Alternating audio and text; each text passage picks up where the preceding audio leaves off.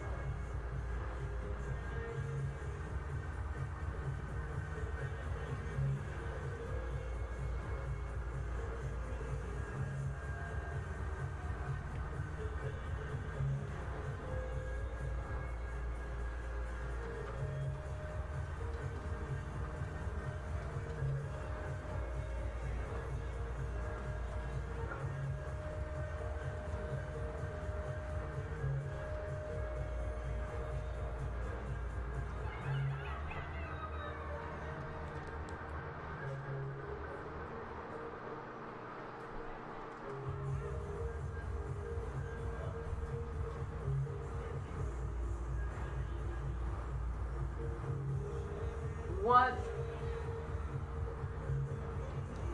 Why is Batman there?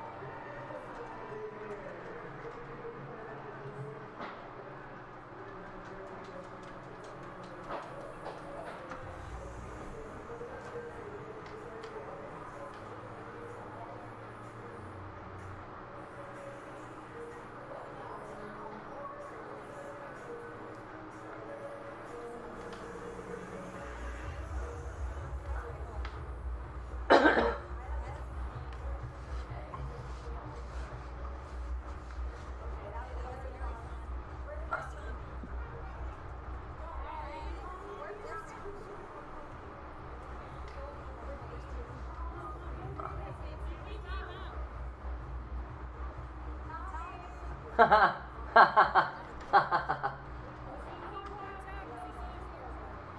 gone now.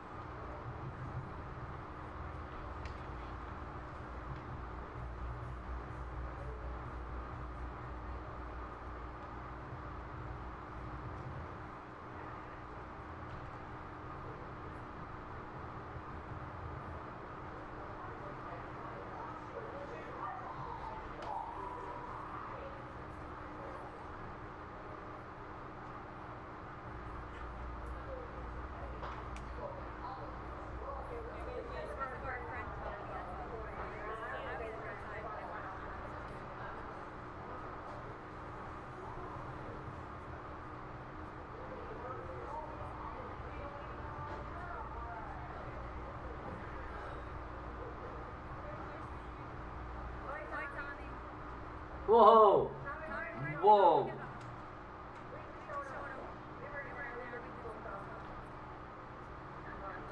Hi, Tommy.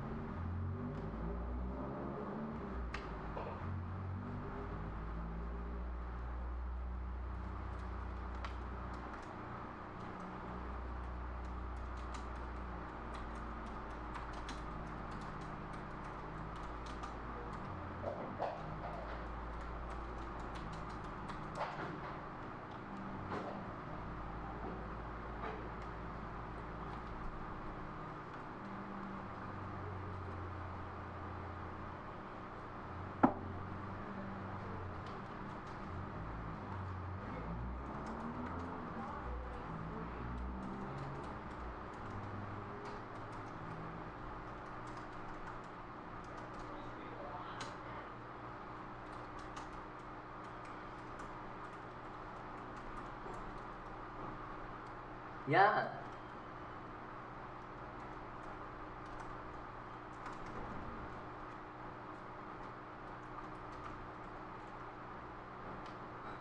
Oh, dinosaur.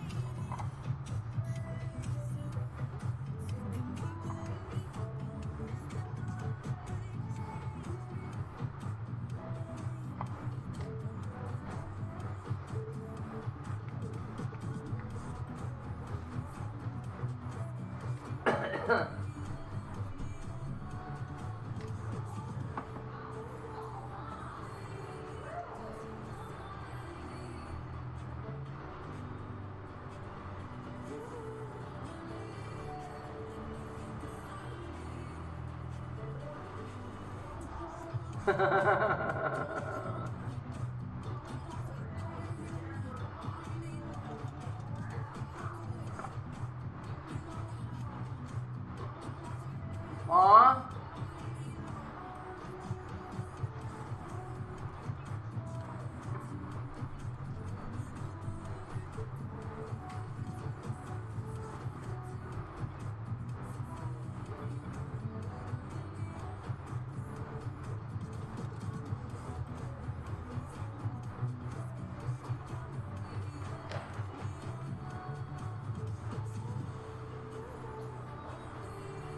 Ooh.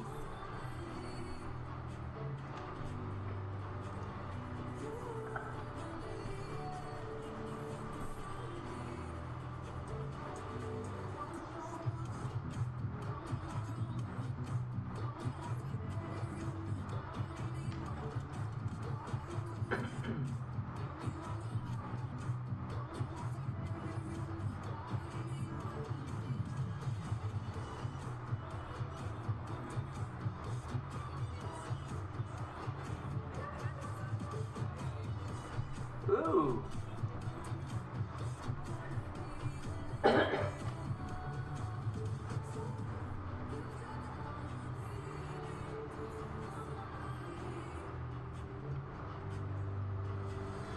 Oh.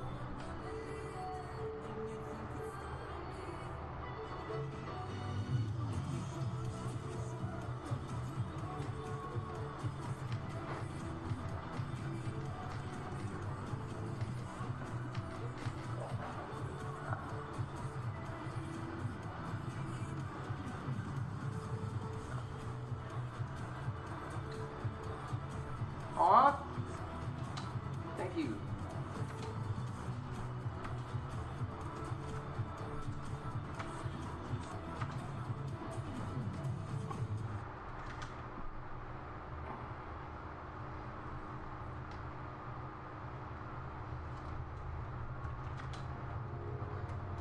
I will never.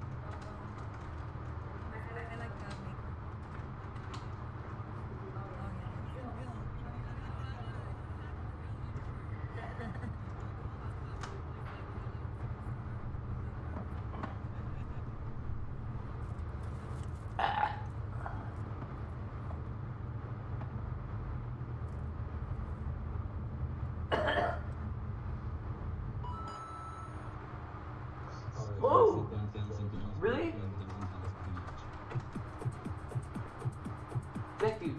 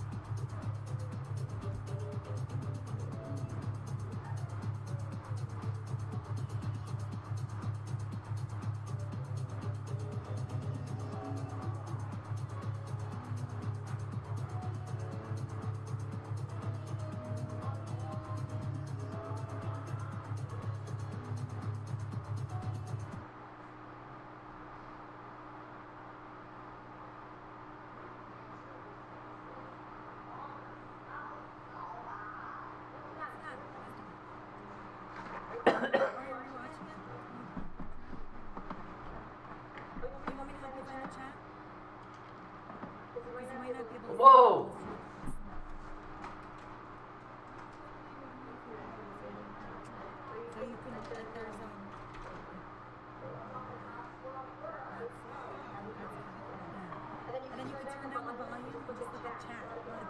Ah!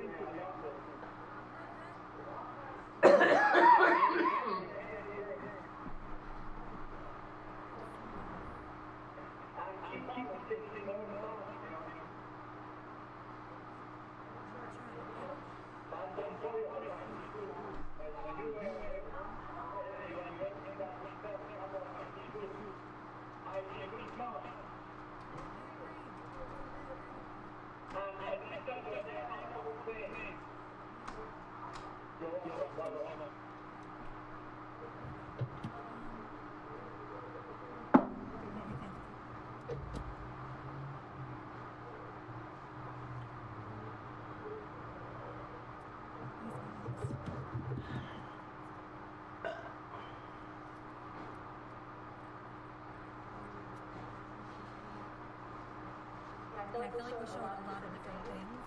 That's why I try to do the streams, show different circumstances, events.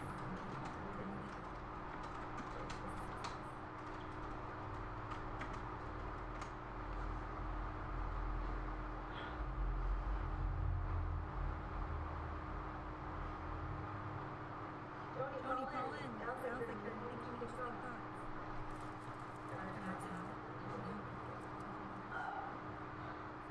I go to nightclubs, you don't have to.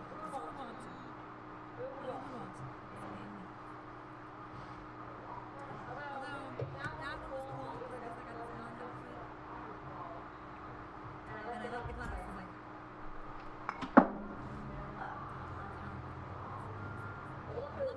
Yeah.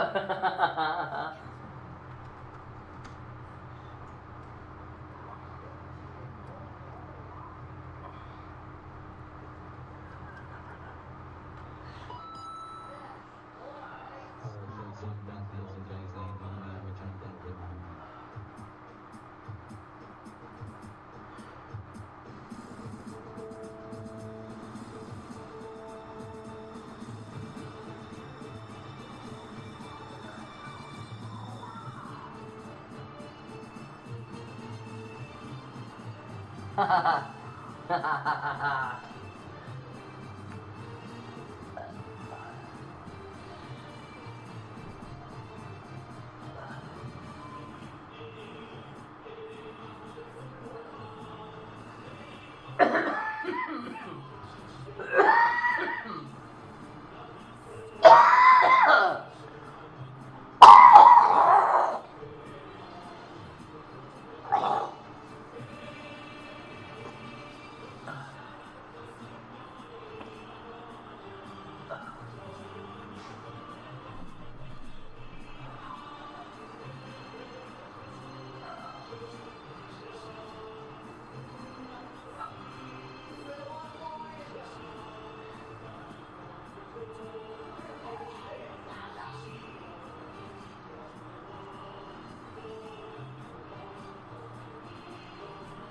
Percival, huh?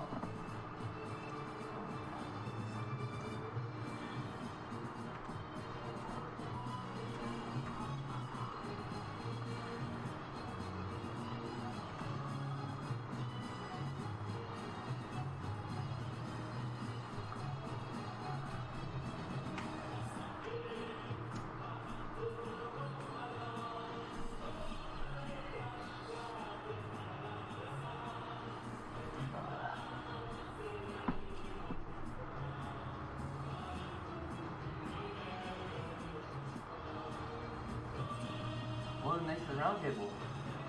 Woo! Really?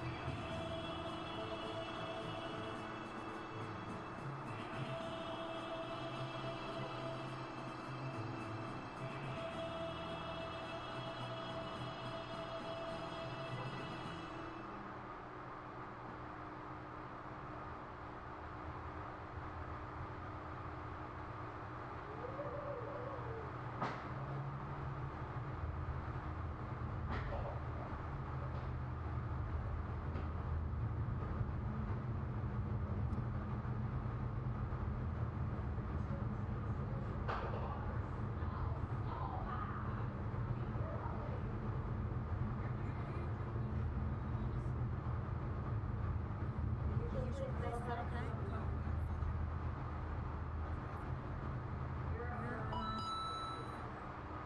No time to do this, it is clear that the public street facility has been reorganized and Melissa does not respond. She loses you. Time. Delay rising. On street. So has room. You prove yourself indispensable to Melissa. Choo choo girl.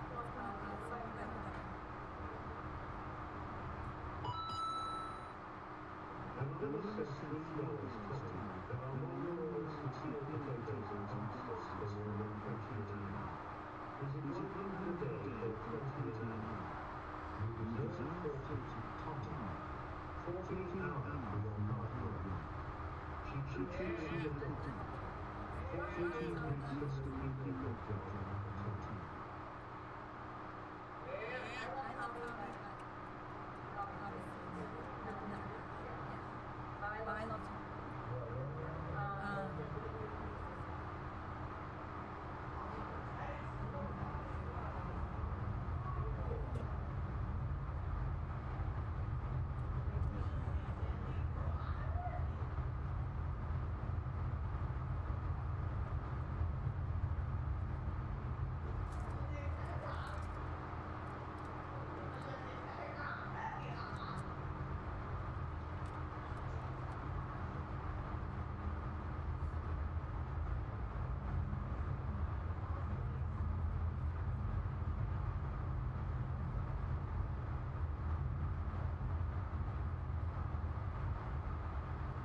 Going over there?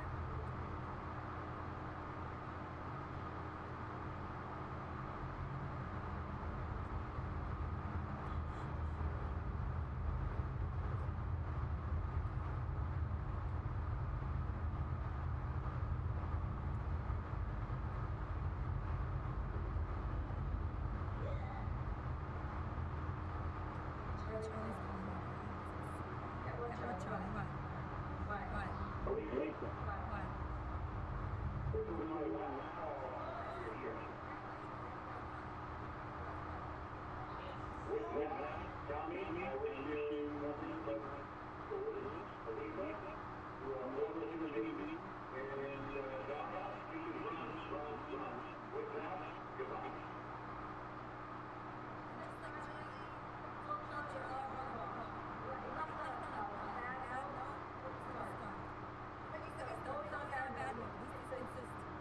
Very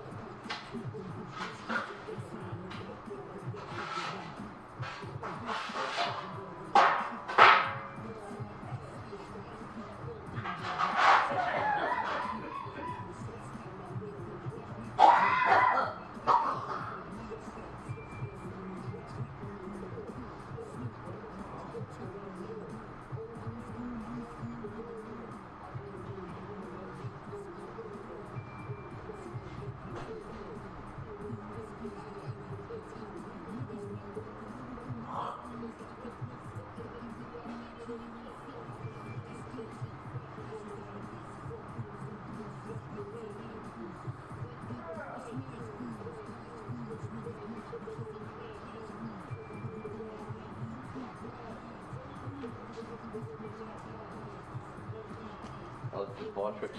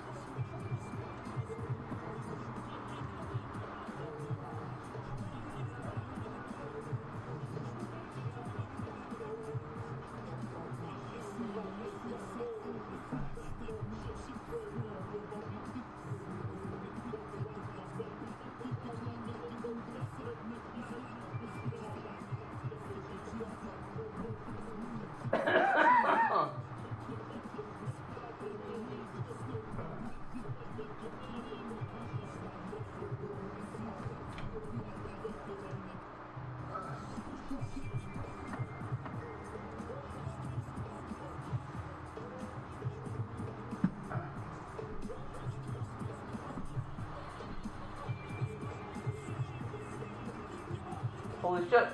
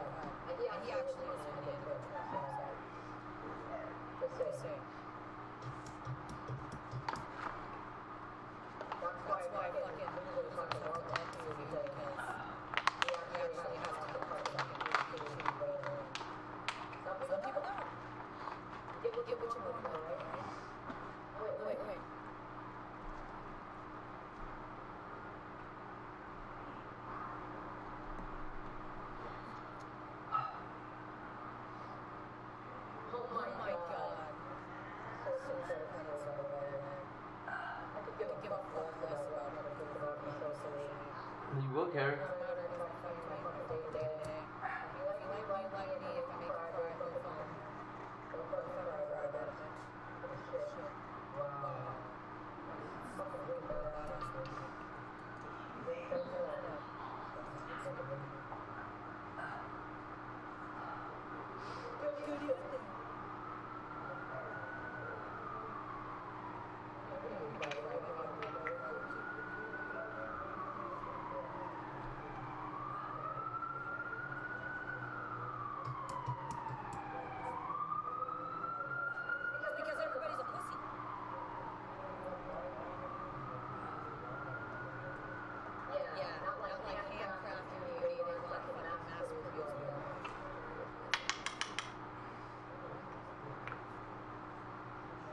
Yeah. Okay, that's true.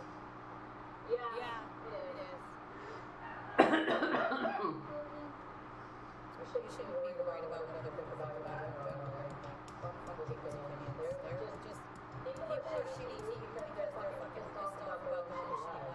That's what it comes down to. Because if you weren't a miserable piece of shit, you have no interest in being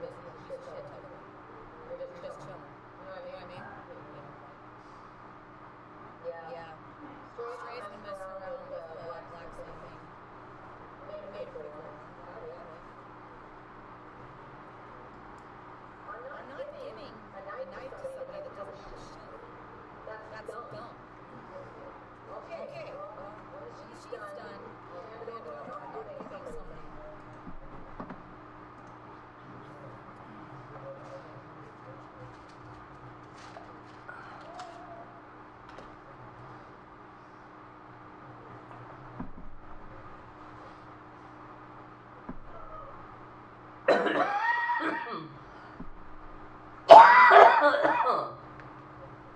is destroy one source knife.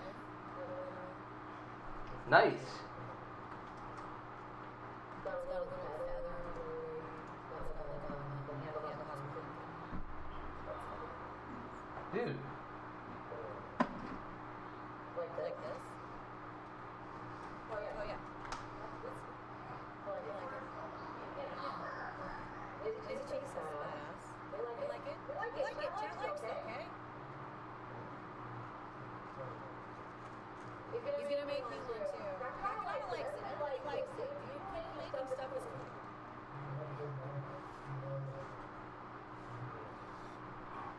So the knife balance. Then shake the motherfucker. And then shake the motherfucker.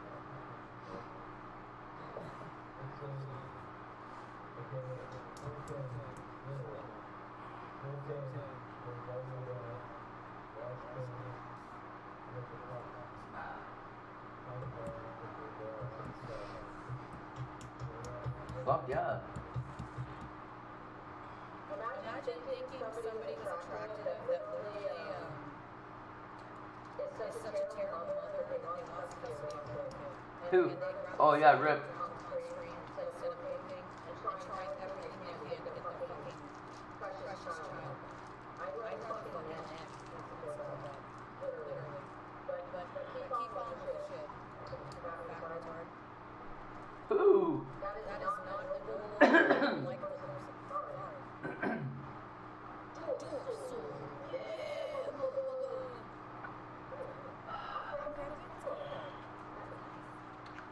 I don't need anything from that. I'm loving it. Make shit shit on it. I can't dance on something about that shit. What is this one? I like my car.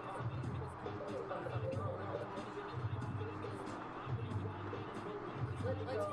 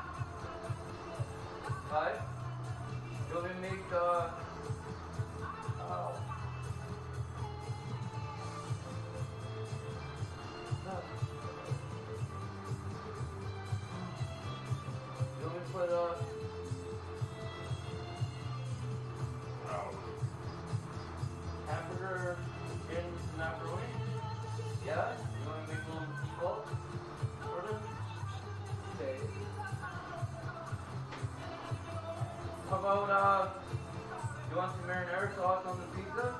The pizza stick? Okay.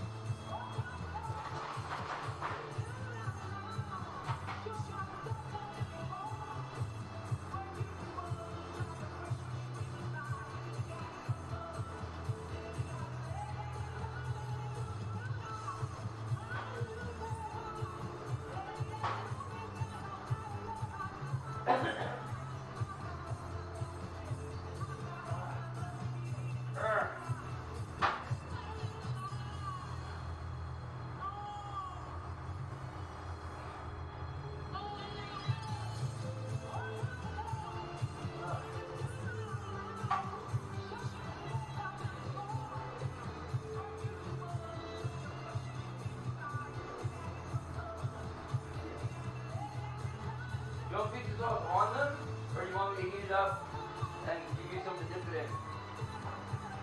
Buddy? Hello? You here? Doesn't hear you? Here, dude.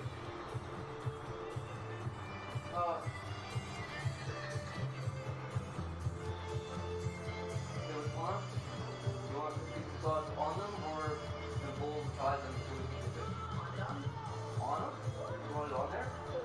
Okay.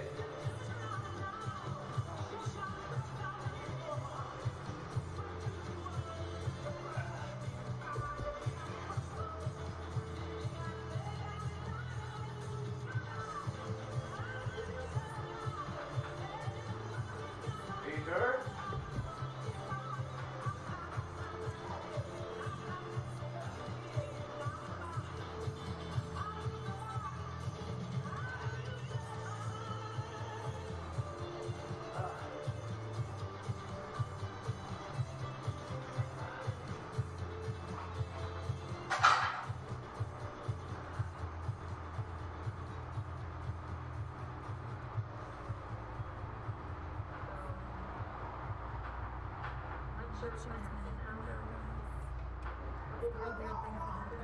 Hey!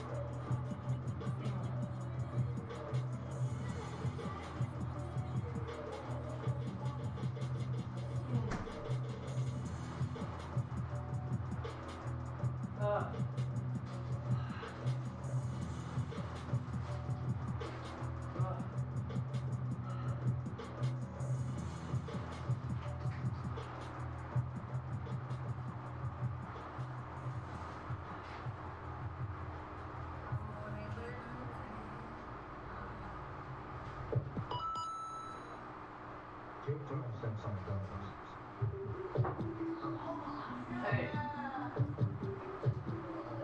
Hey.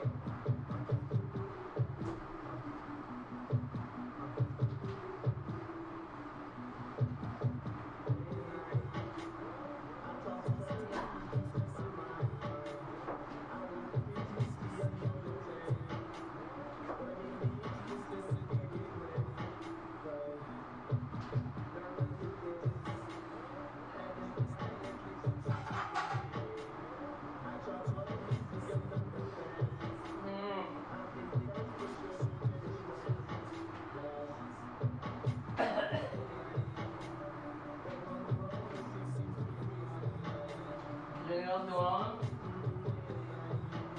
Hello?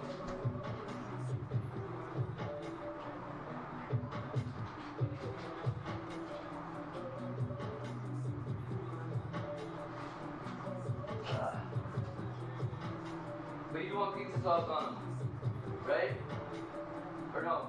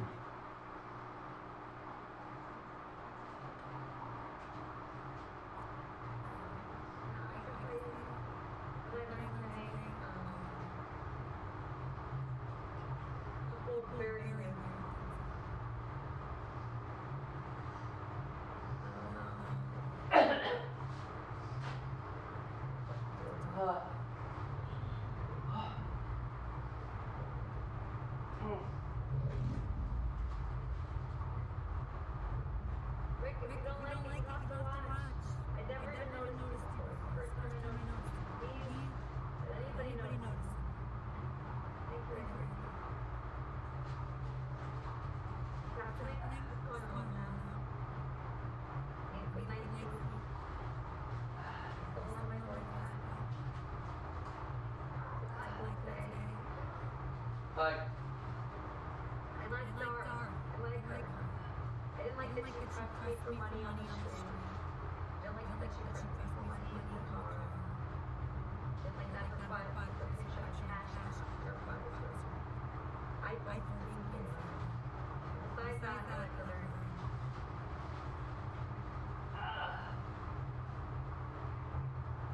I know, I like her doing that. But I learned, it gets hard. Like hard. Little piece of cheese? Come here. Quick. It's like an awesome job doing Ira, but it's not like easy. It's like so few people. Well, Yeah, you want I some? hired her because she's very intelligent, and I enjoyed the conversation between her and the guy. And obviously, it's like people. There you I go. love that kind of conversation. People both inside. You're welcome.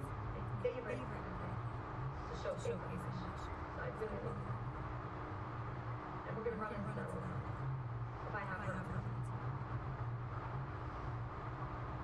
I would love to cry. It's hard to make this yourself.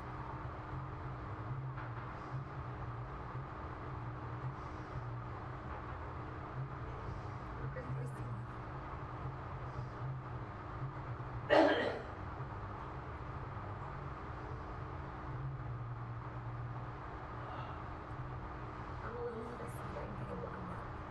Another piece of cheese? Or no? Yeah? Come here. Tommy, different. God, he's getting upset more and more recently. I wish I would be the gay case. You're very sensitive. He doesn't like certain people recently. He's not for asking something.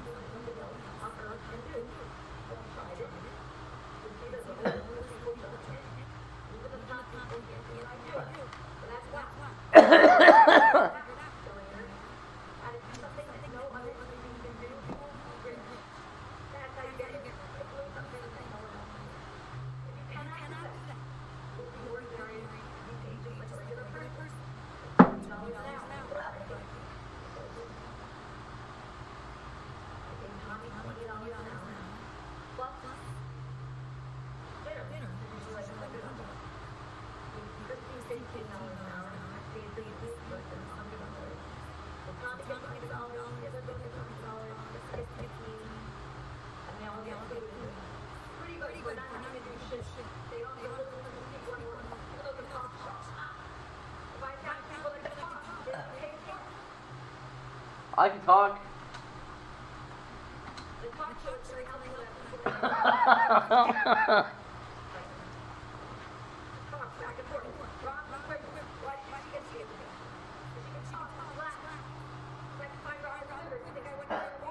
Anybody?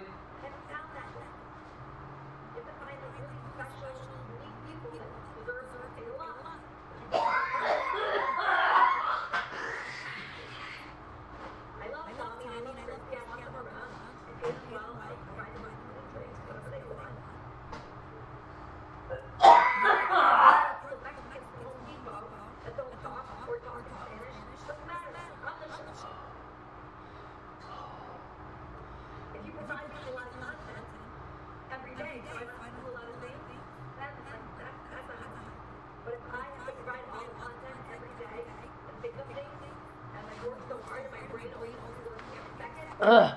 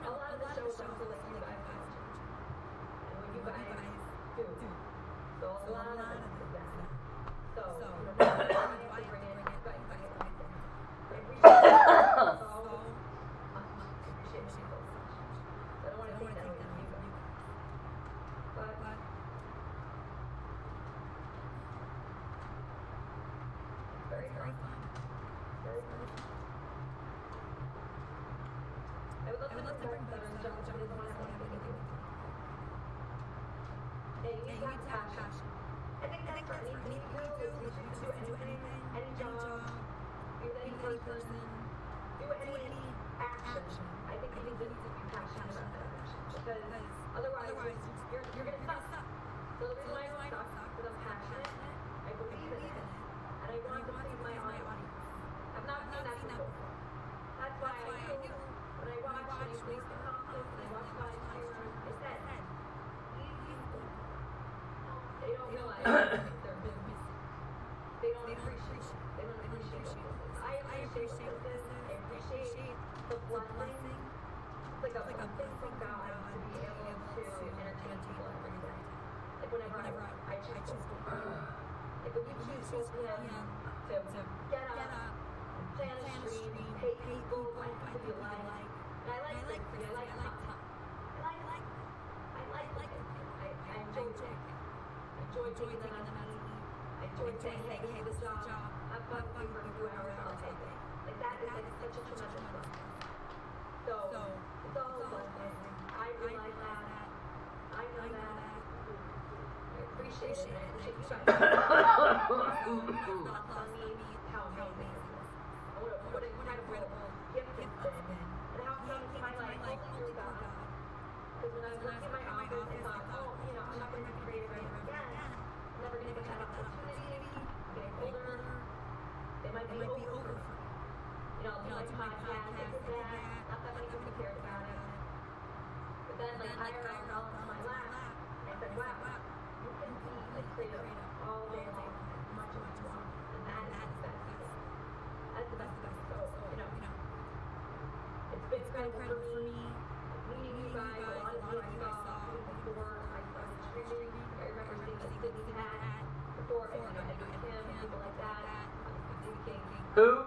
Before I started streaming, I saw how kind you were to Gucci, Captain, Chicken, all those things. I said, wow. You know, they're really kind, these streamers, and they really care about them. And I kind of just wanted to be cared about that. But I didn't feel cared about my job. They didn't give a shit about me. I felt that like very Oops. they didn't care. And in IRL, you feel like the love every day. And it is so Okay. that is like the biggest thing in my life. Biggest. So I appreciate it. I appreciate you guys. I met like the greatest people. The greatest. Yes, what?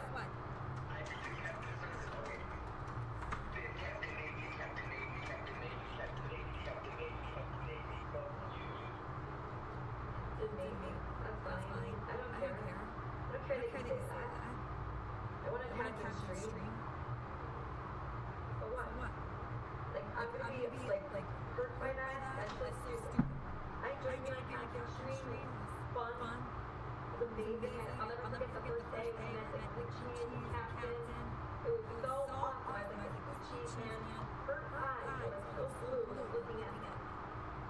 And like, I'll never forget that. I'll never forget her eyes. Her eyes, they looked at me, Gucci, and they were like so honest. Hello. They were the most honest eyes I've ever seen on a person. And she looked at me, and it was just like I was looking at someone that was so beautiful, like inside. And I want to be part of whatever this is. Aww. Whatever this is, like I want it. And that's after I met her. And she like really changed my life. And I don't know if she knows that. She probably doesn't want to be part of it. But she is like she's like one of the most special people that I've ever met. And I'll never forget that day. So, I know a lot of you guys were there. But I met her. But that truly was like the best day of my life. So, anyway, thanks for being there for me. I love you all. Love you, Cora. And love you. Love you to my best friends at PK. Love you all. Everybody who's been over your friends and the permanent Discord server. The blessing is here with you every day. I'll see you next time. I love you.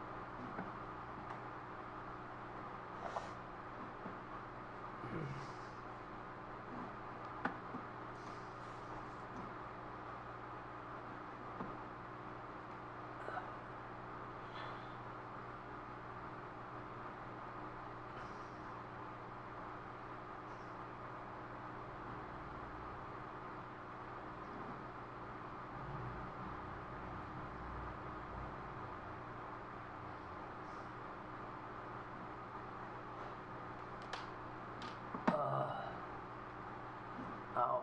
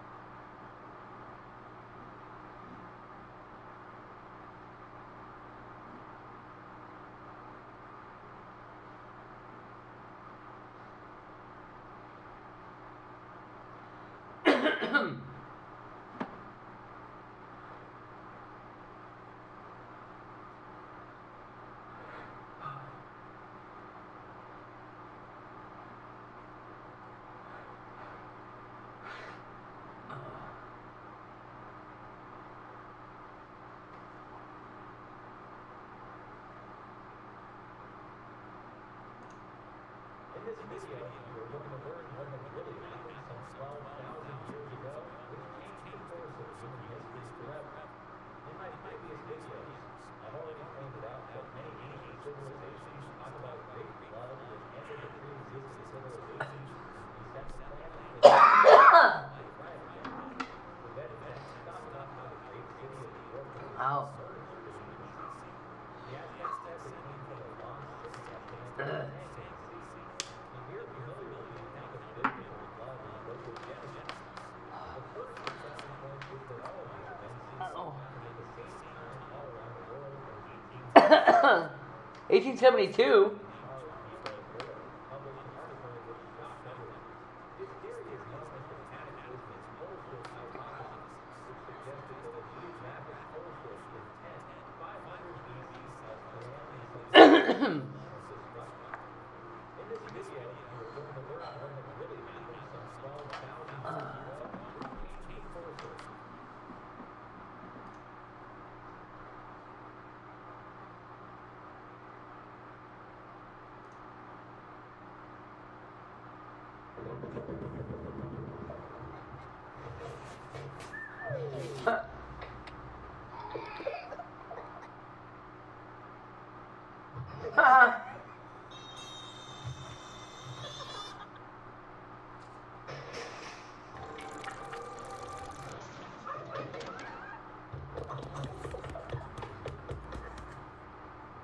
What are you doing?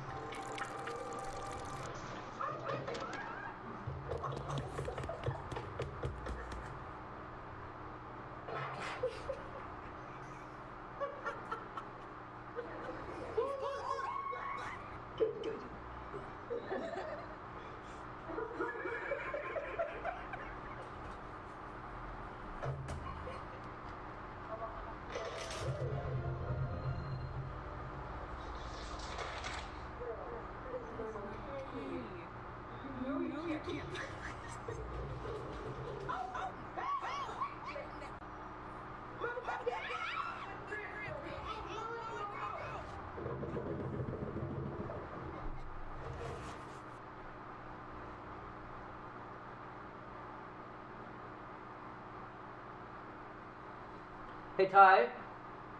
Tiggy. Tyga. Come here, buddy.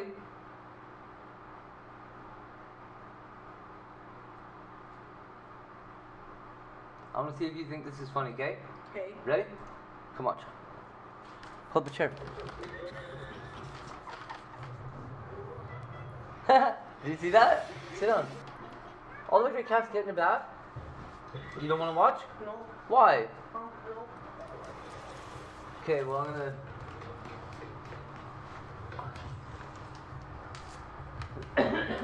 Oh, you didn't want to take Scoundrel's chair? I see.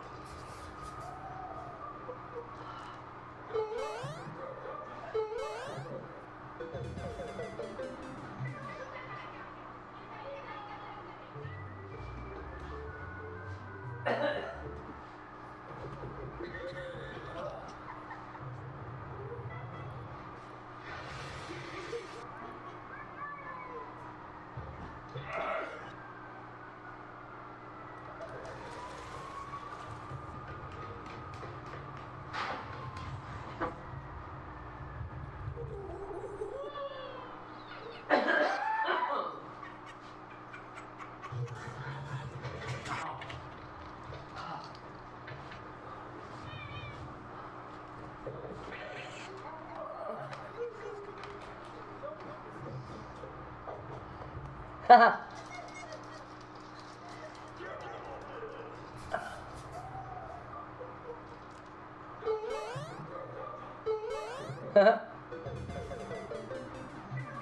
Nice wall run.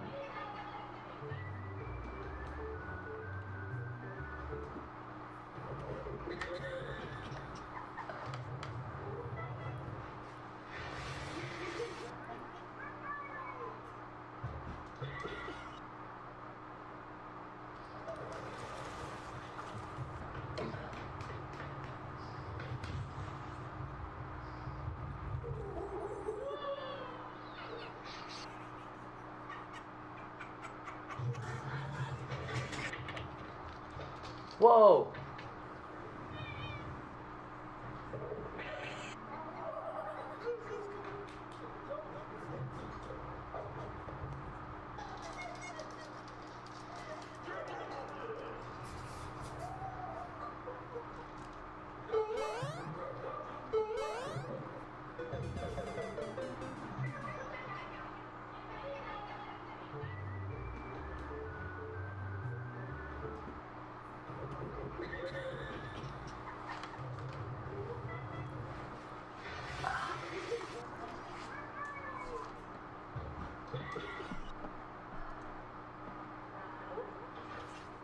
Huh.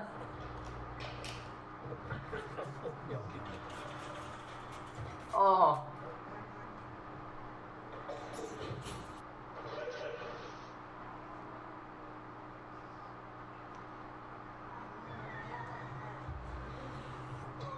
Huh?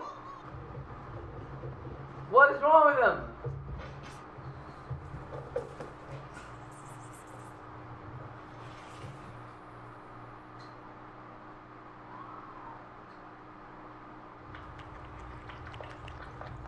Haha.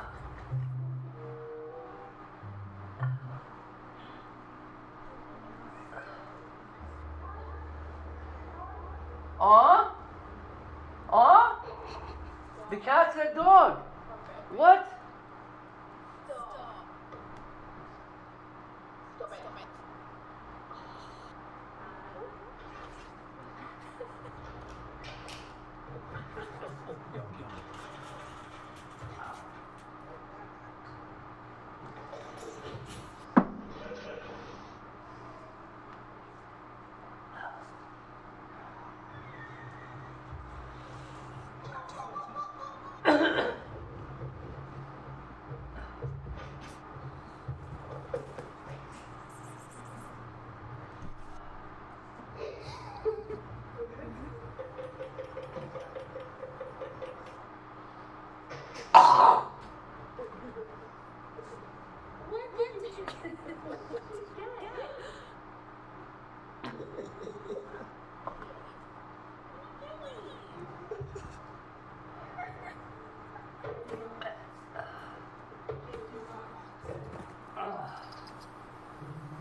Ow.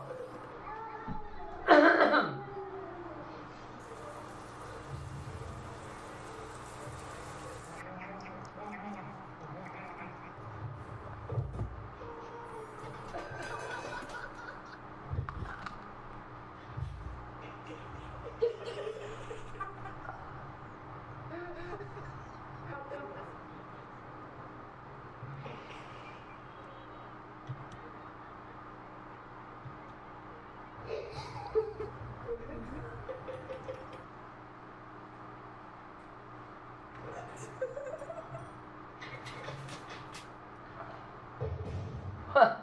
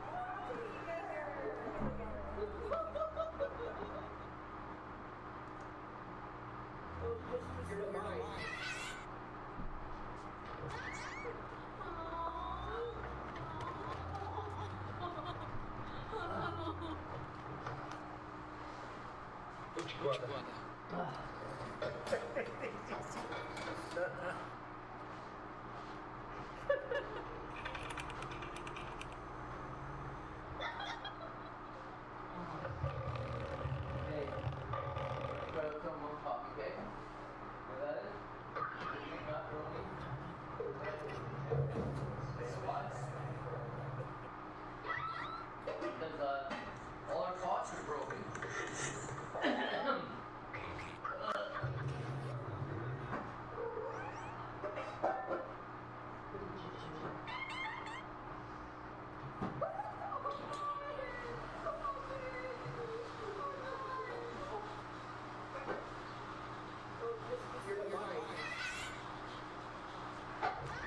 Ah.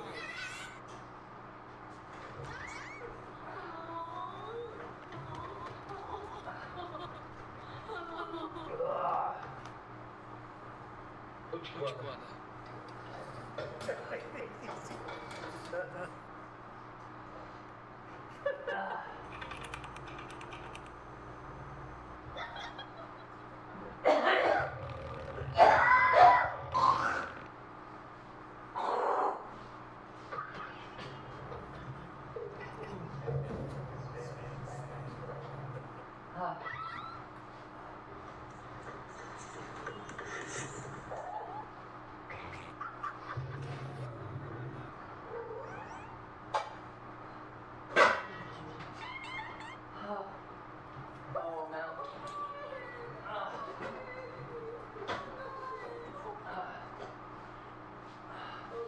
You're the line.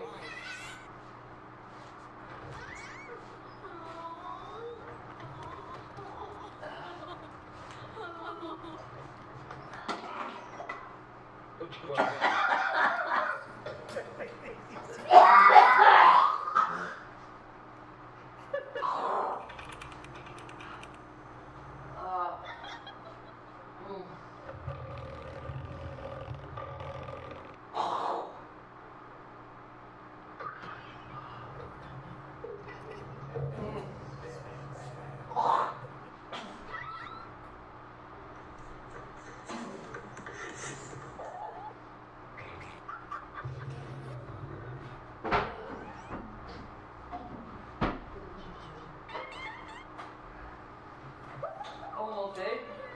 Or you think you're done?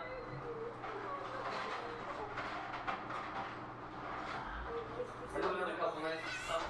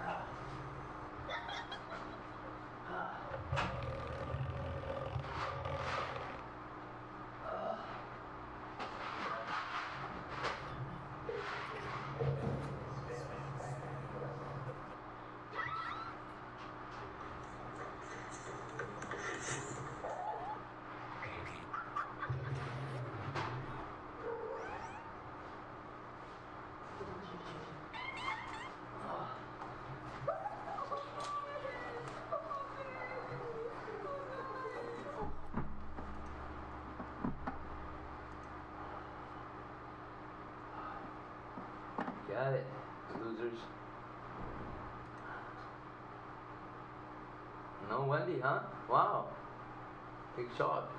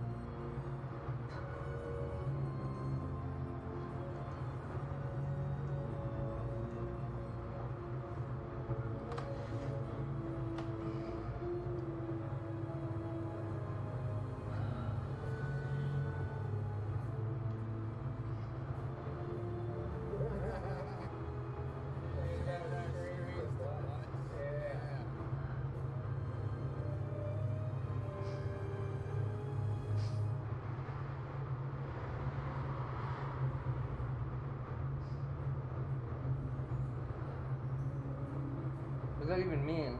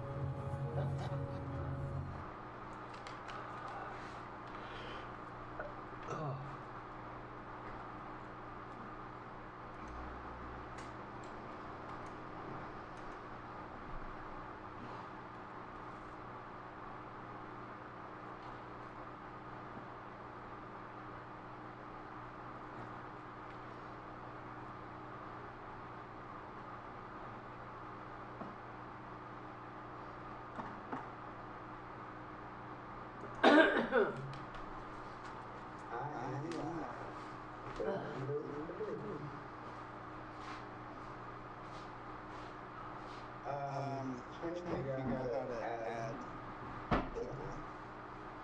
Is it done yet? I do. Louis! Can you hear me? Claire, Can you hear me? Absolutely. Alright. Oh my goodness. Okay, well, looks like everything's going good. What's up, Danny? I gotta say, I am a little nervous, but I'm more excited. I'm actually more nervous about technical issues. What could go wrong? It started to burn. We echoed for 30 minutes. It's okay. I mean, we figured it out. There's no echo. No. Alright, perfect. Hey, you know what? Hey Chad, how's it going? So this is episode 1. What do we call this? Is it called the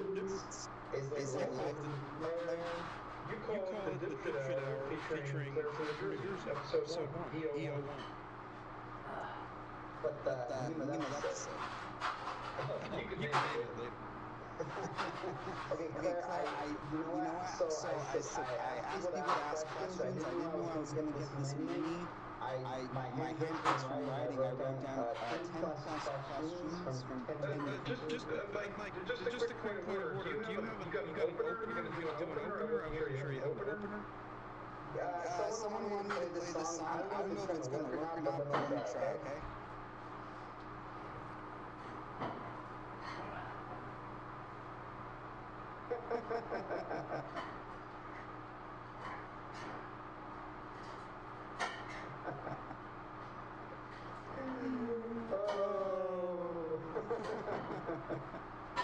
Someone get Claire back. I told you. I tried to go to YouTube and so the show was 1 minute long, but let me just kidding. That was a joke. So this is a real show. Thank God we didn't say anything. And don't forget to New Jersey. lots of okay? How you doing, buddy? That was so only like 5 seconds after I said, what the We have to splice those together. There has to be a special file to put those in. He can do anything. What's up, Sean? What's up, Crystal? Thank you, Crystal. Who is actually one of my inspirations on the big Crystal stand in She's house. Me too. Yeah, so you know what? That was great. Claire, let's just get right into it. You're a celebrity, right? No, not really. Just a regular person who you're interviewing. I used to be a regular Stern Show caller until I got banned from the show about a year and 3 months ago. That's probably So why did you get banned from the Stern Show? Well, I'm pretty sure it wasn't because my calls were amazing. I'm pretty sure that it's because I really annoyed the fuck out of Howard too many times. One too many times. I'm pretty sure that he was annoyed by a lot of things. He was annoyed by how I never kissed his ass. He was annoyed by how I kind of hinted behind the scenes that he's not really as bright as he pretends to be. I kind of, you know, it probably was. I probably turned into a bad caller, slowly but surely. And then the thing that really annoyed the fuck out of me was the fact that they always had to put a name, put an indicator after my name, like an M, to make sure that he was a man. And that really, that's one of the things he said during this. Yeah, It's better since. Right. Okay. Anyway, that's who I am. That's who I am in this world. I mean, is that what you're looking for, Mikey? Yeah, so I wanted to know, what was the year that you first started listening to the Howard Stern show? The first year I started listening to the Howard Stern show was 84. And then I listened to him during my commute in 85. In New Jersey, from Hoboken up to Englewood, took a lot of time to get from Hoboken to Englewood. He was to the turnpike. And Howard made the commute really pleasurable. It was, I think I started listening when he was on the afternoon, and then he switched to the mornings. And then it was great for my commute. You said Englewood. I used to work at Englewood Hospital. We could do a whole New Jersey show. So Claire, I also wanted to know, so I believe your last call had to do with simulation, is that correct? Yeah, as many of you know, I believe that we exist inside of a simulation. It's got a name now. Simulation theory is what we call it. It's not the Matrix because there's no bodies that are sitting pipes into them. It's just a living 3D cartoon that we call life. We believe it to be real. We believe because it's as real as it can be. And we believe it to be solid. We believe that we are solids. But we're really just sort of images that are projected inside of what amounts to a very big holodeck. From like Star Trek. Like the entire world, everything around us is like happening inside some big holodeck. That's pretty incredible. Hey, Claire, Chad just tried to call in. Hey, Chad, you know what? I'm gonna roll with Claire for maybe 15, 20 minutes, if that's okay, and then I'll start taking calls. Claire, is that cool? Oh, it's your show, brother. It's up to you. Okay, that's very cool. Hey, Claire, okay, let's just get it out of the way. The most asked question, obviously, was, I think three people asked it in different ways. It's the same question. What is going on with your driving situation and the whole car? Just to settle this once and for all. Sure. Well, I put out that background to make it clear. But I can recap it right here. Back in 2015, when I lived in Colorado, because I found that I worked from home, I didn't need a car anymore. I found that anytime I got in the car to drive, this is 2015, anytime I got in the car to drive, it just seemed scary, it seemed too many variables. I've seen a lot of accidents. I've seen accidents happen ahead of me. I've seen accidents happen right before my very eyes. And I just think to myself, God, I'm so lucky I was in an accident. God, I'm so lucky I was in an accident. God, I'm so lucky that person didn't hit me. And finally, after not driving for a year back in 2015, I thought to myself, wow, why do I need a car? If I can manifest a job where I can work from home, that would be great. Well, I had that almost 2017, I had a deal like that. Then I got a job in Sussex County in North Jersey where I actually had to fucking commute, which sucked.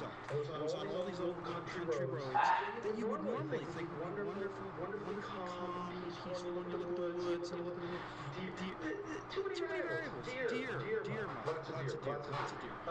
People tailgating me all the way to my little tiny commute. Then I got sick of cars again. And then when I went back out to the Midwest after that, I slowly but surely decided, hey, I don't need a car again, to the point that last spring, I finally said, you know what, I want to do carless again, consciously carless.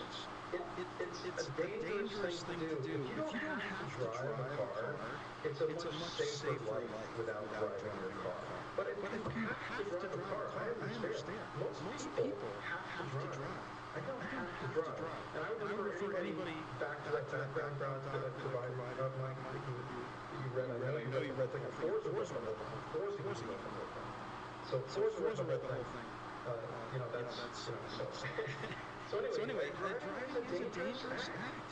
It really is, Mike. I mean, you know that. You had somebody just ding your door the other night in the parking lot. What if somebody like T-bone your car by accident? I mean, it can happen. And if I don't have to take that kind of risk anymore, which I don't. And so driving is something a lot of people have to do, but not me. Well, there's a lot of truth to that, very, very dangerous. And the second most asked question, I think a couple people asked it in a couple different ways. was the living situation. People believe in your mom, like kind of like a case, kind of like And that's why I provided the details about my mother. You can look at the background doc. She's 89, you know, she's got dementia, she's in a assisted living facility down in Maryland with my dad.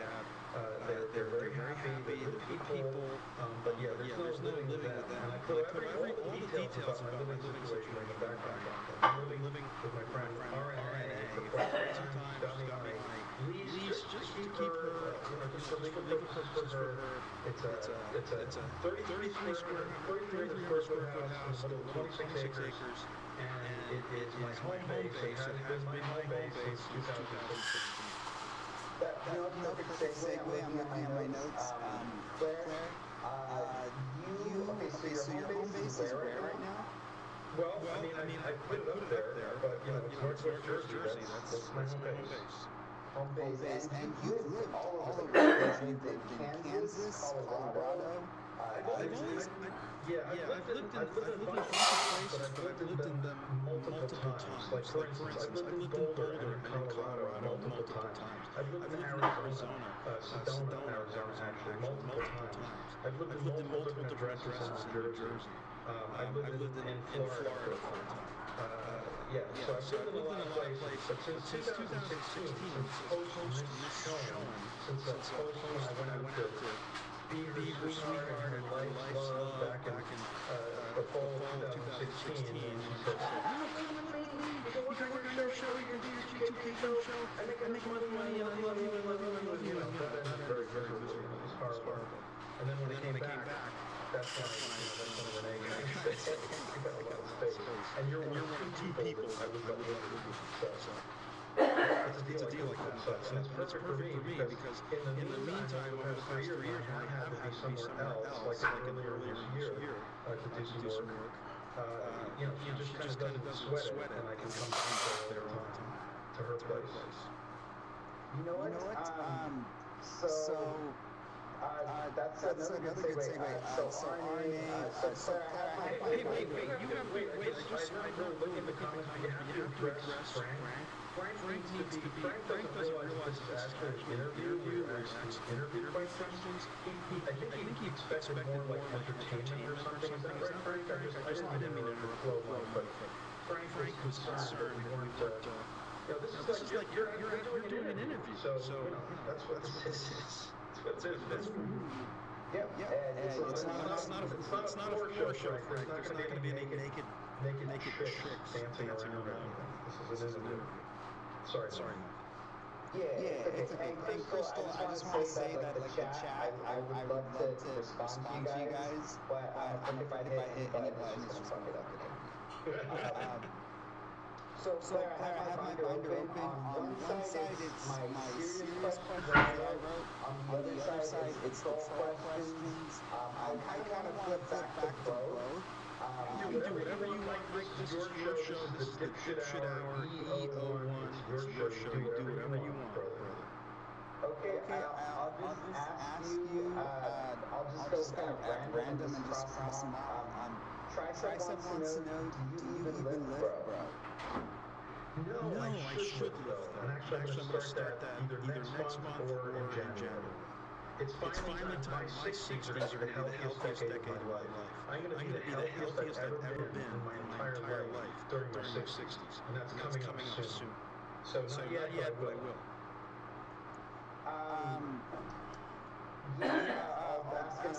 This one was really interesting.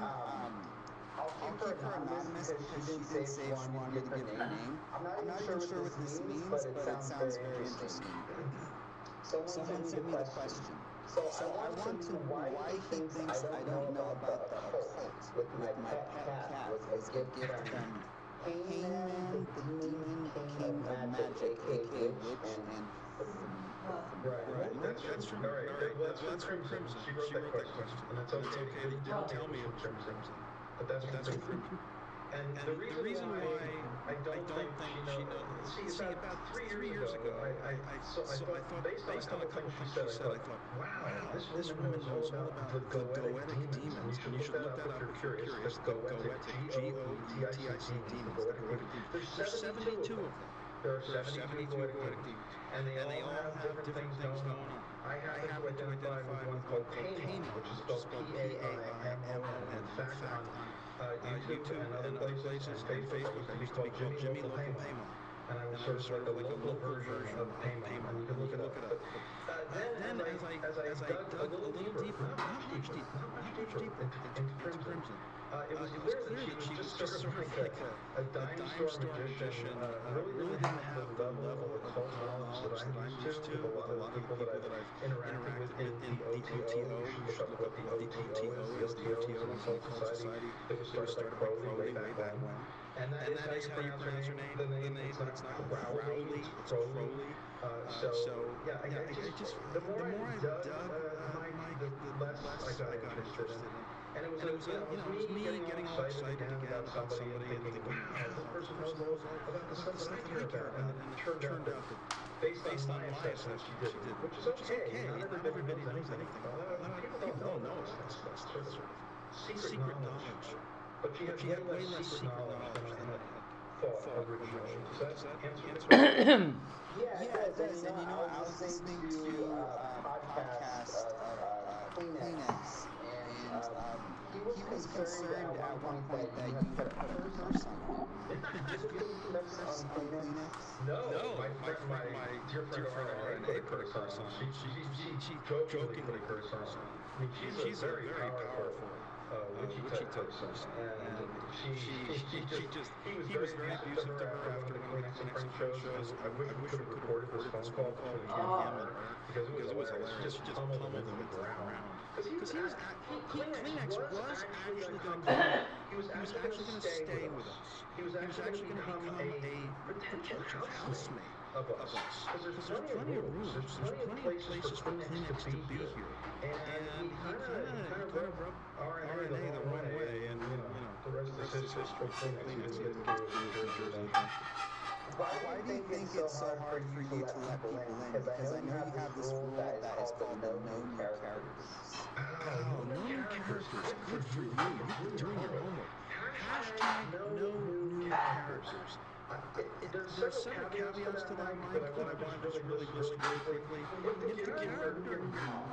If the character comes to me through an existing character or through an existing narrative that's in my life, that's okay. Meaning, I'm okay with Star Trek Discovery because there are new characters that come as part of an existing narrative. I'm okay with Westworld because it comes as characters that are part of an existing narrative. I'm okay with Watchmen because it comes as characters that are part of an existing narrative. But in my real life, I have no desire to have any new people enter my in-real life. I have no desire. Because I want to learn more about the people who I already know. You're part of that group of people that I already know. I don't care to have to learn all about some new person. I have no need for that. I'm full up. Even though people have dropped out of my life over the years, I'm full up right now. With people, I need to know people's birthdays off the top of my head. I don't know that. Dear friends, people I've known for decades. I want to know more about the people in my life, Mike, rather than taking any gems and mere characters from my way. No new characters is basically a way to say, hey, I need to know more about the people that I already know. Why in the world would I want to have somebody new? There's all kinds of people. Why would I need new people? What do you think of that? I think you have every right to feel that way. You're very cautious you let your life. Because you almost let Kleenex predict go to your house, he could have murdered you. I don't think he was going to murder me. I think he was really excited to have a place to go. And he really, I think would have loved it here. I think he really felt right at home. He would have been like, wow, this is great. I'm feeling so positive. And it would have been a very positive thing, but he bled. said podcast that if you rubbed him the wrong way, he would broken your jaw and back braces. That was his exact words. I don't remember that. No, I don't remember that. He said he would break my jaw. Well, he could be physically violent. Listen, I've never punched anybody, Mike. I've never been in a fist fight. Have you ever been in a fist fight, Mike? No, not like a serious. Yeah, so that would be tough for me to deal with somebody like him kind of beating me up. I don't think he was going to do that, though. Chad always said, what if Kleenex comes in pretending he's sleeping in the middle of the night, like having like walking in his sleep or something, just wants to come into my bedroom and fiddle with me or something like that. What would I do? That's something he might have done if he gets a little bit of shit. I think perfect segue. I don't want to dwell on this too much. You can maybe spend a minute if you want. I believe you are Pan, is that correct? I am identified on the Stern Show to millions of people as being pansexual. The reason why I use that word is because bisexual implies that there's only two choices. Some people use the word non-binary. Some people use other words. I like the word pansexual, and I've been using it for at least 6 years to describe my sexuality. Fact is, 98% of my sexual encounters and 98% of my in-real-life partners have been female. So I'm sort of, but I'm definitely not closed off to any possibilities. Everything is a possibility. So that means somebody like Caitlyn Jenner. What does that mean? Is that a man? Is that a woman? Is that somebody transition? That gets to the heart of why you don't say that there's two choices. There's people in the middle, people all the way up to one side, people on the other side. It's a continuum of sexuality, and I embrace that. So, in other words, you look at love, not so much their body parts. Right, but it just so happens that 98% of my long-term relationships, the three big ones in, nearly 6 years of life, those are women. Those are women. Was one of them named Virginia Bertitas? No, Virginia Bertitas. It's funny you mentioned Virginia. Virginia Bertitas was a coworker of mine at AT&T. We actually worked together. Virginia Bertitas ended up, according to the press, according to the court system, ended up murdering her Staten Island police boyfriend, who was, my claim and hers was an abusive motherfucker, and he kind of set her up. But she got convicted for murder, and she's in jail in New Jersey now. That is Virginia Bertitas. Look it up. Hey, Claire, Brand said, so this is Brand's question he submitted. You send food to my house. It's not cool. I call police. Yeah, I didn't send food to anyone's house. I wouldn't even know how to do that. I don't know Brand's address, so I think that could have been maybe chat or some other Putin's type places. Okay, let me go to another one. Let me see if there's one not completely trolling. One person, Leah asked, what are you wearing? Right now, I'm wearing shorts and a t-shirt. One of my old tie-dye t-shirts that I wear at night.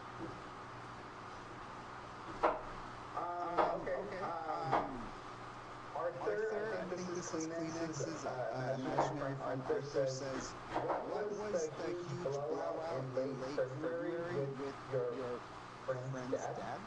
I don't know what that means. Well, I don't know how interesting this would be, but in the early part of the year, I was helping to install these point-of-sale training systems for a very, very large fast restaurant. A bunch of franchises that were up and down the front range from Boulder up to Estes Park, down as far as, the suburbs of Denver. And the next gig was going to be doing the same type of thing in Florida for my friend Breezy's father. And at the initial meeting,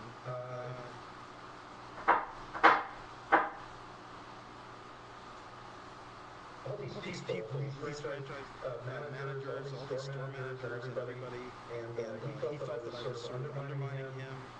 He didn't like the fact that I was so close to his daughter, who I called Breezy. That's not his real name. He didn't like a lot of things about me, and that sort of precipitated the next thing that happened to me, which was I entered into a program, Boulder, inside of like a Big Brother type house that I lived, which is where I got much healthier than I've been in decades, and it also helped to reset everything in my life. But yeah, that was a mess. I would have stayed down. I would have been in Florida for another month after that, got all fucked up. The rest of the questions are pure troll questions. I kind of asked the actual questions first. You want to go to the really trolling questions?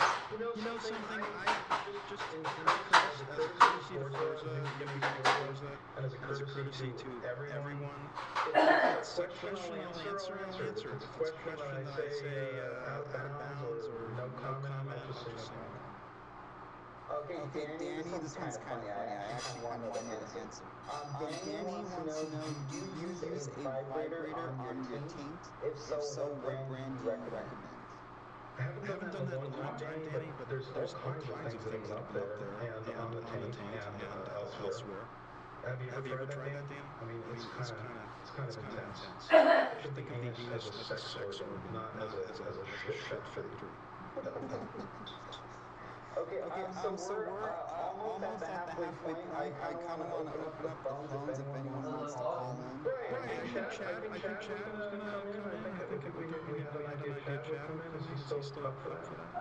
Yeah, until someone calls, I'll keep rolling with the questions. Does everybody know how to do it? Hit the thing, it says join as guest, and then you... So we're going to do it. We're going to quote-unquote call into Mike's dipshit hour show. Here we go. Let me add chat.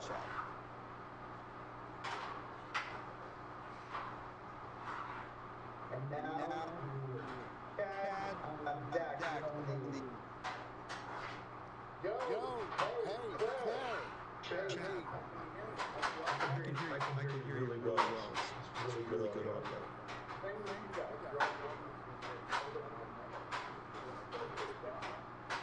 Thank you. I did put in some work into this. I got it. You guys research. It's true. Yeah.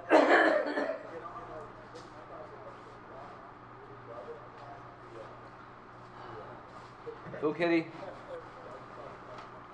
Oh, you're trying to hijack the show. Right.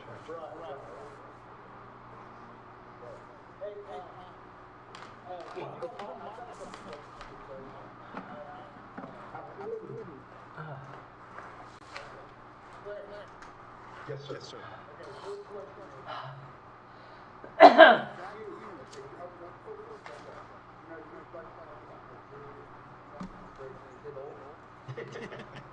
Yes.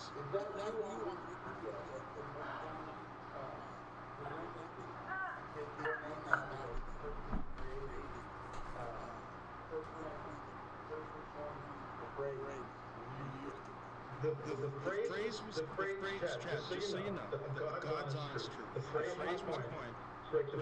That is not me. That's somebody else.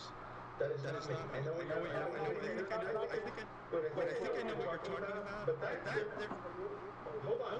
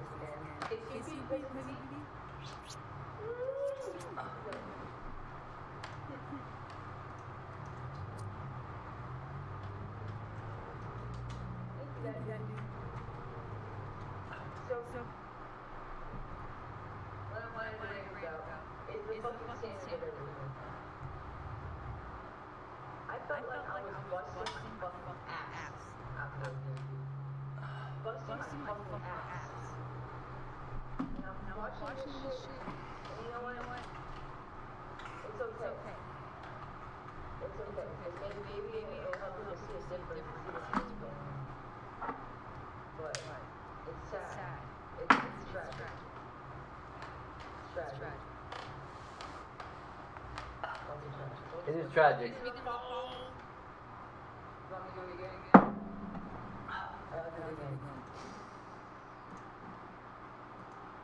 Hold on. For the past like 7 or 8 months, that's been in the Wikipedia article about Kindle. At the very end.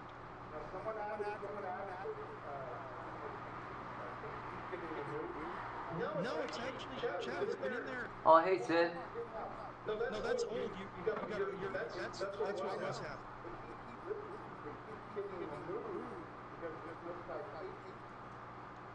Given. It's actually just for those that are listening, what it is at the very end of the Kindle article. Oh, quiet. It says, Okay. I'm just making supper and listening to this. all sorts of citations.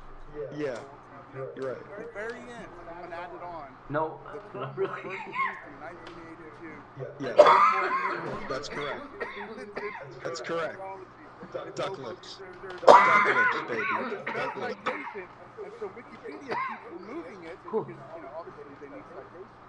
Yeah, actually, that hasn't been removed. That hasn't been removed. It really hasn't. Keeps coming on and re-adding it back on, and I'm just wondering. Okay, Chad, first of all, that hasn't been removed in a really long time. You're talking about something that was happening about a year ago. Okay, But recently, the point is it has been removed, and someone keeps adding it back. I'm trying. well, somebody else added it back, and it hasn't been removed for about 6 months. Is the one putting it in and having taking it out. Yeah. But somebody else to provide the hard Duck Lips, the humor magazine, Yeah. where there's a table of contents entry that says "Kidults are us," and I used that term in 1982 all over the place. I invented it in 1982 on the campus of Stevens Institute of Technology in Hoboken. And if somebody needs a citation, I could actually scan the table of contents of Duck Lips from the spring of '82, and you would see that entry in Duck Lips. Well, also the person. Okay, I believe you. You probably. Did you know that Jimmy believes that we live in a simulation? I don't. But the person who added yeah. it, the user that added it first initially, has also been trying to edit Lisa Jordana's Wikipedia page. So is that you also? No, I've not You've been tried to trying edit. submit edits on Lisa Jordana. No, now you're trolling. Claire. Now you're No, I'm now you're not. trolling. I'm not trolling. I'm not. Well, No, here's no, the thing. Wikipedia Here's the works. thing. Log- Here's how I log know the you. IP Wait. address for all the Here's- users. Yeah, I was going to say, here's how I know you're trolling. The IP address for anything that might have been done on Elisa's account, which I didn't do, would obviously be completely different. If it was me doing this, I would never have the same IP address. Chad, you're on a VPN, so you're always going to have probably the same address. I would never have the same address, like between years. No, that wouldn't be me. So All right. there's how you know it's not me. There's All how right. you know it's actually not I me. just wanted to ask you about it. Okay. Real All right. quick, you guys, is my audio fine because I have a heater going that's going? Are you in your car? No, you No. sound fine, Mike. No, I'm at home. It sounds good. Okay, just checking. Yeah, Keep yeah, going. sounds Sorry. good. All right, Chad, does that answer the kidult thing? And by the way, kidult was Yeah. not a word used in the 60s. That word has come about since Well, you know, there's that 1980. there's that picture. Of Yeah, it that's a being used on fake picture. Kellogg's- on Yeah, that's a Kellogg's. fake. That's a fake picture. That's not a real picture. That word has no history in the lexicon of our culture prior to 1982. And in 1982, the only place it was being used was in Hoboken, in Duck Lips at Stevens Institute of Technology. Okay. All right. I mean, I I like- don't know if that's true or not, but I mean, I can't challenge you on that. 'cause I would love the copy of Duck Lips that has that actually in the table of contents is in a storage locker of mine that's out in the Midwest still, and once I get that stuff back east, I think I'm going to try to do that in the spring. I will absolutely. Jimmy talked about it earlier. That's who this is, by the way, is Jimmy. He talked about it earlier.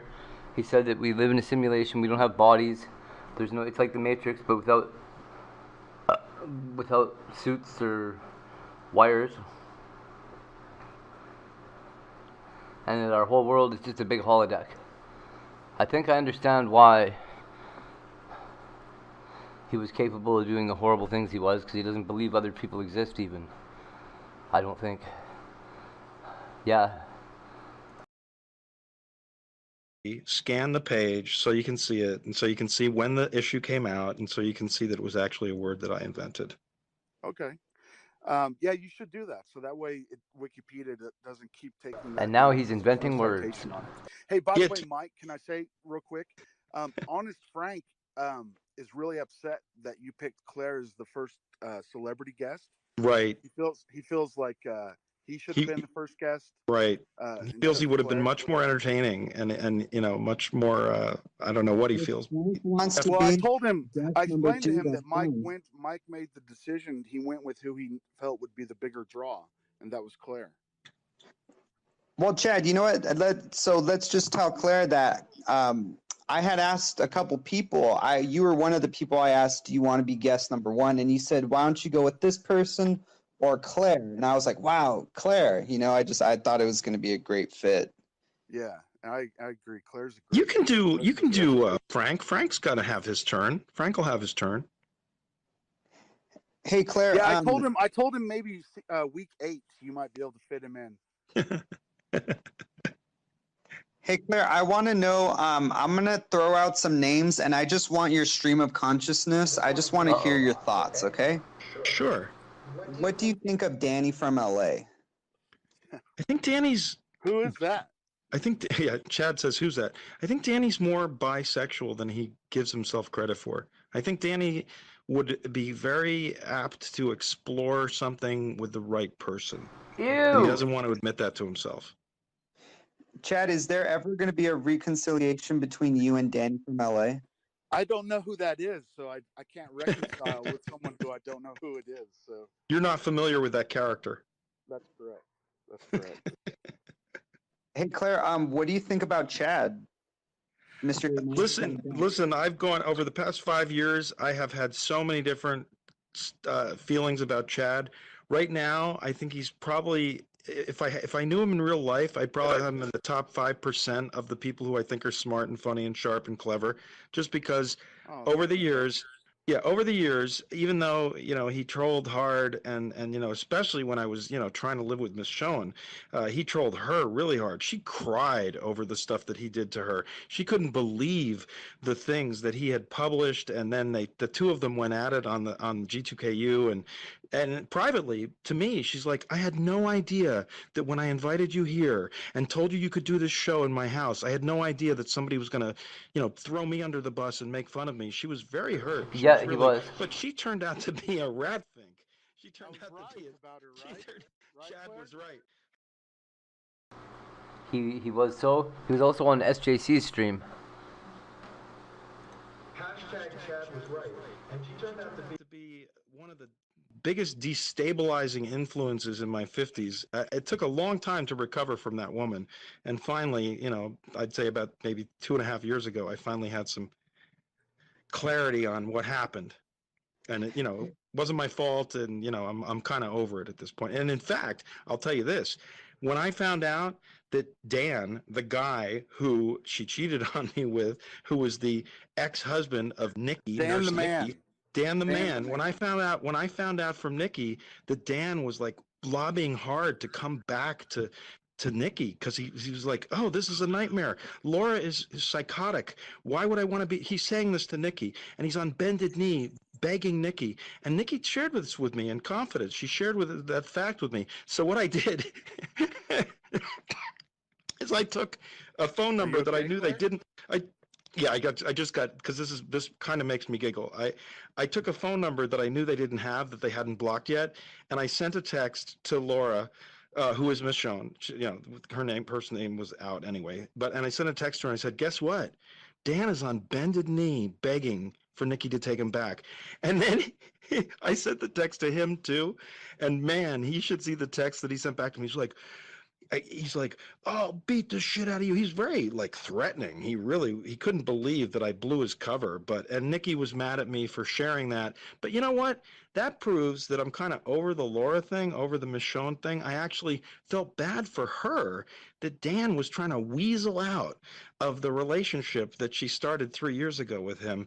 And, I have nothing against Miss Schoen at this point. In fact, I wish we could be friends again. She was really funny and really smart, and she has a a background that kind of hits mine, and we both from the same place. And there's still stuff that we could feel good about that we did together during that time that we were together. But yeah, I released that and let her know that damn the scoundrel, and it fucked them up. It fucked them up even worse than they were already fucked up, because that's a dying relationship if it's not dead already. Yeah. Can Hey, you Claire. still hear me? Yeah. Hey, Claire. So, you told me about somebody yesterday named Drunky Chad. Who is Drunky Chad? Oh, Drunky Chad was at one point in time when Drunky Chad was back in the fall of 2016 when Laura and when Miss Shawn and Chad were on the phone together, and Chad used to call in to G2KU. He was actually totally inebriated, and everybody could tell. He it was uncharacteristic. Claire. You know how? Not. Wait, well, let me finish. Let me answer his question, because you know how Chad's voice is very. You know how Chad's voice is very precise, and he enunciates very well. Well, this was like he kind of started talking like this, and I was like, "Whoa, Chad, man, you're like fucked up." And he was like either on some kind of, I don't know, meds or drinking Claire, or something. Claire, what I think it was back then, you guys were so mad at me.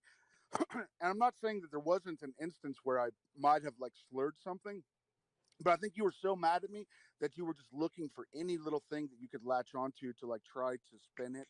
And well, everybody who was yeah, but Chad, remember, everybody who was part of that live experience kind of thought the same thing, that you were like I don't remember that. I don't remember you were that, shit-faced. Yeah. But I mean, if I was drunk whenever I called in, I have no shame in admitting it. There'd be nothing wrong with that if that was the case. That's why I'm telling you right now that I don't recall at all being drinking. Does that answer your question, Mike? Yeah, and my next question is something I'd love to hear both of you answer. What do you think about this man named Christopher Dick, aka Kleenex? I'll go first. Yeah, you can go first. Kleenex. Normally I would say I would really launch into ripping Kleenex, but yesterday and today we kind of had a reconciliation, and he actually apologized to me for accusing me of some things that he had made up. And so I really don't have anything bad to say about Chris. I've always told Chris that when he punches me, I'm going to punch back 10 times harder. And right now he's not punching. And so I'm just going to say that I wish the best for Chris. And I'm not going to say anything bad about him, I guess. I wish the best for him too. And I really, at one point in time, I really did see us becoming in real. No, really though. Thank you. Life friends, but he wasn't honest enough for me. He kind of lied about some things, and then I sort of questioned, oh my goodness, what else has he lied about, and can I really trust this? Can I really bring in this character into an actual in real life situation? And I decided not to. Plus, he was so abusive to Renee. She had wanted nothing to do with him at all. And so since she is my sort of benefactor and my provider of shelter at this moment, and back then too, I just said, okay, well, you're out. You can't be a part of this wonderful thing here in the woods. Hey, Mike, can I ask Claire a question? Absolutely. Go ahead. All right. So Claire is like a self-proclaimed Star Trek expert. Okay. And so I want to test his knowledge real quick. I've got one simple question. Okay. Wow. You need to answer immediately, so I know you're not looking. I have no computers open. I've got Periscope covering the screen here. All right. I'm going to give you 3 or 4 different models of Enterprises, okay? And I want you to tell me which of the 4 is actually the longest, okay? You mean size-wise? Size-wise? Size-wise, yes, and length. Is it NCC 1701D, NCC 1701E, NCC 1701F, or NCC 1701G?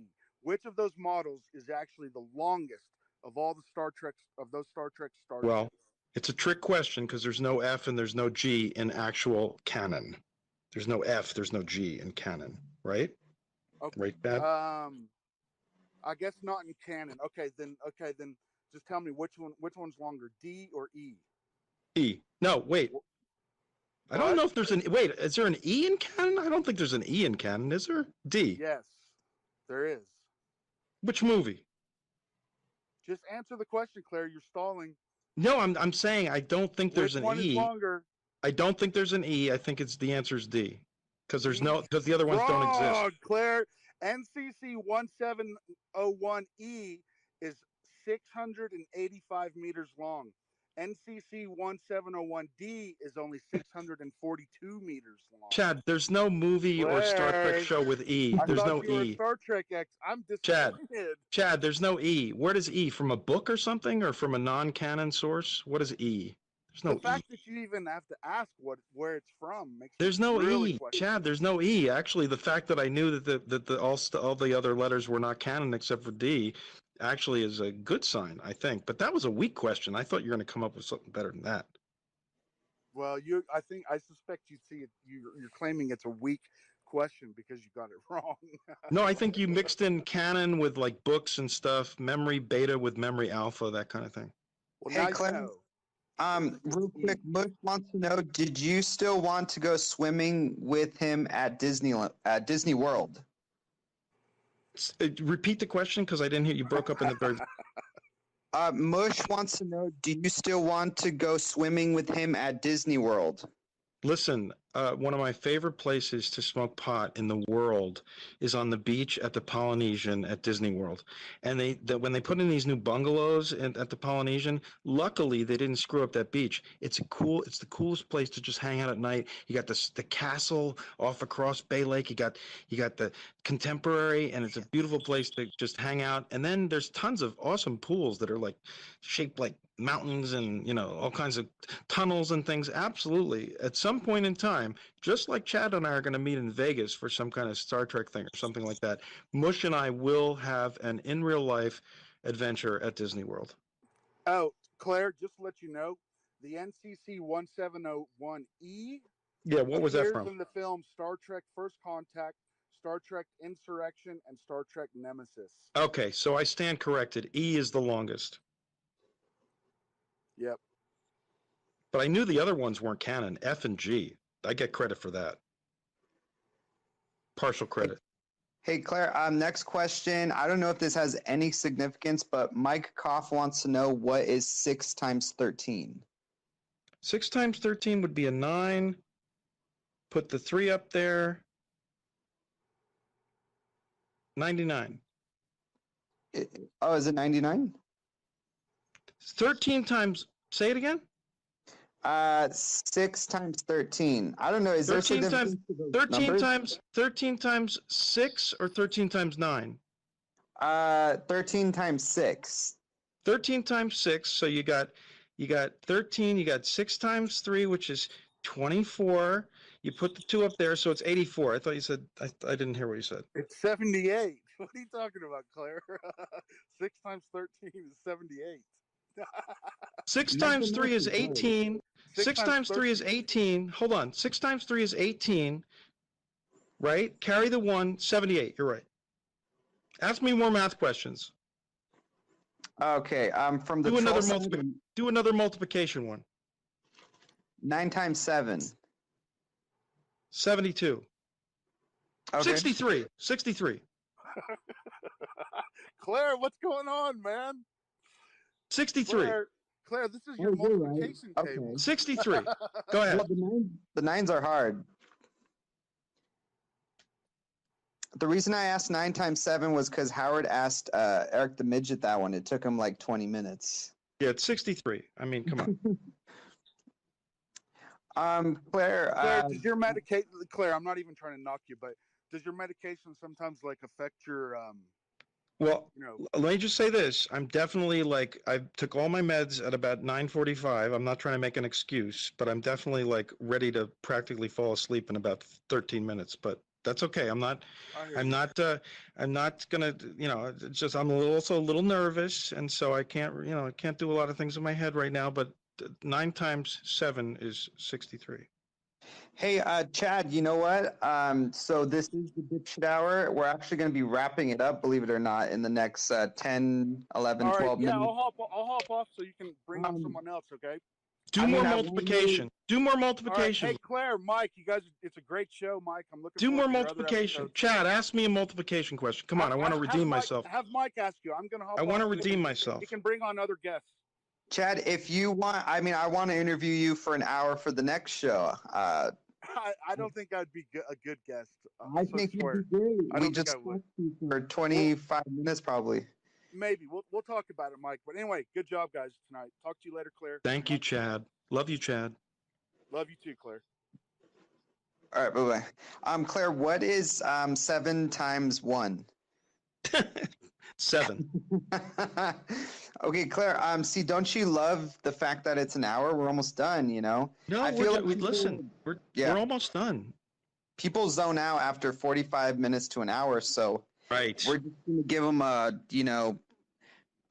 straight show, no stops.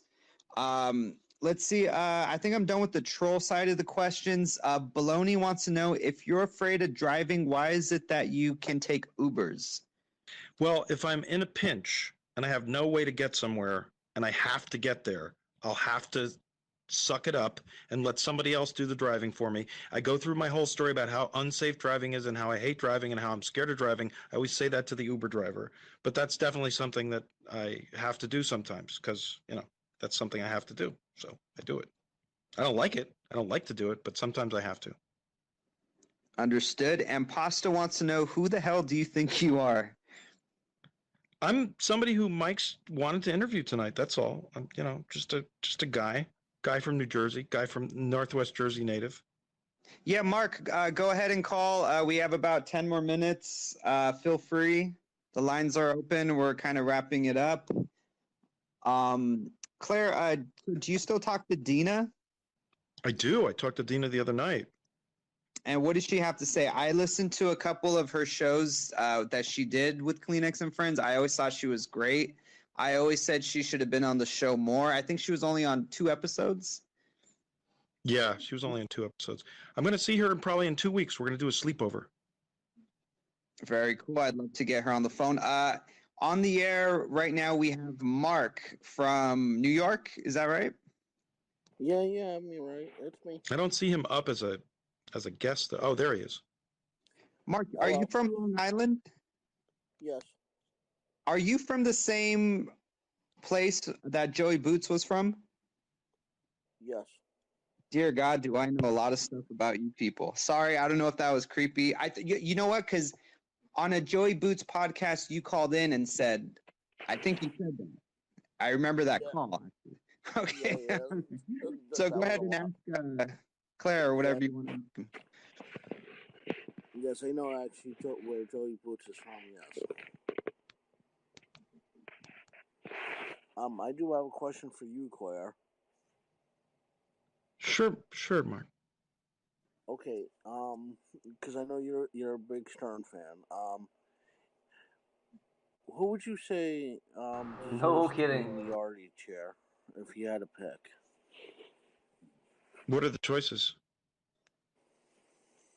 Let's see, Shuli, Sal, Richard, or let's see, I'm trying to think. Out of that list, Shuli, for sure. Or High Pitch Eric. Shuli, for sure. Speaking of High Pitch Eric, hey Mike, did you guys see High Pitch Eric on the scale this week? Yeah. It was so funny. I thought that was great. Yeah, it's pretty funny. Well, thank you for your question. Hey, Okay, Mark, then- did you ever meet Joey since you guys were from the same town by any chance? No. Good question. Who from the Stern Show have you met? Kind of a long story. Well, I'll tell the short version of it. Okay. Basically, how I got connected to the Stern Show and Ronnie and all them is that, I used to do Superfan Roundtable with Mutt, I don't know if you guys remember that show. Okay, sure. And then basically they all came into liking me because my first appearance on Superfan Roundtable was with High Pitch Eric, believe it or not. He was a fill-in. And I called in a bunch of times, and when I learned about Ronnie and the crew is basically I was at a benefit. Hey, Mark. Forza in the chat is saying it's not your interview, Mark. I can spin it into a Claire from New Jersey story real quickly. I was banned from Superfan Roundtable. I was actually supposed to be in New York City on Superfan Roundtable, and 3 days before I was supposed to be actually in the studio on the show, Mutt contacted me and said, "There's some serious concerns. You may have threatened some people in the building, and you're not allowed in the building." And it turned out, I actually found out what this was. It was Madison. I had said some overtly sort of sexual things to Madison and sort of came on to her probably too hard. I also recorded something when I was in the middle of a very altered state of mind to Will, which was very abusive to Will. So those two incidents combined made me persona non grata way back when on Superfan Roundtable, because I was supposed to be on Superfan Roundtable, and I was so excited. And they claimed I was banned from the building, banned from the building where the Stern Show was being taped. There you go. You know, the technical difficulties. I have been cutting in and out of Wi-Fi. Looks like we have a few more minutes. Claire, is there anything you want to say as maybe a closing statement? I kind of got to all my notes. Real briefly, I want to ask you, there was some rumors last year that you were 5150. Is there any truth to that? No truth to that. And I actually checked myself in early March. I checked myself in to a facility. It's not really a mental facility. It was sort of like a Big Brother type house. And I spent quite a bit of time there all spring in Boulder, getting healthier. And it was a beautiful experience. I had lots of supportive people around me. I could have therapy whenever I wanted it, which was pretty much every day. I got onto all different kinds of new medication back in the spring. And so it was a transformative experience that I wouldn't be feeling as good about my life right now had I not had that experience. So there was no 5150, no involuntary, but I did decide to move myself into a program voluntarily. Very good. And I know that you've been doing really well. This is almost like the return of Claire, right? Well, I don't really. Here's the thing. I don't really have a desire to do this type of thing. You know, like I was thinking of maybe be like a stand-up comic or something, but my thinking on that has changed. I really don't have any desire to do that kind of thing anymore. I just like being part of a community of people that I sort of know or think I know, and that is this community, this extended community. I don't really have any desire to move outside of this extended community with any kind of act anymore. I used to think that an act was part of my future. I don't believe that an act is part of my future anymore, unless Natalie Maines, aka Claire Sider, anoints me and says, "Wow, you got a great singing voice. I want you to sing backup vocals for me." If that happens, I would jump at that chance. Very interesting. I know she was very close to Chris. I know she gave him a shout out at one of her concerts. Maybe she'll give you a shout out. She'll invite you backstage. You never know what happens. You never know. You never know. Claire, it was an honor to interview you. I think it went really well.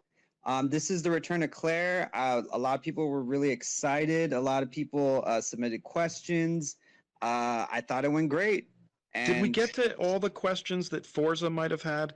Because Forza sort of, she said she can't ask any questions because they would be perceived as I would say that they're rooted in mean-spiritedness. But I don't, honestly, she can ask any question that she wants. And if we have another, if you decide that you want to have another, like a part 2 or something, I really would love to entertain the Forza questions. because she seems to have questions that she didn't want to ask because she thought I'd be offended. She thought that I would think she was trolling me, and I Shelton Bumgarner, the guy that writes the novels, he's saying Forza retracted her questions.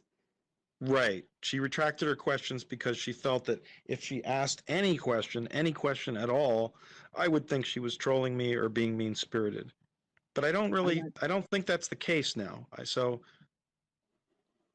she does have questions she wants to ask, she could ask them, or we can hold that for next time. 2 more questions. Sure. Someone wants to know about your llamas. Is it true you have llamas? No, they're mules. Oh, mules. Okay, someone said llamas. Another one is, does RNA have big knockers? I don't know what that means. Actually, no. You know what? She is flat as a board. Always has been, and she went through a lot of pain as a young woman because of that. But she's in amazing shape for somebody in her 60s. She is in amazing physical condition. And what about Dina?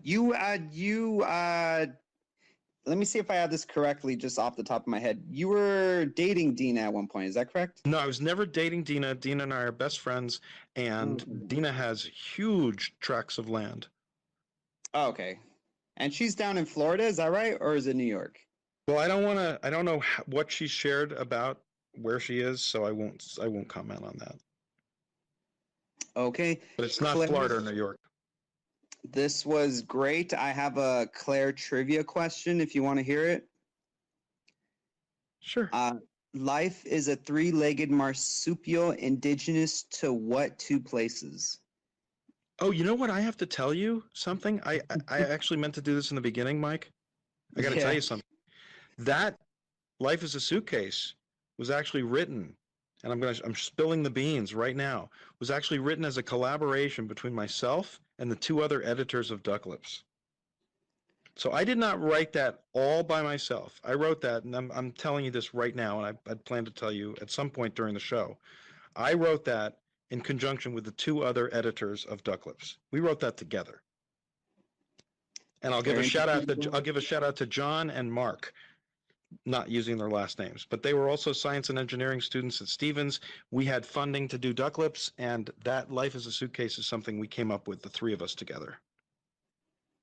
Well, you know what? It's one of the greatest. It still lives up to the name, the greatness. It's a work of art, I think so.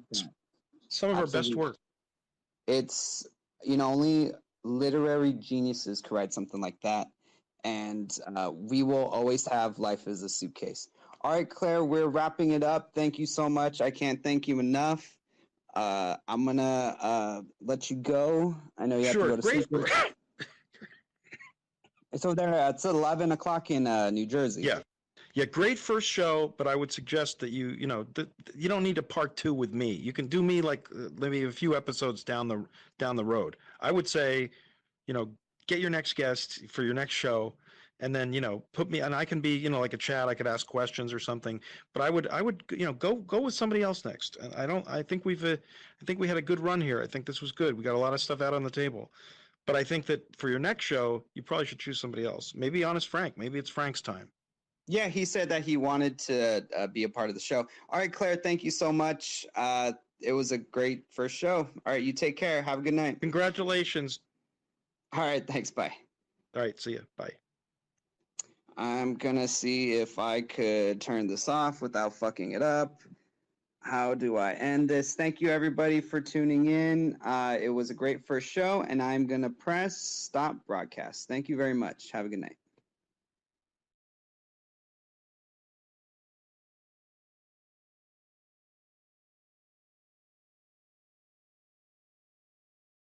Hello, this is Valdemar Januszczak, art critic, producer and presenter of documentaries. And thanks for watching Perspective, YouTube's home for classical art.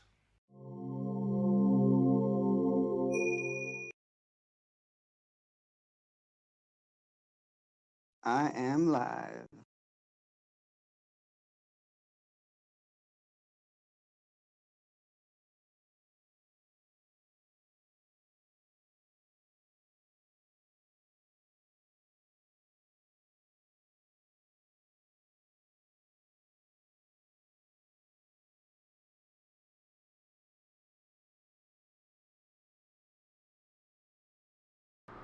trying to see if I can find his appearance on Stern. One of them, any of them.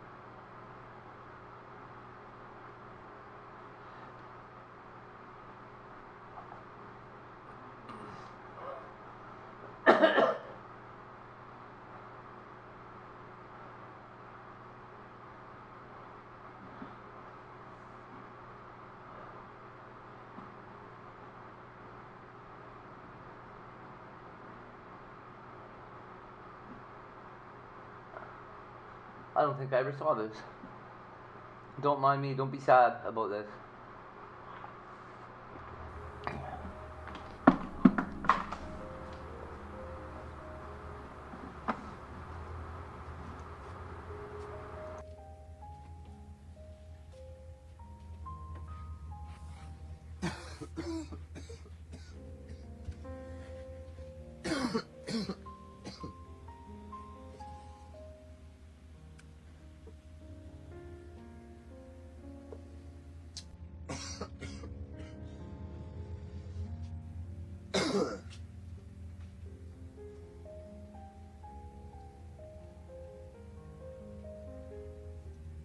Stars and stars. I might just start talking.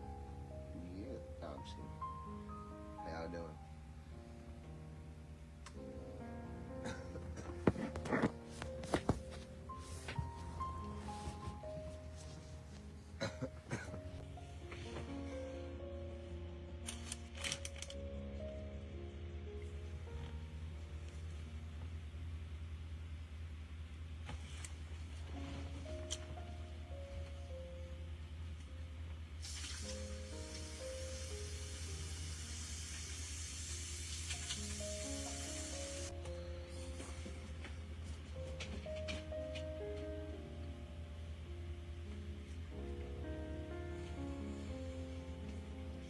Just had a great meeting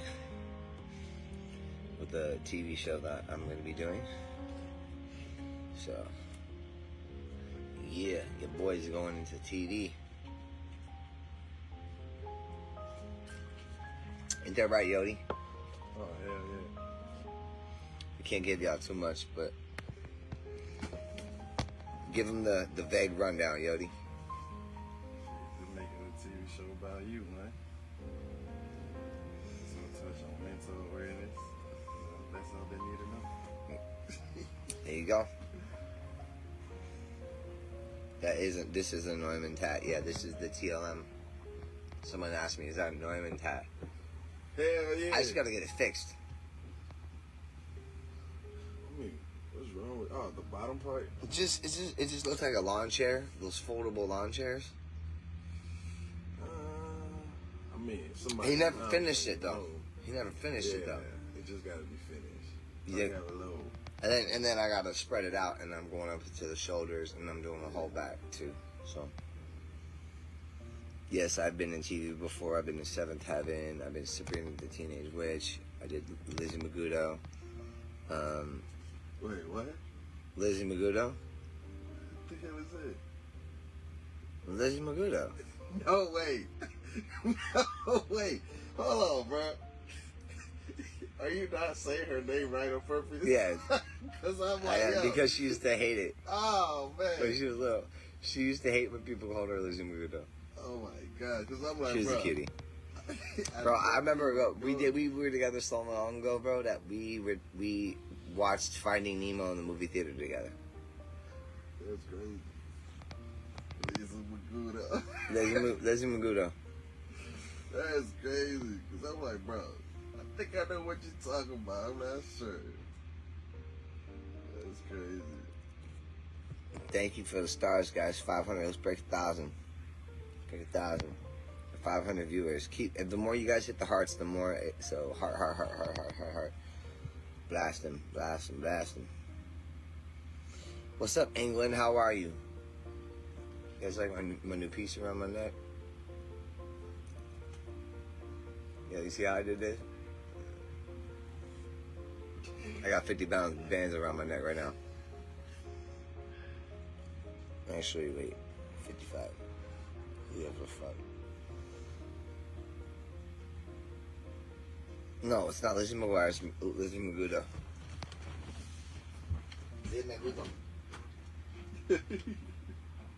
Lizzie Magudo.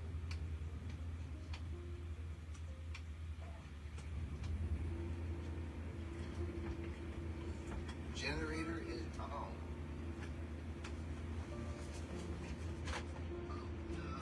Yodi. Huh? Yeah. I need your help. Oh, snap.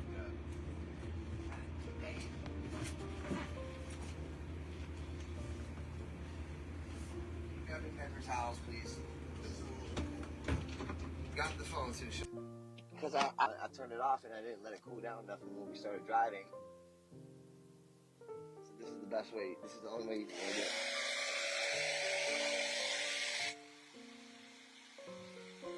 Smells good. Hello and welcome back to my channel. Aaron Carter, who is 34 years old, the brother of famed pop icon and Backstreet Boys singer Nick Carter, has been found dead in his bathtub at home in California. The law enforcement say that they received a 911 call at 11 a.m. on Saturday saying that a male had drowned in the tub. Emergency services was spotted outside his home, which was cordoned off with police tape. Carter rose to fame as a child, first as a singer and later as an actor in the film television shows like Lizzie McGuire and Seventh Heaven. Carter, who opened for the Backstreet Boys on a 1997 tour, shot to fame in the 90s, releasing 4 studio albums, starting with his self-titled debut album in 1997 when he was only 9 years old. The 34-year-old notably battled some problems for many years, facing legal troubles and entering rehabilitation while continuing with his music career. He also publicly feuded with many, including his own brother Nick, whom he accused of trying to put him under a conservatorship, similar to that one placed on Britney Spears. In 2019, he revealed on the doctors that he was diagnosed with multiple personality disorder, schizophrenia, acute anxiety, and manic depression. The troubled celebrity is survived by his son. Prince's mother and on-and-off girlfriend Melanie Martin posted to her social media crying just minutes after the announcement. Martin can be seen driving while crying into the camera, which is filming her short video. In the embattled rapper's last performance before his untimely death, he can be heard singing that he'll be gone, but it's not for long. The video was posted just a day before the shock announcement. Oh wow.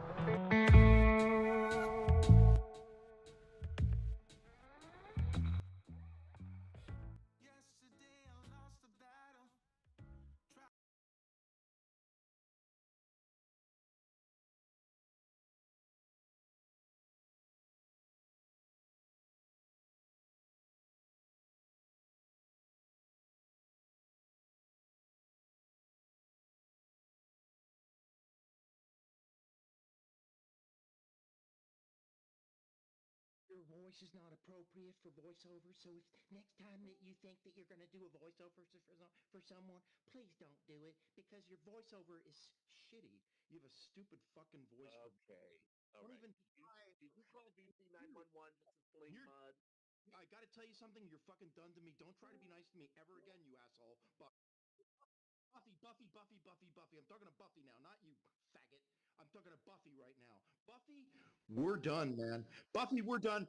Jimmy, yeah, what did I do to you, Jimmy? Jimmy, what did I do to you? Fuck you, bitch. Fuck you, you little prick. What's Fuck you, going on? asshole. What's going on? What's going Fuck on? you, asshole. I'm done with you, Leaf. I'm done with you, Buffy. Here, Buffy, I really want to make sure, Buffy, I want to make sure you understand something.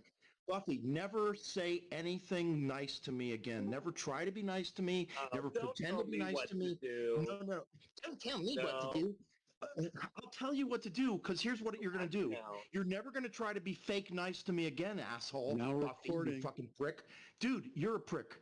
You really are. Buffy, you really are a very... You're duplicitous is what you are. That's Why? That's Why? a great word for you. Duplicitous. Why? You little prick. Because Why? because you know why. Don't give me this why. Fuck you. I'm done with everybody. Yeah, in the chat tonight, I gave you like 3 chances. I gave you 3 chances tonight in the chat, and you blew it. And dude, Buffy, you're excommunicated, dude. I don't want anything to do with you anymore. If you don't want to hear my voice anymore, then fucking mute me, dude. Because I'm really basically. Fuck, man, it's emergency 911. What's going on? I don't know what's going on, dude. He must have me muted. I guess he had me muted. He must have me muted. I guess he had me muted. He must have me muted. I guess he had me muted.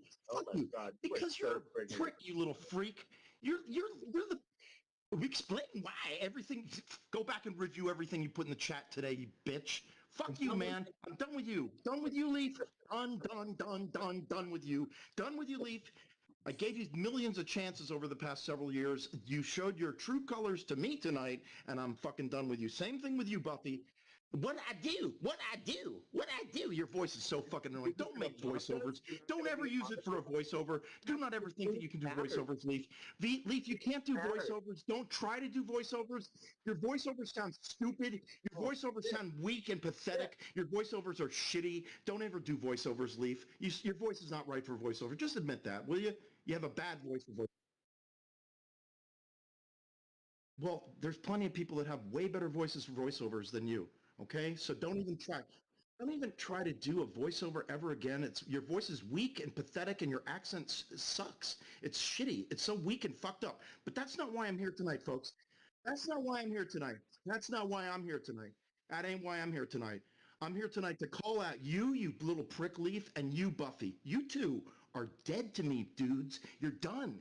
I don't want to hear your voices anymore. I don't want to hear your voices anymore. I don't want you to pretend to be nice to me. Don't even pretend to be nice to me anymore, dude. Don't even pretend. Jim, what did Leaf do? I didn't hear any of the it's little bitchy comments in the chat, like when somebody false flagged me as a mod. I've been a mod since the beginning of the fucking channel. When somebody false flagged me, and then Leaf goes, well, it is true that Elisa doesn't want people to be saying negative things about her. You're gay. You're gay. Leaf, you're gay. You're gay, man. Admit it. Admit it right now. Admit you're gay. Admit you're gay. Admit you're gay, Leaf. Yeah. Okay, and Buffy, you showed your true colors, and don't try to be nice to me. Don't try to pal around with me, Buffy Bison. I got mad Don't try to pal around with me. Don't don't pretend to be nice to me. You two are done, man. You're done. What did Buffy do, Jim? Spam me an insult? I basically was defending Leaf. Leaf, what if somebody said that they stuck your finger? Yeah, that was really fucked up, and it was your dono was fucked up, Leaf, and I could have kicked myself. I could have kicked myself for being the oh, I'm sorry, Leaf. I could have kicked myself. I could have kicked myself for saying the fuck you, I'm fine in front of the little children. I could have kicked myself. You're a freak. You're an uninteresting, boring freak with a stupid, shitty voice that should never be used for voiceovers ever. Never. Never. Don't use your voice for voiceovers.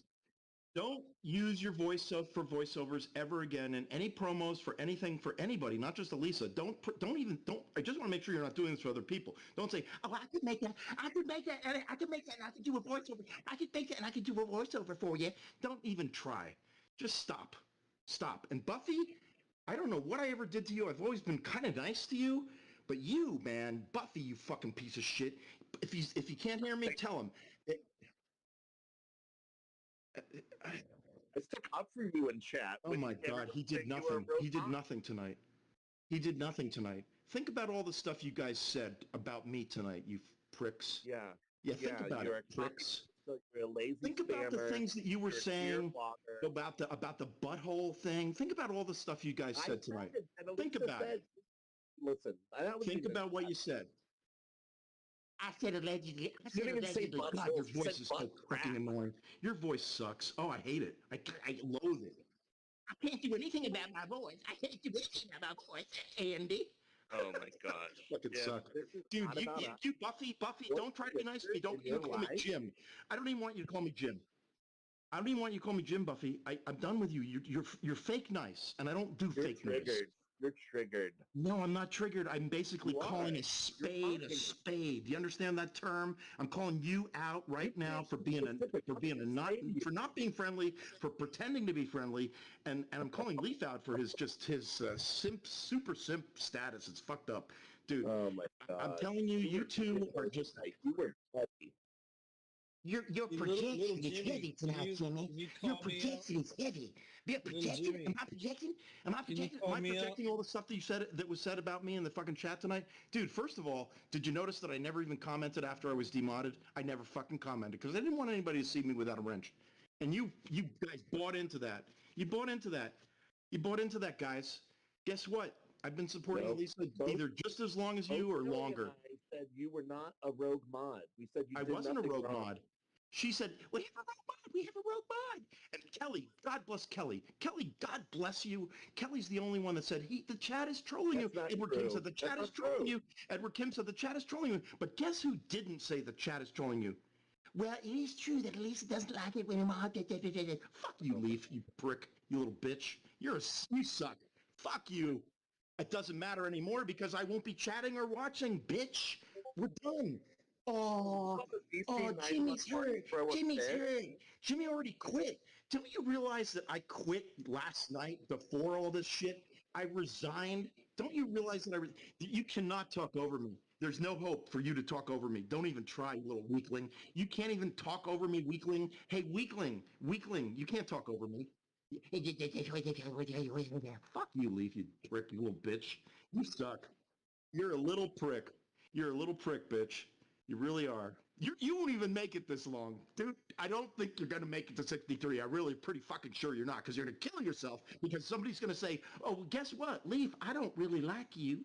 And you're going to say, oh, no, it's just like the girlfriend that left me and Elisa left me and everybody left me. You can fucking hang yourself, Leaf. I don't fucking care. Honest to fuck, you're never going to make it to 63 years old. You're never going to make it to 63. You will never make it to 63. You will never make it to 63. You will never make it to 63. You'll hang yourself way long before that. You're depressed, sad, fucking closeted gay man. You're depressed.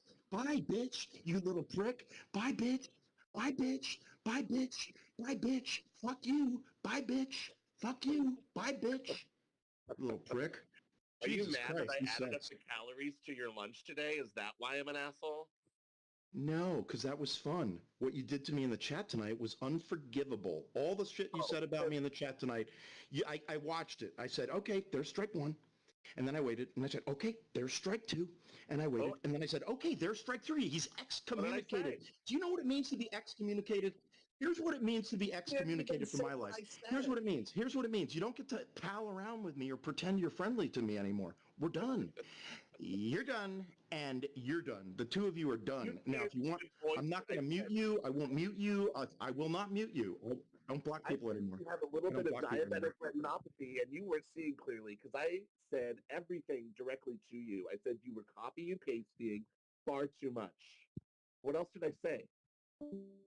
Did you say anything about the butthole, Buffy?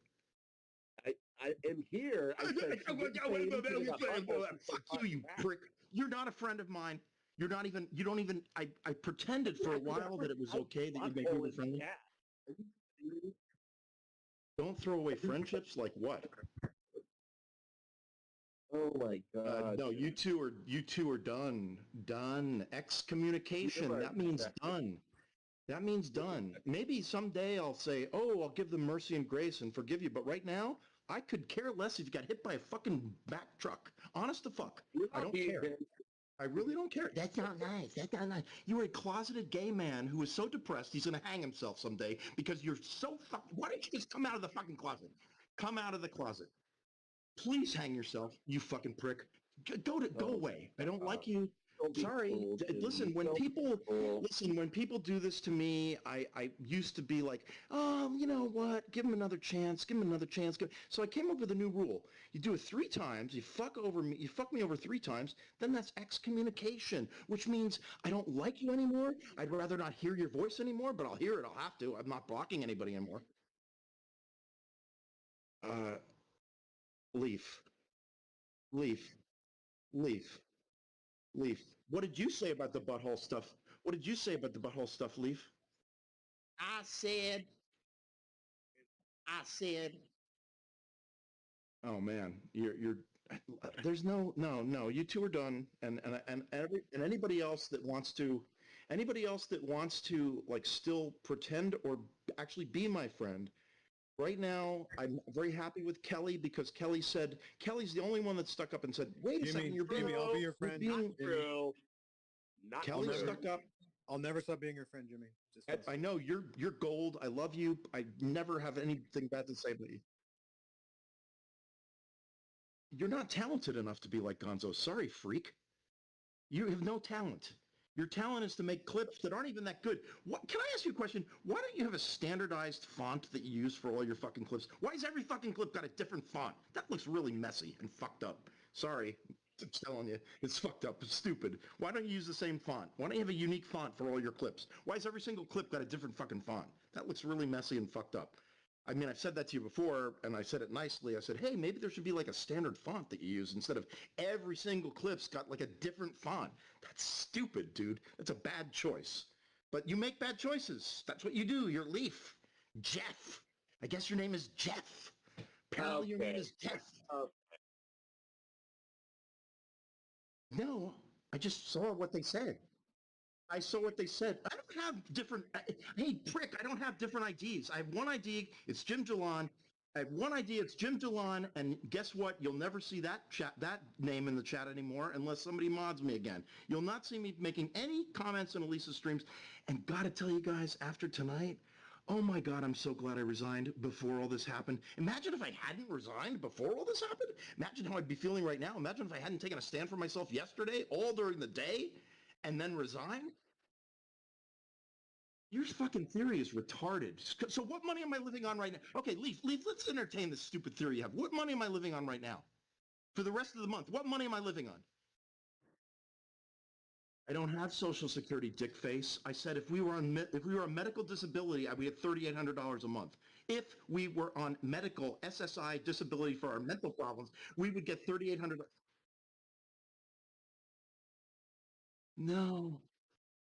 No, sorry. This has been a long play for me since like I guess maybe June. I've had this plan since June. No. You don't have any idea what's going to happen next. Leaf, you have no idea. You have no idea. No, I'm done with Elisa. I'm done with Elisa. Streaming with Elisa? You kidding me? They were like, oh, we'll come out and pick you up. Fuck that. Imagine if I was a fool enough after I'd already quit and resigned officially and basically spent the entire day explaining why I resigned because Elisa's a liar and she can't tell the truth. It's not because she forgets, Leaf. You cut her way too many breaks. I mean, listen, she talks about people behind their backs all the time, and you know all the horrible things she said about you, how you're weak, you're pathetic. Yeah, I mean, she's really raked you over the coals too, man. So I don't know why you're like so magnanimous right now. I don't know.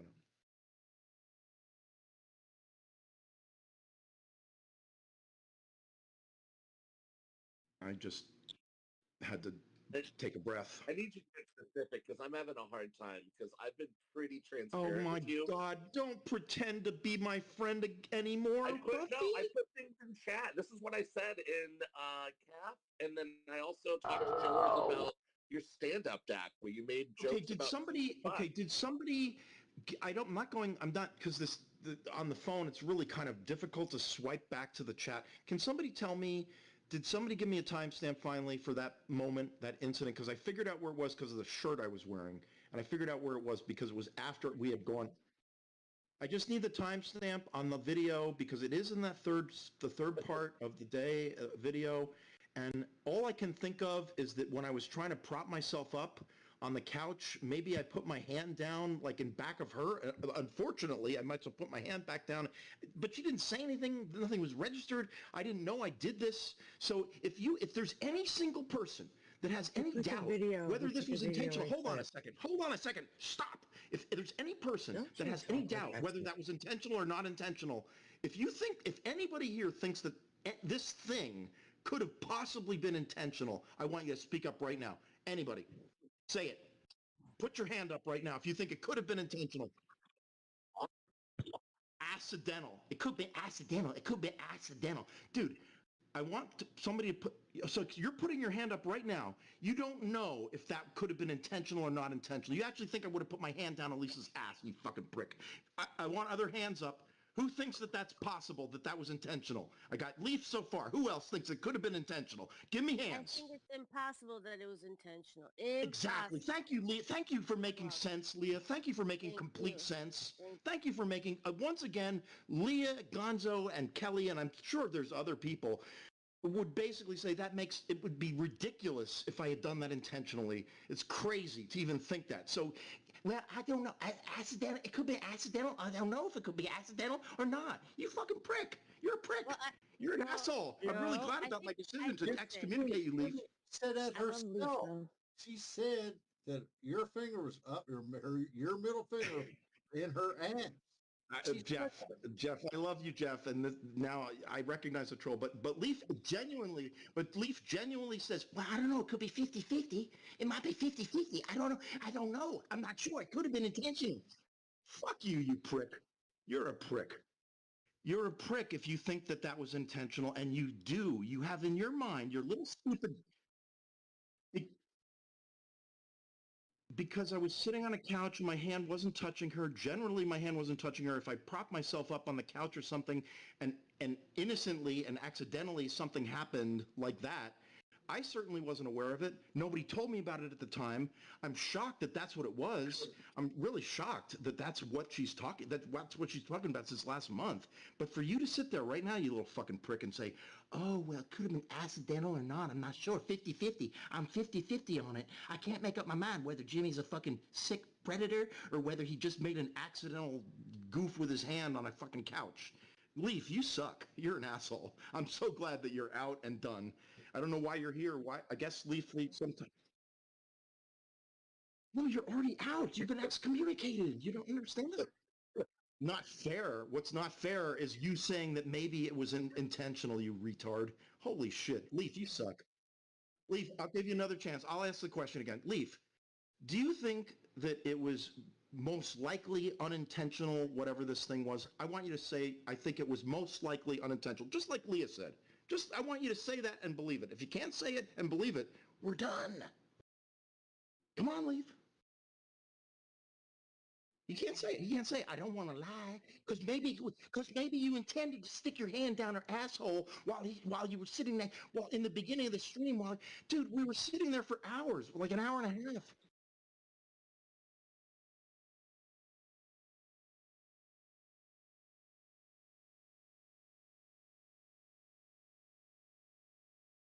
Was that intentional, Leaf, or was that some kind of accident, perhaps? See, you can't answer it quickly. That should have been an instant answer. Absolutely unintentional. That's what you should have said, but you didn't, because your little brain is going, well, I don't know. I'm not sure. I don't know. It could have been accidental. It might not have been accidental. Might have been accidental. Might not have been accidental. You suck, ass. You suck, man. You're really a douchebag, and you're this pathetic simp. You're the classic pathetic simp who's never going to have what he wants from Elisa.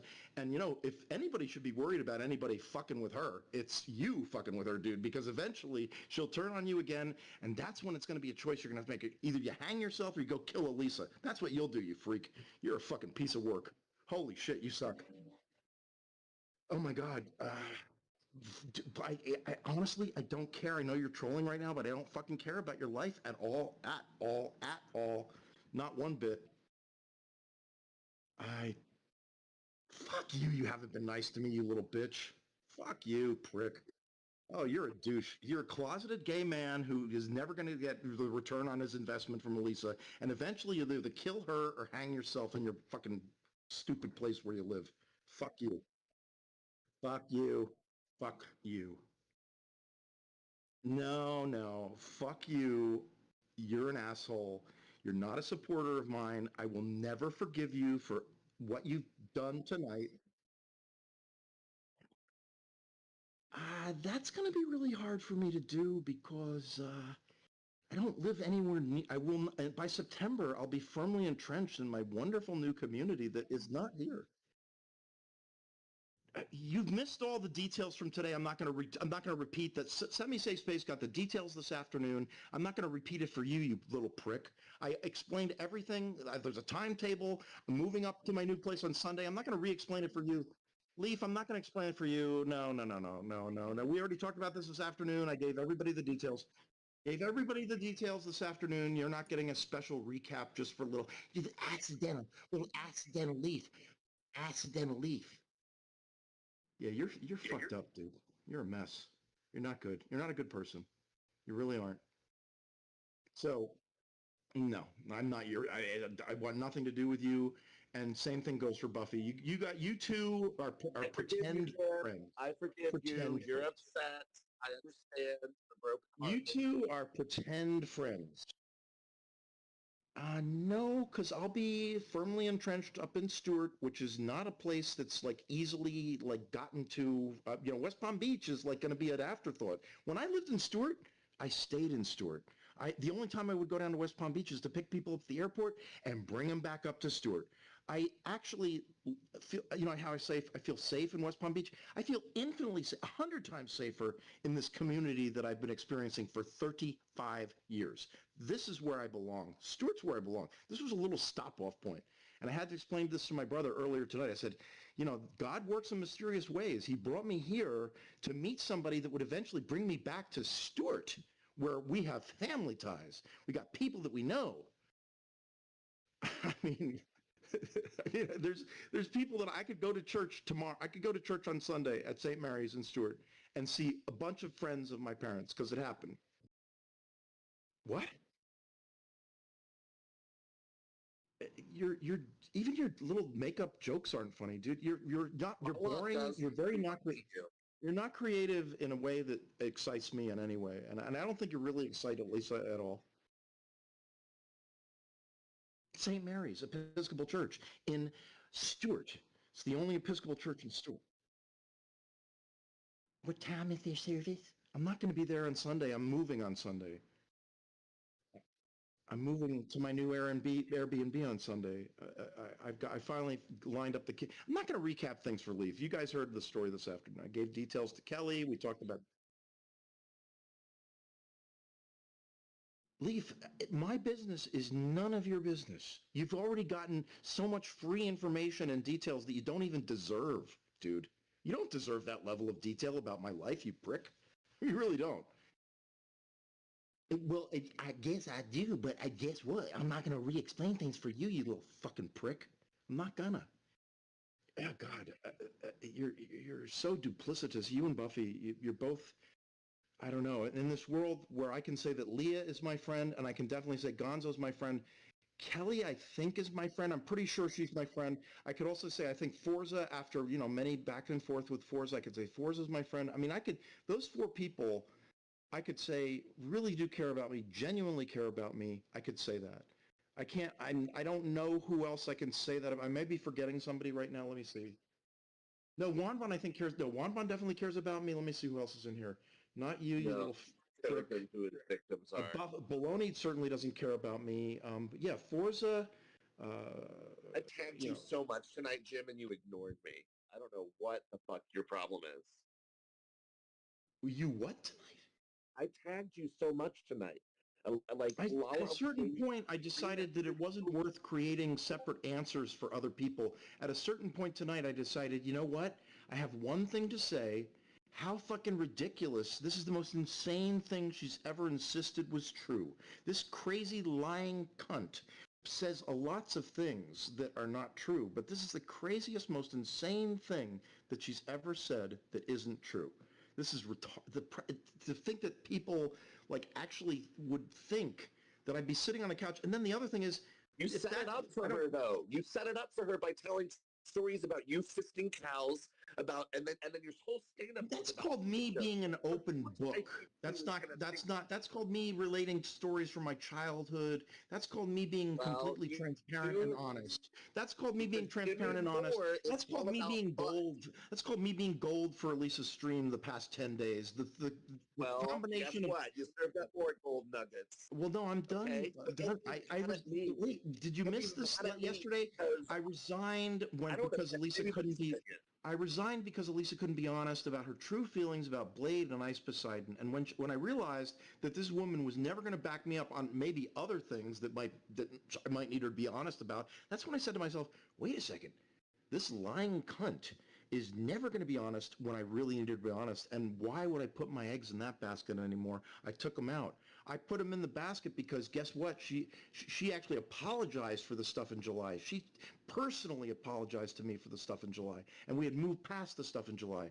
But yesterday, when she's saying I'm being unprofessional, simply I'm wanting truth matters and transparency and honesty, come on, man. Be proud of the brand. Say, yes, the brand is way better than Ice Poseidon. Yes, the brand is way better than retarded Blade. Yes, the brand is way better than these low IQ streamers. Why not? Why not say, yes, the brand is better?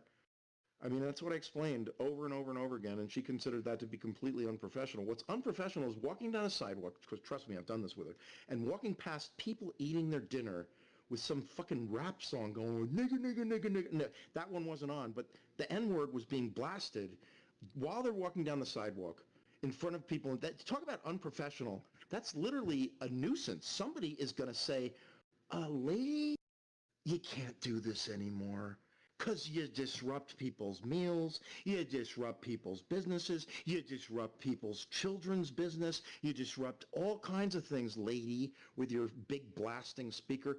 I never once told her to turn the sound down because that was rule number one. Never tell Elisa to turn the sound down, but there were plenty of times when I was like, oh my God, she's literally ruining these people's dinner, this person's experience in the store. She doesn't care. She really doesn't.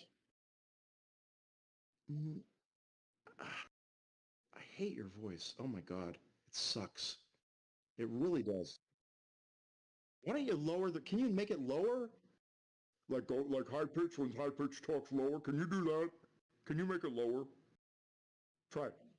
Try it out. You're very no, try it right now. You're very Try it right now. No, just make your voice lower. Go ahead, try it.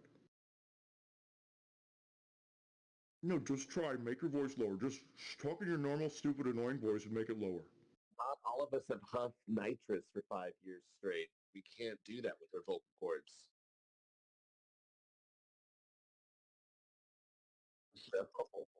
Yeah. Even if Jimmy's like right up and down the line, you never want to confess to that or say that Jimmy's right. But guess what happened tonight? You know, this was great. When the stream froze, I was thinking to myself, thank you, universe. Oh my God, look what just happened. That was great. I got to tell you, that was fucking amazing. I was like, oh, this is priceless. It's like when the baseball team traded Jimmy to the other team and then Jimmy hit a home run for the other team. That was what the feeling was. It was like justice. The universe is dealing out justice right now. I don't have to do anything. The universe will take care of this stuff. She is going to be served with some kind of, I guess, I don't know what it's going to be, but some businesses are going to gather together and they're going to say, hey, this creepy woman that keeps walking down the sidewalk with her selfie stick and her loud, obnoxious music, we're going to all band together and we're going to say, guess what, Chamber of Commerce? This is a great topic for Chamber of Commerce. Guess what, Chamber of Commerce? Elisa Jordana intentionally disrupts our businesses on a daily, if not every other day basis. And you know what? We got to tell her to stop. And she's going to be served with some kind of like a warning first. And then they're going to say, here's the warning. And if you don't obey the warning, then this is going to come to an end, guys. Got to tell you, it's not going to last. It is not going to last. And did I think that 3 days ago? Absolutely not. But everything's become very clear to me over the past 3 days. Her motives, her intentions, her honesty, her dishonesty, it's all become so clear. And I can't wait because in 2 days, I'll be up in Stewart, and the only time I have to come down is to pick somebody up at the airport, because that's all I ever did. I don't even like going north of Stewart. I'll go to Longhorn up in Jensen Beach. That's a little bit over the bridge, and, you know, there's a Barnes & Noble up there that I will go to, but that's about it. I'll be staying right in Martin County, Stewart. Beautiful, wonderful, safe place. That's where I'll be. She'll be down here trudging past homeless people, and she's gonna piss off the wrong homeless person some night. She's gonna totally piss. I can't. I mean, I'm not gonna be watching anymore. I literally am done with the stream. Tonight was my last stream that I'll ever watch, ever. Leaf, why do you say? Why? How could you possibly know that's not true? How could you know? Oh my God, you're so fucking annoying. Wow. You have no idea what's gonna happen next. You're thinking that you're thinking that I'm on a hamster wheel, that I'm gonna, like Agent Mudd said, that I'm gonna be back again and I'm gonna forgive her for this? You kidding me? Yep. No fucking way. She's out, dude. No. It's a drug. Not this time. No. She is literally. And is somebody recording this? I should have said yes. Is somebody recording this? Oh shit. I should have said that in the beginning. I give permission for every single fucking word that I've said during the stream to be rebroadcast. I totally give permission for everything, because Elisa, you are just a horribly dishonest person. And I had no idea what the depths of your dishonesty. I had no idea.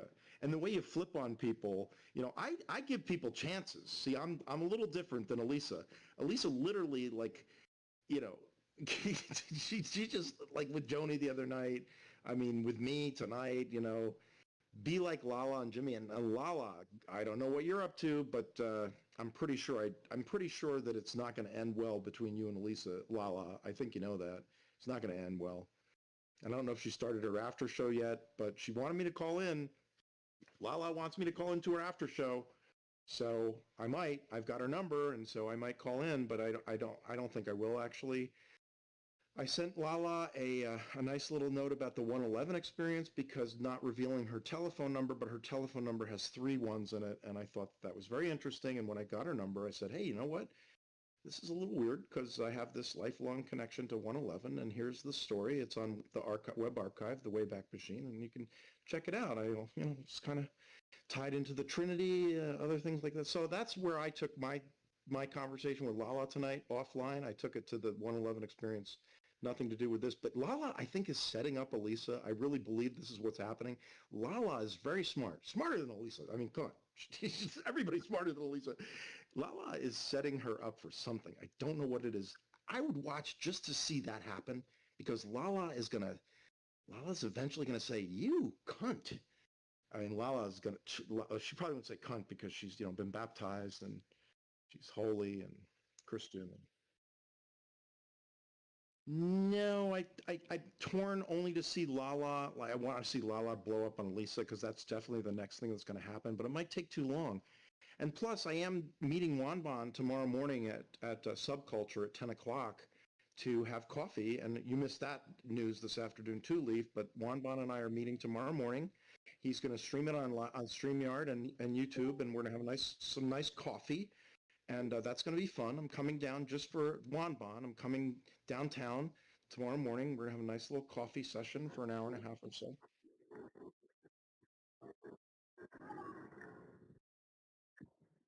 Leaf, first of all, I don't have a car.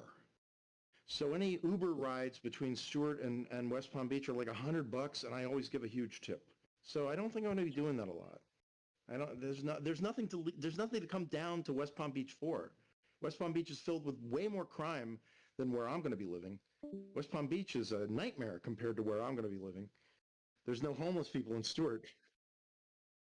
There's no homeless people. There's literally no homeless people in Stewart. You know how there's like some homeless people in West Palm Beach? Well, there's literally hardly any homeless people.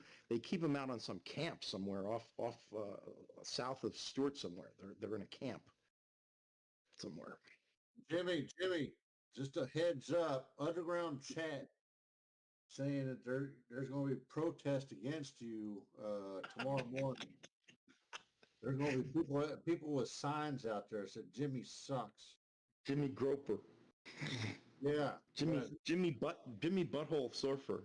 Jimmy Butthole Finger. Yeah, there's already underground chat that. I'm ready for that. Yeah. That'll be funny. See, that would be funny. Yeah, I mean it. Jeff, I love you too, and I think deep in your heart, you're a supporter. Actually, you're actually a supporter of mine. I think deep.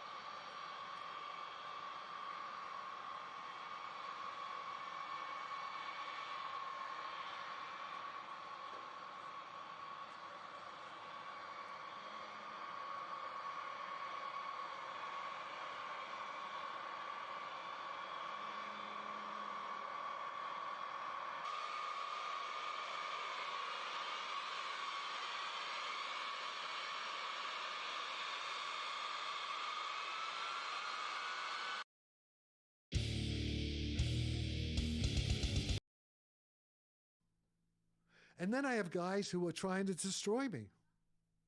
If I get hit by a car, who's trying to destroy you? Christopher Mellon's trying to destroy me. Why? That's a good question. Why would he want to? What would his motive be? Because we got into a fight over Donald Trump. You and Christopher Mellon did? Yeah. We were getting along fine.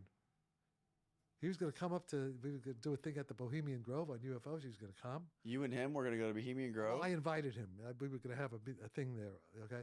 Okay. We should have done this podcast at Bohemian Grove. That would have been great. Yeah, well, I mean, you know, the guy. Can we get the big owl statue? Is this big statue still there? Yeah, of course. Oh, like the owl? Yeah, that was still there. But they'll never let me back now. But, you know, what the hell do I care? But it's true. No. Well, there was this guy, Don Rich, who's now died. Don Rich was one of the top members of the Bohemian Grove. Okay? Let me tell you about Don Rich. Just passed away about a year ago. Yeah, just about a little more than, a year and a half ago he passed away. Don Rich, Don Rich was born in Idaho, cowboy. He's half Indian, half Apache, and cowboy. His grandfather was a Texas Ranger. He was a real cowboy. Grew up on a ranch in Idaho. And his father was a friend of Kenneth Arnold. Worked for Kenneth Arnold, who was a big ranch. Kenneth Arnold is the pilot who in 1947 first saw the flying discs. Yes. So Don was a little boy, like 4 or 5 years old, was there when Kenneth Arnold came back and had just seen the flying saucers and told Don heard Kenneth Arnold telling his father about what had just happened, what he just saw. So right there at the beginning, right? There's some other stuff with flying. So of course, Don Rich was into flying saucers from the very beginning because the Kenneth Arnold grew up. His father worked for Kenneth Arnold.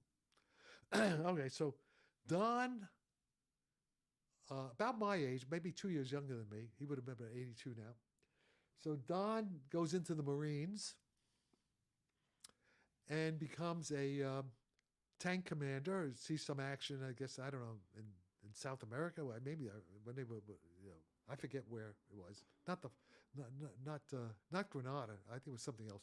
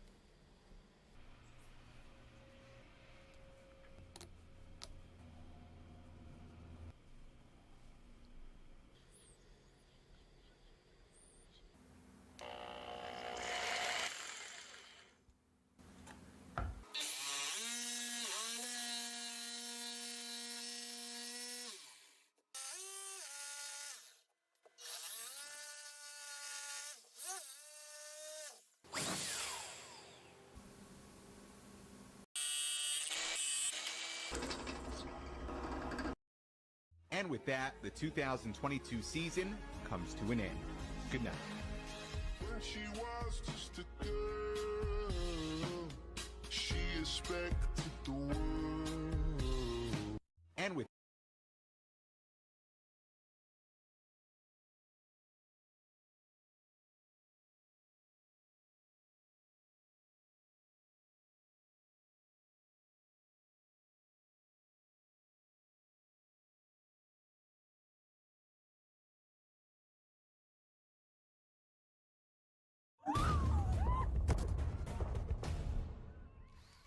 Picture a creature with the agility of an Olympic gymnast, the curiosity of a detective, and the playfulness of a child. That's the river otter. These sleek mammals, measuring around 2 to 4 feet in length and typically weighing between 10 to 30 pounds, are found across North America. Their formidable swimming skills, sharp teeth, and strong jaws make them both charming and powerful. Wow, look at this. River otters are expert my hunters, gosh. preying on fish, crustaceans, and amphibians with finesse. River otters face threats from predators like alligators, birds of prey, coyotes, and large fish in their habitats. While adorable, river otters are wild animals best observed from a respectful distance. Can you have a river otter as a pet? No, it's illegal in most places due to their complex needs and the importance of preserving their natural habitats. Instead, let's admire these fascinating creatures from a distance and support conservation efforts to protect their remarkable existence in the wild. If you could have a conversation with a river otter, what's the first thing you'd ask?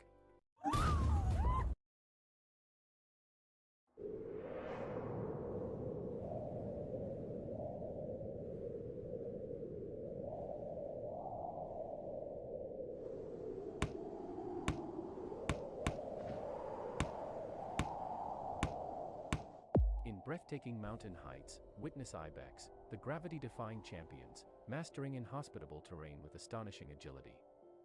Their secret lies not only in their powerful limbs but also in their voracious appetite for the extraordinary. Mountain goats, nature's culinary daredevils, conquer steep slopes with ease. Their stomachs break down the toughest vegetation, while their unmatched climbing skills defy gravity in oxygen-deprived heights. Yet, amidst their feats, peril awaits. Predators lurk, seeking an advantage. Refuge slopes become a battleground where gravity tests their mettle. In towering landscapes, mountain goats defy gravity with unwavering determination.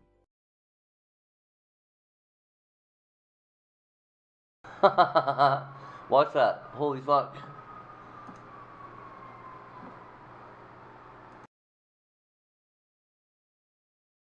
So there's a cartoon in here. These gravity-defying mountaineers feel most at home on almost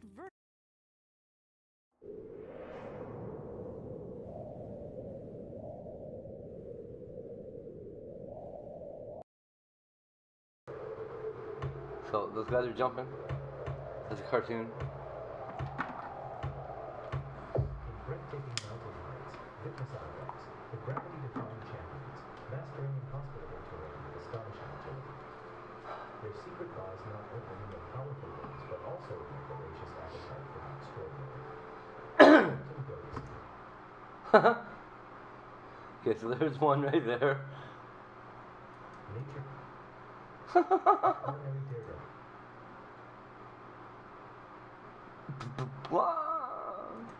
Conquer steep slopes with ease. Fuck, that's free food. Toughest Woo! Look at them. while their unmatched climbing skills defy gravity and oxygen-deprived. Their unmatched climbing skills. Yet, amidst their feats, peril awaits.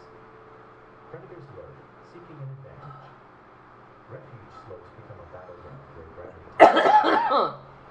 in towering land. I can't believe Neil deGrasse Tyson never wrote me back. Yet. What cocksucker.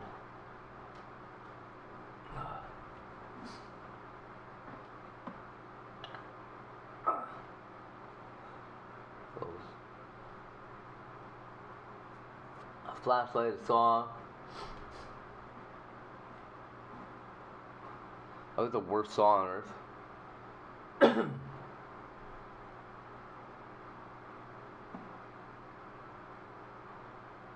A Pibwama?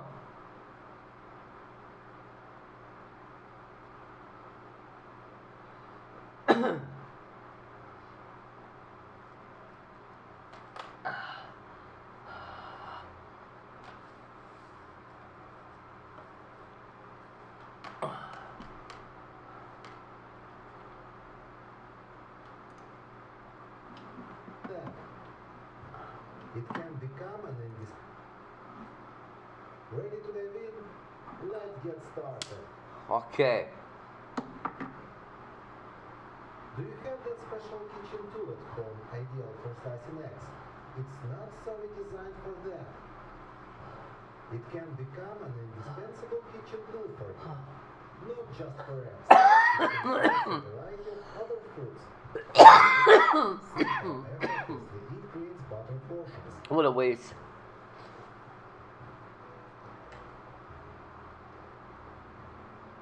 It's got the dick.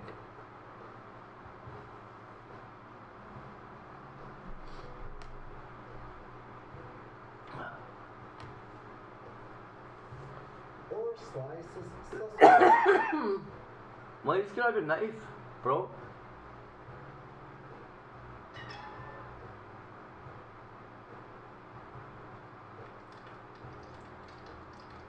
Okay, that's easy.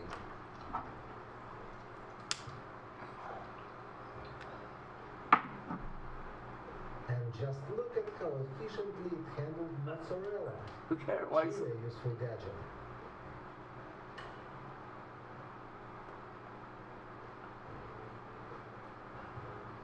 We love gadgets. If you've noticed, I've whipped up breakfast using just one device. How do you pour soda or beer into a glass? Like too much foam and waiting for it to settle, right?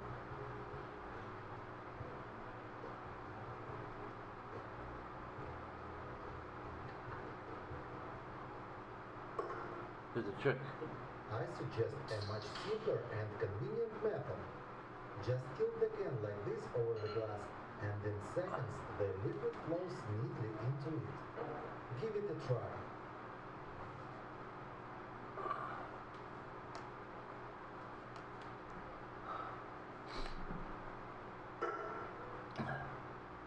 Maybe later. There are many ways on YouTube showing how to create tones from regular squares. I'll demonstrate the most effective and reliable method. Find your clip? I got one.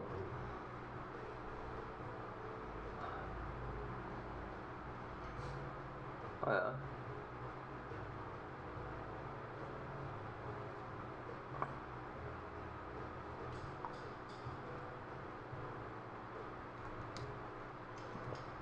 You can also fashion tongues out of forks. With these DIY tongues, you can grasp just about anything.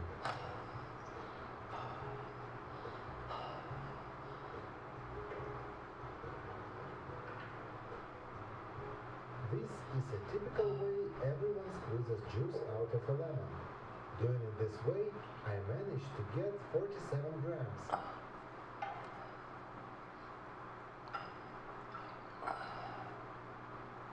But if you want to increase the yield, try slicing the lemon like this and squeeze each segment separately.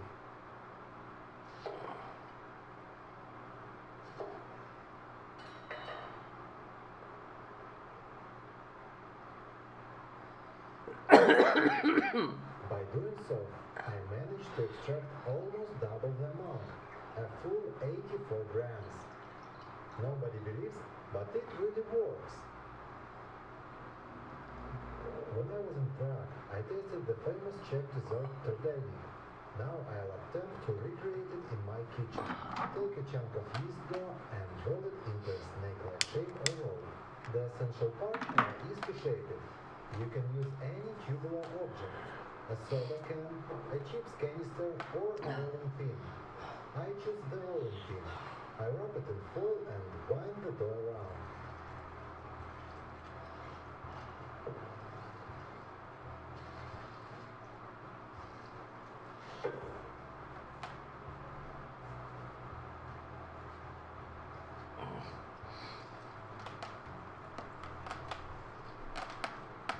Then, I roll the dough in a mix of sugar and cinnamon and bake it in a position where it doesn't touch the oven's base. It's a nice pan.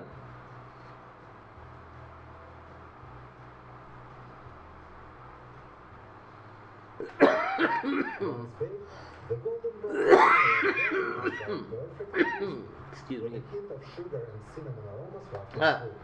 Here's the result. The hollow center is ideal for fillings, so I pack it with velvety ice cream, top it with fluffy whipped cream, and finally adorned it with a sprinkle of crunchy pistachio. Do you buy ice cream in cardboard boxes? I'll show you an easy way to portion it out. Cut it in half. Just insert the number of sticks you want and slice it with a knife. No more fussing with spoons or scooping.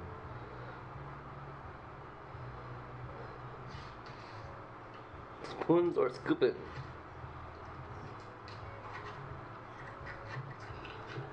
Did you What? like this hack? I have a big favor to ask. Please pause the video, give it a like, and let me know in the comments if you eat ice cream only in the summer or all year round. Nowadays, almost every household owns an air fryer. They are quick and convenient, but there's a catch. Cleaning them can be a bit cumbersome. I want to offer you a simple trick that will make cleaning your fryer a breeze. Fill its bowl with water, add a few drops of dish soap, and run it at maximum power for 15 minutes. What? After that, empty the water and rinse the bowl under tap water. Easy, right? And now, I'm going to show you several ways to elegantly and simply fold an ordinary napkin. The first method gives the napkin a fiery appearance. Start by placing the paper napkin on a soft cloth. This allows the mixer to twist it effectively. It won't work on a hard surface. Next, take a mixer, place it at the center of the napkin, and wind the napkin around the whisk. Oh yeah. After removing the mixer, flip the napkin and pull out the center.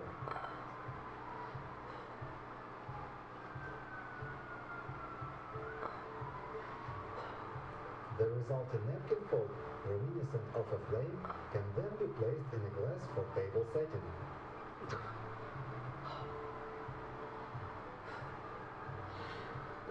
The second method transforms the napkin into the semblance of a shirt. For this approach, it's preferable to select a patterned napkin, perhaps with designs like circles or squares. Watch my hands closely for this.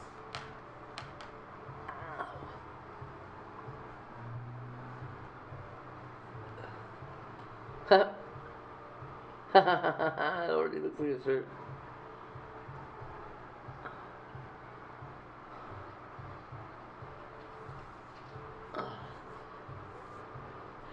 I love it.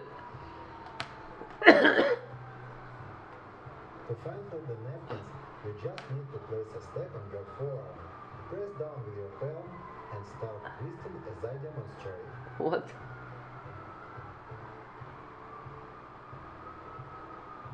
Oh, that The shit. pan of napkins is ready to be placed in the napkin holder. If you baking bread or some pie and you need a rectangular mold, you can repurpose a milk carton. For example, like this. To do this, cut out a side from the carton.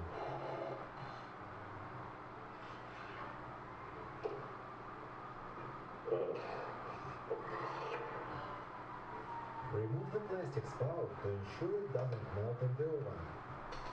Then, lay the dough inside this makeshift mold and bake.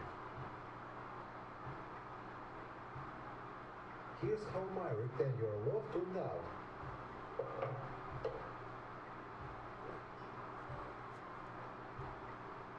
Does it annoy when something boils over your stove? Now it's no longer a problem. Just drop an ice cube into the boiling water. See how wonderfully that works. Well, now that my pasta is ready, to easily drain water using an ordinary toothpick. Just put it in the space between the pot lid and its rim. I'll say do it. Good idea. And next, I'll demonstrate how to turn an ordinary chips packet into a convenient basket. It's then sturdy and makes it very handy to pick chips from. To do this, open the packet and grab it from the bottom with both hands. Gently push it with your fingers from the bottom, making sure not to break the chips, until you get a basket-like shape.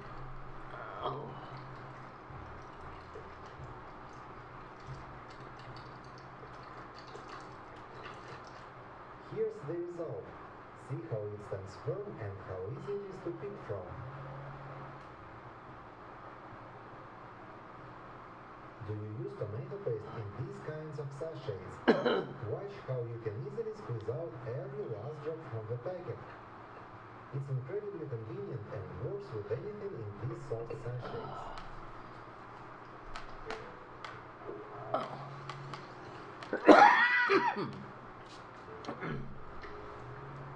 Yeah, whatever. Thank you for watching. If you like the video,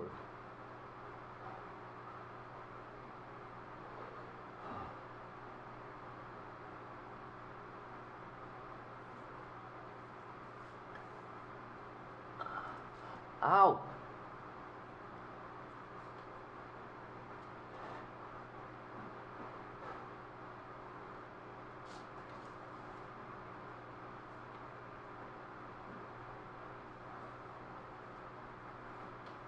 What?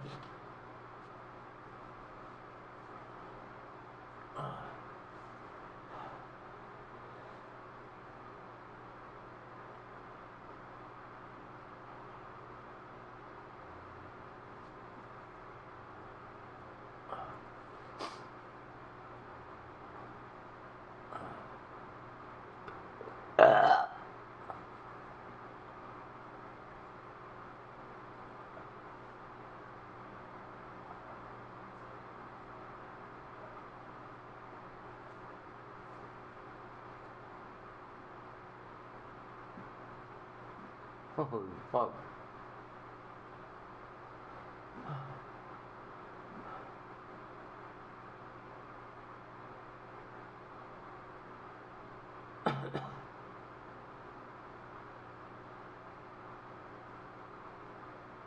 Cool.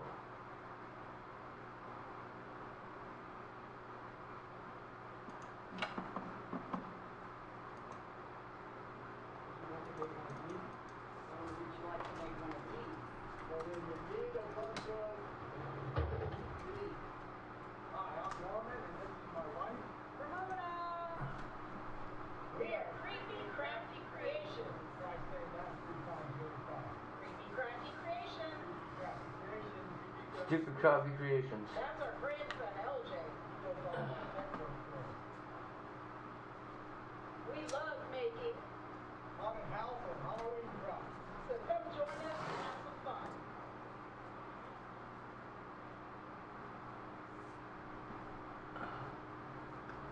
Ah!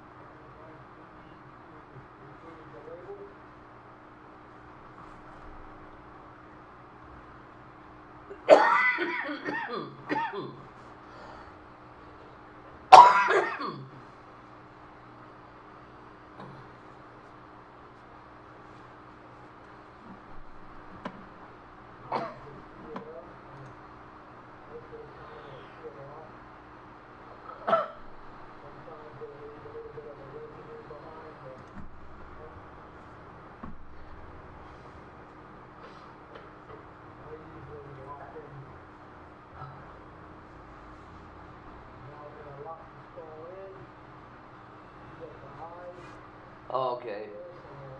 He just melts the milk jug onto an already existing plastic skull mold.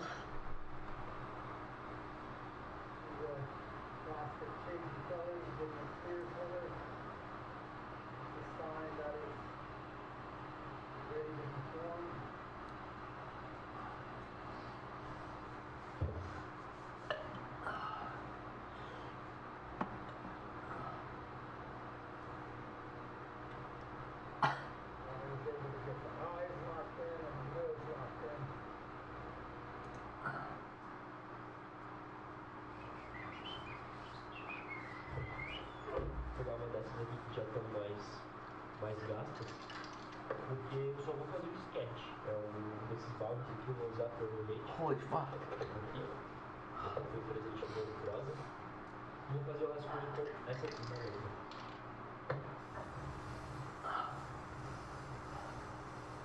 Fiz a base do lado todo.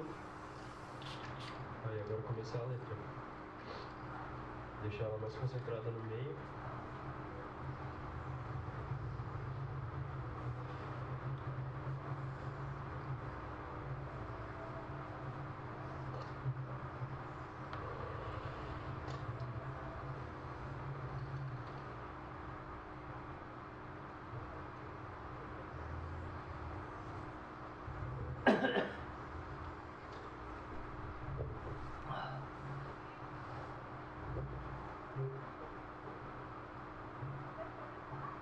É RESC-12.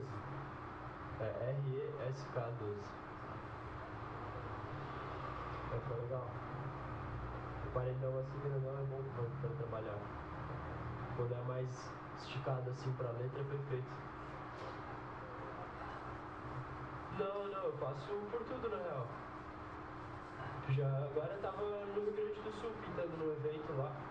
Mas fazendo no Brasil, tipo, sempre pintando parede, mas por tudo.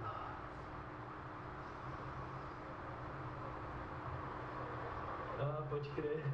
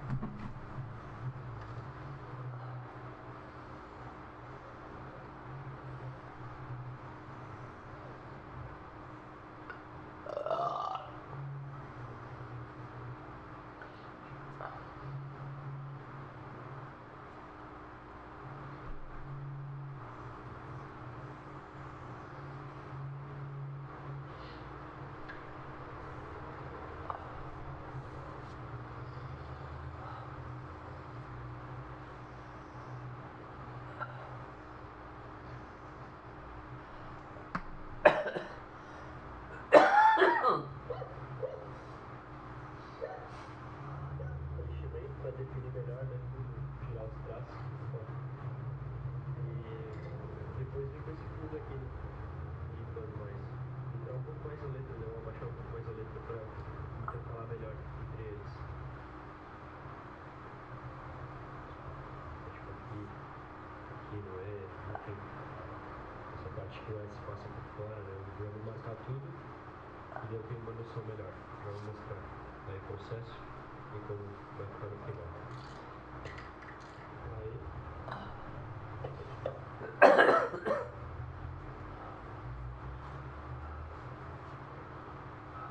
Rolinho. Tá aqui na caixa. This is how you do it.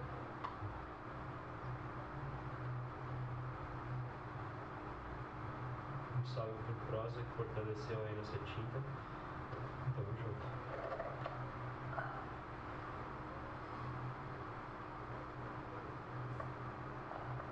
Eu não sei o que foi que é. Parece umas de brincadeira.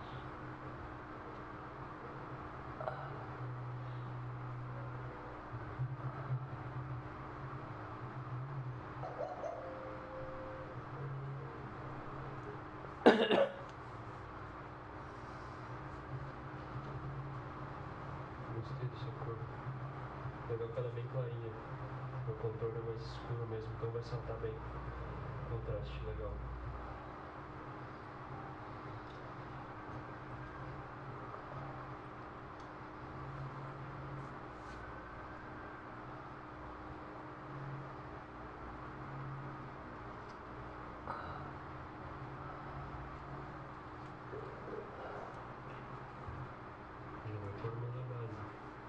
Tá legal o movimento, tá bem limpo.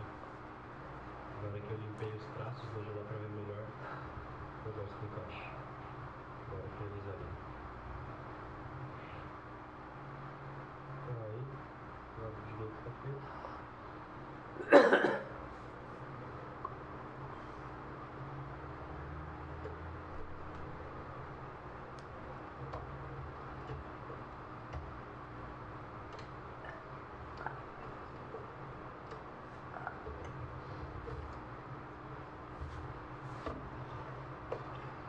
Contorno.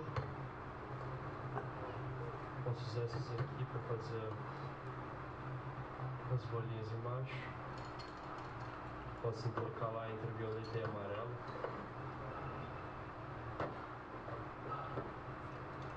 Eu posso fazer com esses aqui, na real.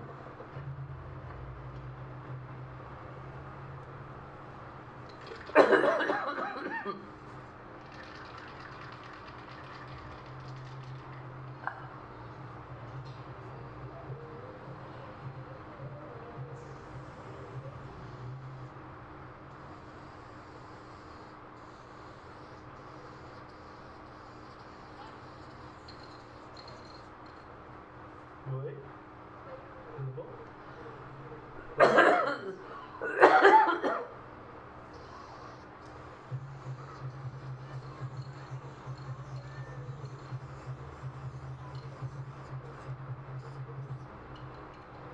É, bastante coisa. É. Sesc 12.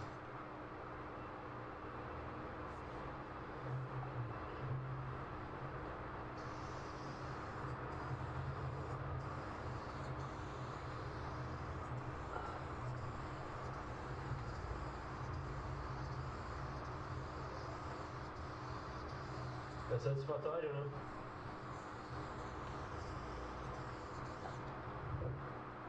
É, então. É, tipo ASMR, né? É.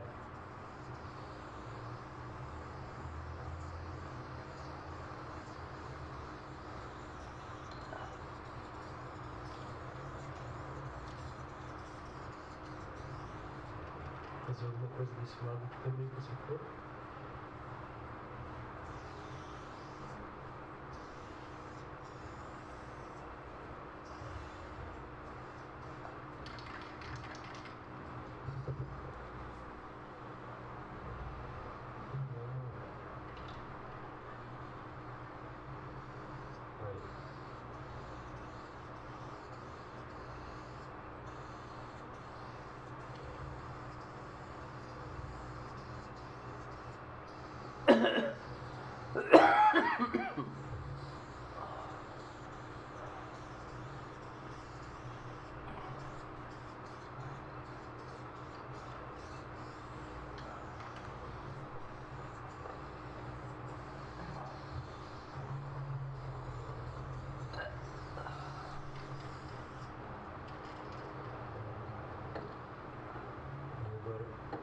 Pegar esse um pouco mais claro.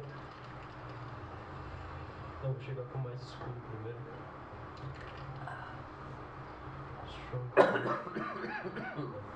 Ok, contraste.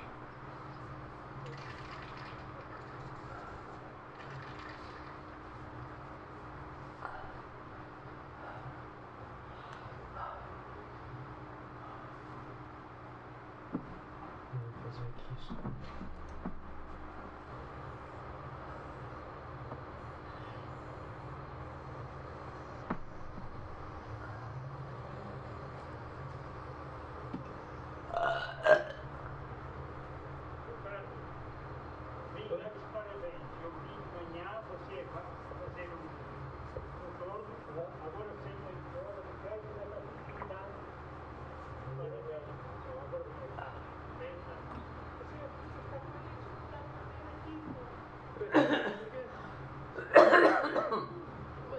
Ah, já fiquei muito bom, já fui pra Portugal, morei 2 anos lá. Tô espalhando, pode deixar. Eu faço no canal do YouTube. Aí o senhorzinho parou pra conversar. Bem gente boa, gostou do trabalho. Falei.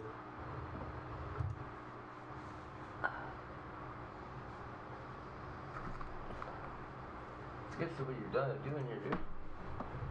Okay, that looks pretty cool.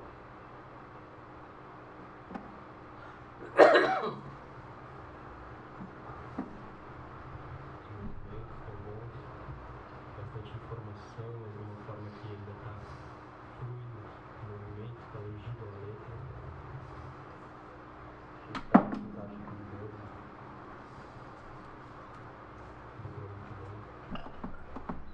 Looks pretty good. Muito bom também com aqui.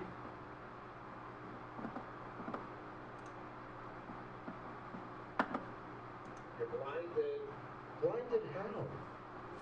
By your cock. Bro, the only thing you did wrong in chat was copy pasta. I stated that clearly. And everything that I There's nothing wrong with me waiting until it scrolls off. Wait a second. There's nothing wrong with me waiting until it clearly scrolls off most people's phones and putting it up again so that it can be seen again. You know how the chat rolls? Well, guess what? I didn't put it in until it rolled off the top.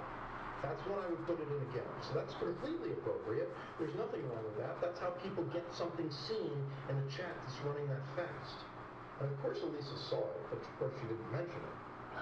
But listen, you know, this stuff she said tonight was fucking unforgivable. I mean, I forgave her last time for the groping allusion, the allusion to groping, but this thing, this butthole thing, is fucking retarded. Anybody that doesn't think that was, I gotta tell you, we raised our hands before, and I didn't hear everybody weigh in, but I asked people to raise their hands before and say that if you think that this was anything other than unintentional, please raise your hand. And Lee said it was incidental. I'm 50-50. I don't know. And Jimmy, You don't know. I'm positive you didn't do it intentionally. Of course I didn't do it on purpose. What would you're crazy to do that on purpose. Jimmy, when you did accidentally do it, were you excited? And then did you go home and jerk off? Obviously, I don't even know that. And did you smell your food? Now that's funny, but see, obviously I didn't even know it was done.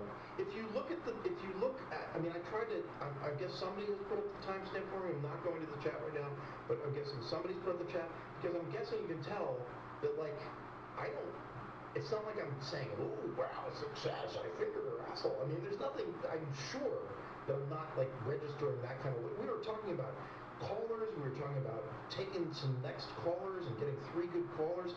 I was totally focused on having fun with her, not fingering her butthole, which is crazy to even think that we're with it. Butthole. He didn't say butthole. He said butt crack. She said butt crack, butthole. She said he had it right up in there. I mean, this is crazy talk.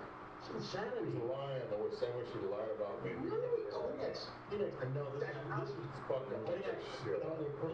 Cleanie, I am so happy that you are here. I know what she did to me in Hollywood. Same I'll guy. tell you something, man. This is. I forgave her back in Toronto. She's a liar. But Cleanie.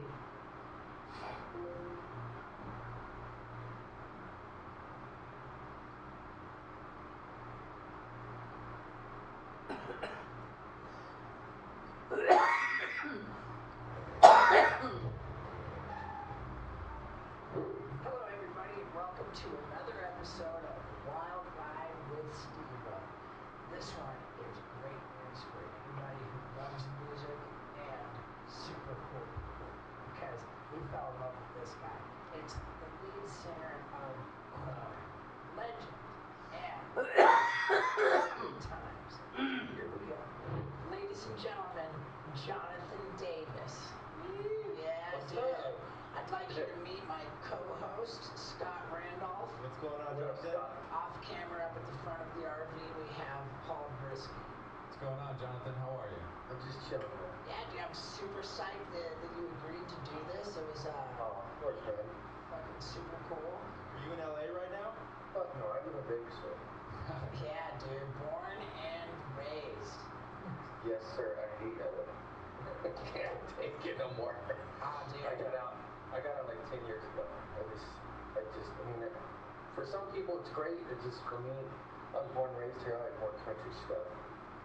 So I just kick it out here with a pickup truck. I mean, but Big Shoulder isn't really super hip, but I like doing redneck shit, so it's nice out here. Well, man, we have a mutual friend in common, Big J Okerson. Yes, I just talked to him yesterday. Nice. Man, I love that guy. We took him out on tour. We did this tour with Jägermeister years back, and he opened for us. Right. So for the people who don't know who Big J Okerson is, he's a stand-up comedian, an absolute master of crowd work. He's just the funniest guy. I performed with him very early in my stand-up career, and I forget if there was like jokes. I think he had a story about opening for Korn, and that like the picture he painted of it was that trying to do stand-up comedy for in an arena for a rock and roll band as an opener is like it doesn't always work. It's like you doing stand-up in Montreal at that rock fest. Yeah. It was alright, but the best part of this act was all the hecklers. We were just tearing them new ass. It was amazing. Yeah. How did you guys come up with the idea to get Big J to open for you? It just came around. I mean, they just asked if we would be down for that. I think it came with the sponsors and all that, and they said they want to have this guy come out and do comedy. And I'm like, okay, I hope he's good. He's ready to get shit thrown at him. But he really did great. It wasn't like that. Every night I go out and watch him. My favorite part of it is this like shit. He was just like art. It's amazing. Yeah, he's quick with the crowd work. He's super funny. Good guy. Yeah, dude. So you were talking to him just yesterday, huh? Like you talk to him frequently? Yeah, we kept in touch over the years. When we play in New York, he comes out to our shows, and I just saw that someone tried to just body slam him off the stage the other day. Right. Oh my God. Yeah, I thought that like he got knocked over. Pennsylvania. Then I saw the footage like last night, and dude, it was violent. Yeah. It was violent. That was because someone was talking shit to him, and he was doing what he does, and then just some guy came up behind him and got him. So I was like, man, you gotta chill, bro. That's crazy.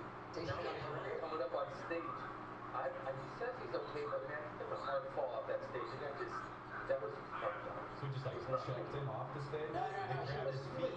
Oh. He just grabbed him and took him off the stage. Yeah, he was sitting on a stool. The guy grabbed his feet. The stage was a good 5 feet off the ground, so the guy grabbed his feet, yanks him off the stool, and he comes forward all the way to the ground in front of the stage and lands like flat on his back, which is not healthy. Jeez. Jonathan, have you dealt with a lot of unruly crowds yourself? Yes, sir. Yes, sir. That's why I have my boy Sleepy. He's always looking out for me. There you go. Nice. Did you ever do the trick? I forget what they call it, but when you instruct the crowd to split into two groups, like down the middle, and then they all run at each other. Oh, that Waller Head thing. Yeah. I don't do that. Yeah, that's always been like the blacks. That's so straight like thrash. Cool thing. It's cool at metal shows and it's amazing to watch, but it's never happened to do that. I like watching that shit. I think the first time I saw that was at Papa Roach. Like, really? I forget if I was doing a show with Papa Roach, but I just remember, like, Jacoby, the singer of Papa Roach, is like, all right, everybody split up, and then on the count of 3 run into each other. And I'm thinking, dude, you can't do that. That's like a lawsuit. Yeah, that's like Braveheart shit. That's a real big lawsuit. It's so badass to see it though. I've watched it at festivals in Europe, and with humongous crowds, and you just see him he's no so big. Yeah. So you guys just put out a new Korn album last year. Last year? How long was it before that? Before that was 2 years, 2 or 3 years. That was this last record was our 13th record. People went crazy over this last one. Yes, they really liked it. And then it got cut short because of COVID stuff happening, but we're just starting to tour it, but it's an amazing record. It was a hard record for me to make, but got through it. I've always used music and my music to how I deal with things, and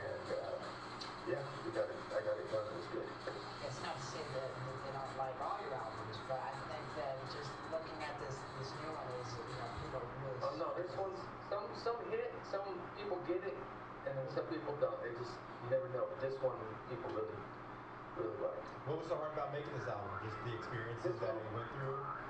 Yeah, well, unfortunately, my wife died of an overdose, so I had to go through that. And it was hard, yeah. And, you know, people, addiction and mental health issues and all these things going on. So I dealt with that, making that record. It was hard. But, you know, I got through it. I'm good now. Everything's great. I think, Got my boys and good. I think that your music generally has been pretty candid about various trauma and difficulty in life. Yeah, man, that's how I deal with it. It's not necessarily walking around with depressed all the time. It's just, that is how I deal with my things going on in my life. And we all have shit going on in my life. It never stops. You know, earlier records are a lot me dealing with my childhood and stuff, but you know, as each record goes on, you know, shit happens in life. That's how I deal with it. So it's always been that. That's some people, you know, go to therapy or church or wherever they want to do, and it's all good. But for me, I gotta just get it out with my art. You feel like once you make the song, like you kind of close that chapter? Yeah, it's done. Nice. So yeah, there's we of course, you know, looked into like the did some research. Yeah, and dude, I think my favorite thing that we learned about you is working in the coroner's office. Yes, sir. I did that. I started when I was 17. I did it. It was actually a class in high school. It was called the ROP, Regional Occupation Program. Yeah. So you go in there and they had all this. They wanted to do something in the health industry. You know, people were doing all kinds of stuff, going to the hospital and being assistants and helping and all that stuff. And then the coroner's office came up. And it was like, I was just, at that time I've always just been, I don't know, something about dark stuff has always grabbed me. So I'm like, I would just like to go cut up dead bodies.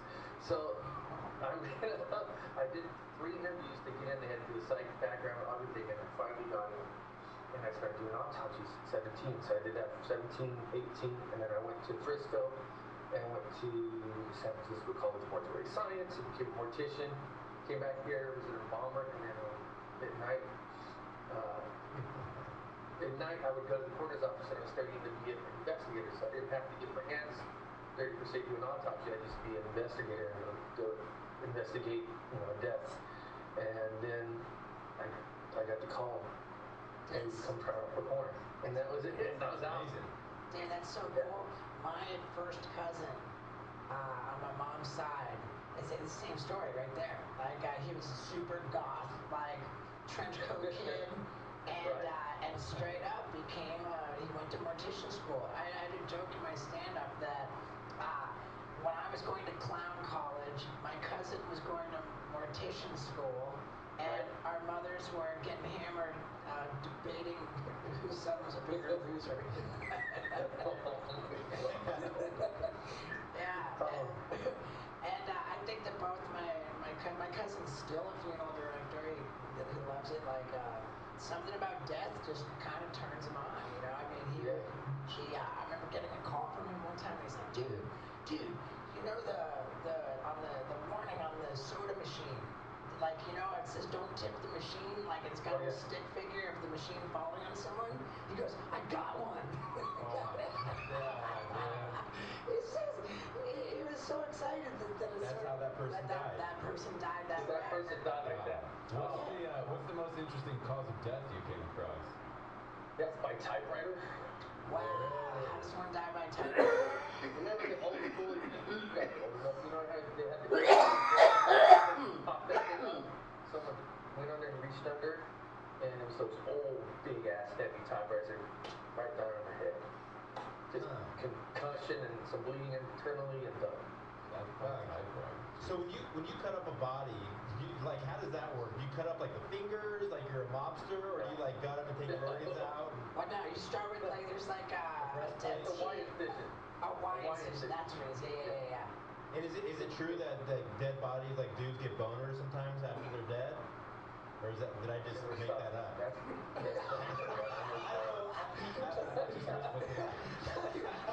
you getting a boner. Yeah.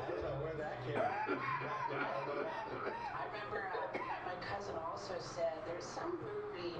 Can't believe it was like, but it was like a football. and in the movie, the guys, the football players were like laying down in the middle of traffic. The program. Yeah, okay, so I sent all the cars. So that became like a popular thing for people to do at the time, like lay down in the road. Yeah. And my cousin was just fucking stoked about it because he was like, I get to go scrape people off the road. The guy that we met in Toronto for dinner? He's so nice. Like, I know, he's totally a nice guy. And I mean, this is crazy. So there's speculation that the name Corn has something to do with coroner. Like that it came from. So the two things I saw was that it was the coroner in Kern County, or it was Children of the Corn. No, none of that. It's fucking horrible, the story. All right, well now we're excited. That's right, we're excited. And you know what else I'm excited about? This strap I wear on my right wrist. It's called a Whoop band. And if you haven't heard about it, it's time you did. And if you have heard about it, it's time you got one. Why? Because it's the most effective fitness tracker out there. It tells me everything I need to know about my fitness, my heart rate variability, my strain, my sleep, my recovery. And I'm happy to report that just yesterday, 92% recovery. That's great too. So, what is it? It's a membership program, right? Works with this band that they give you for free. And constantly monitored. So you don't even have to take it off to charge it because the charger fits right over the band. So now, I love this. You to try it. So here's how you do it. You go to whoop.com. That's WHOOP.com. Use the promo code STEVO. 15% off at checkout. Why are you going to do that? You're going to do that because you care about your fitness, your health, your well-being, and your happiness. You also care about supporting Stevo by using the promo code Stevo at whoop.com. I love it. Never take it off. I haven't taken it off once since I put it on. I don't ever take it off. I love it. That, it's my laptop. I'll just do it real short. Me and some of my friends in Vegas back in the day were at this party and there was two gay guys talking about how they loved felching each other. Okay.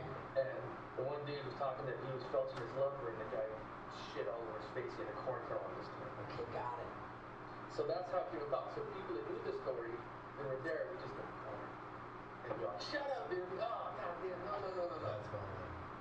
And that's how the name came about. But nobody in the band, when I joined the band, knew about the story. I told them the story, and they're like, oh, but it's such a cool name. Let's just do it. It was like, we named it Corn, and then manager Larry was like, hell no, you cannot name your band Corn. No, it's absolutely not. Then we'll name it Larry.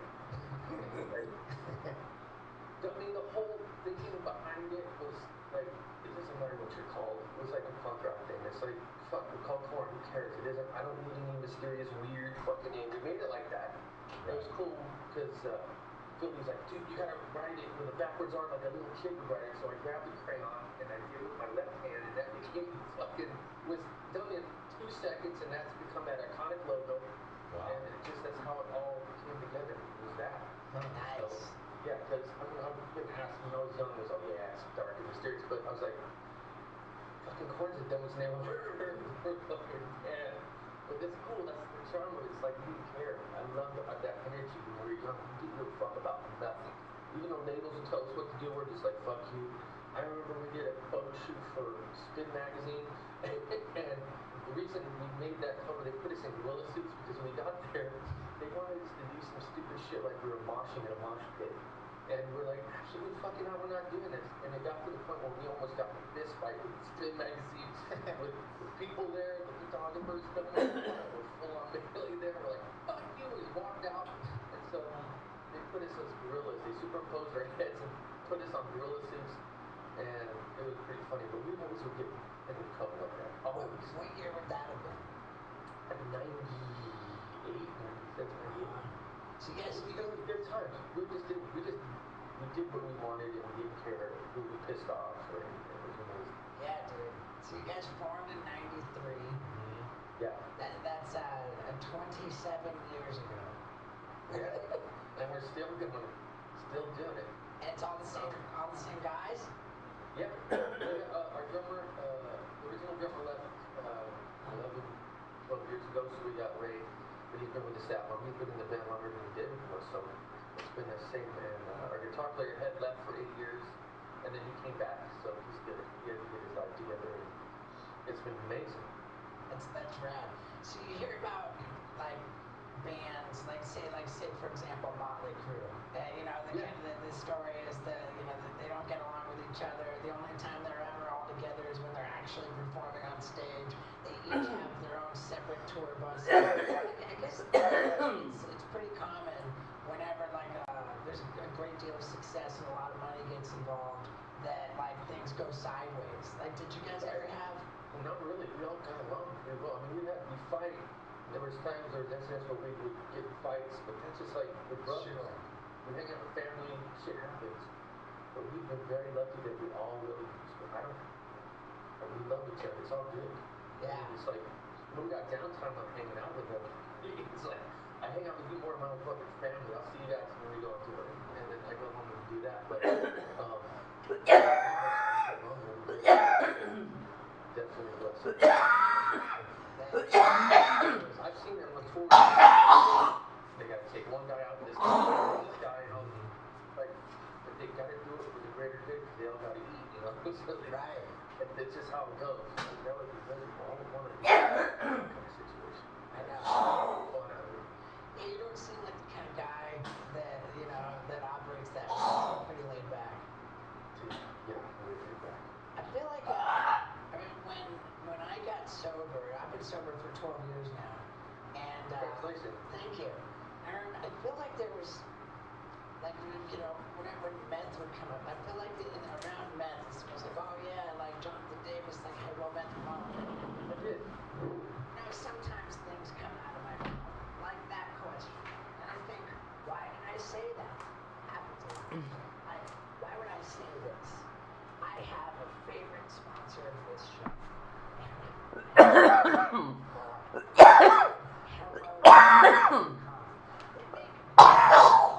What's that? It's a device that cleans your butthole. And I'm so excited to have a HelloTissue.com device in the main downstairs. So yes, now Lux and I can both be pooping at the same time and both blast our assholes to perfect cleanliness. Because that's how it works, right? You get done taking a big old sloppy dump. You're still sitting on the pot, twist this little knot right here, and blast. Yeah, like a pressure cleaner. Cleaning off all of it. Grab some toilet paper, just to dry it off. And for the satisfaction of knowing that there was no poop on the toilet paper. Yeah, that's why it's my favorite. And I do not ever want to take a poop anywhere but inside my own house because I love HelloTissue.com that much. I'm so sure you're going to love it that much too. But here's the deal. Go to HelloTissue.com/Stevo and you get 10% off your order. Again, that's 10% off your order if you go to HelloTissue.com/Stevo. And God, you're a butthole. Now, let's talk about that. Yeah, tomorrow, the 22nd, fucking Nice, dude. It's insane, but yeah, I used to do hot rails, like, What are hot rails? Isn't that where you light up the glass and then you snort it? but that's pre-glass. It was hot because it was like peanut butter, nasty fucking jet fuel brand. You know what I'm talking about? Then they started cooking it with fucking ethanol or some shit, and then glass came around. And I got out right when glass started kicking, because you could do that and you would be up for 3 days out one line. That crazy shit. But it makes me sick just thinking about that shit. Dude, when I think about drugs, I get like, I just fucking love drugs, man. Like, I can't do that. I love that drug right there, because when you did it, the initial fucking burning all that shit, that nasty shit that will leak out your body. That's what makes me sick. But I ain't gonna lie, I loved it. I feel like fucking Superman. Yeah, for Fucking do sure. anything.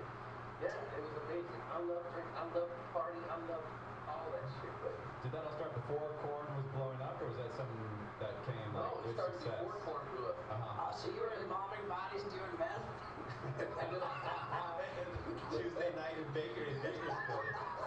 Fuck no. I started doing meth when I moved to Huntington Beach, and there's a lot of meth there from Bakersfield, and I got hooked up with someone that was giving me tons of it there. So, like on the first album, we have a title called "Helmet in the Bush." It's about meth. That's what happened. So I started doing meth there. That was the first record, and then I got sober right after we did the third record. But I stopped meth when we started touring because I couldn't function. There's no way I could be up for 2 days and tour and keep together. I had to stop. So the day we took off on tour, our first tour was at House of Pain and Biohazard. We got in our trailer and we built bunks, and I just in that bunk and I slept 5 fucking days. Got up and played a show, and that's when I kicked it. Rad, man. Oh, so you never toured while you're doing that? Like, No, it was impossible. I couldn't do meth and fucking tour. It wouldn't work. So I started drinking, and then I became a raging alcoholic, and cocaine occasionally when I could find it. But yeah, they go hand in hand. Sure. So when you were doing meth or even with cocaine, did you have like whole psychosis where you were hearing voices and hallucinating and stuff? I was always smart enough to know when to put it down. When I started thinking, I started getting paranoid or weird, I'd go to bed. But I saw a lot of people do that shit. One of my meth dealers, I would do his house and he had holes all on the walls where he's like, there's cameras in the walls, man.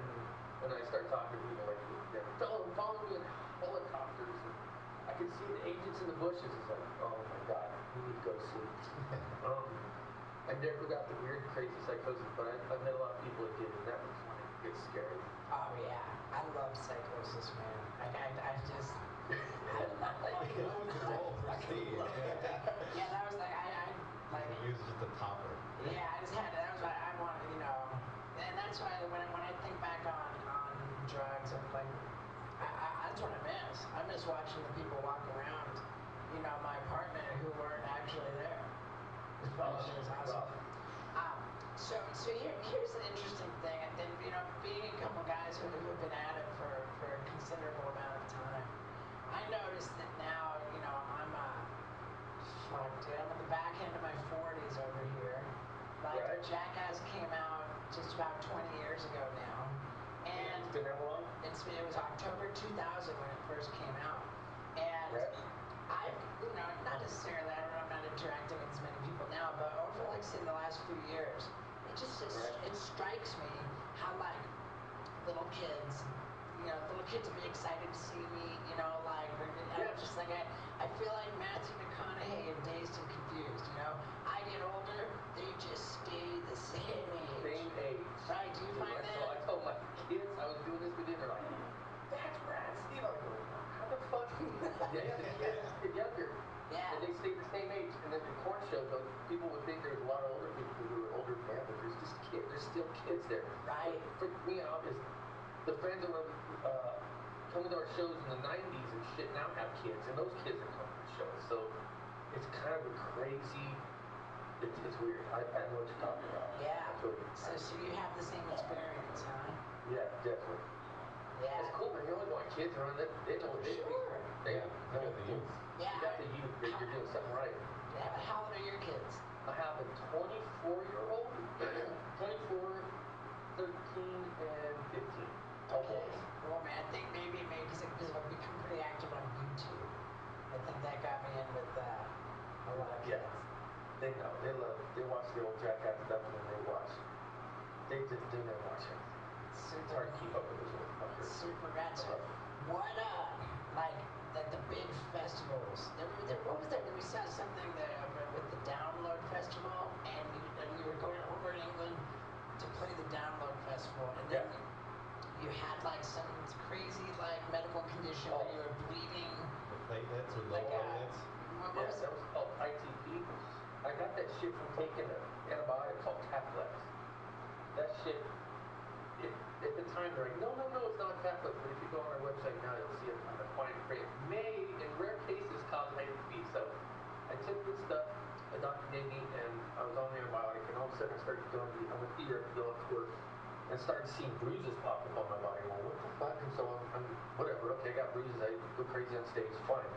Next thing I know, I think it was a show in Germany, and I go to the bathroom, and I start pouring blood out of my ass. It's like pouring out of my ass. So I'm like, holy fuck. So of course I'm like, nothing's wrong with me. I go play a show. I go back after that, pouring blood. I call a doctor. I'm like, what the flying fuck is going on? Went to the doctor, get on this boat. We were going from Germany to London. So I got on the boat, slept, went on the boat. I got there, looked at the doctor, and he started examining me. He's like, oh, this is fucking horrible. So he put a speculum in my ass, bro. Okay. Like, I'm like, so this is gonna be uncomfortable. I'm sorry, but I gotta do this. So he sticks his speculum in my ass, and he looks up and he goes, yep, you're bleeding. I'm like, motherfucker, I could have told you that.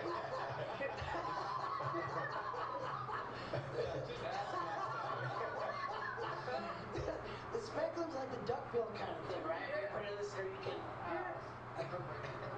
Oh my god. Yeah. And he went here for blood test. He makes you go back to the hotel. And he's, I'll call you, let you know what's going on. And he calls me a little later. He goes, go directly to the hospital. Don't bump anything. Get there now. So I'm freaking the fuck out. I'm like, what? He said, your platelet count's 5. You have no platelets. And those are basically what keep your blood in your veins. And basically what your blood is. So I go there, they take tests. My platelet count's 5. They're all taken out. They give me a bone marrow test, which was hell. And then they put me on steroids. How does a bone marrow test work?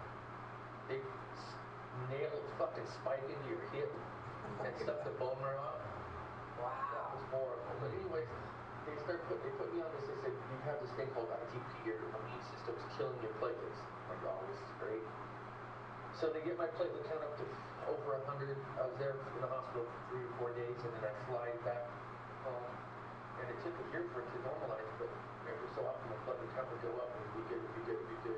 So I got off the medicine and normalized, so I don't have it anymore. But it was scary because I could have bled out. Maybe in my head, in doing those shows, I could have fucking stroked out so easily. What's a normal platelet count? Anywhere above 100, what is it? 180 and above, to 180 to like 400, depends. 5 is not good. Yeah, way more than 5. Yeah.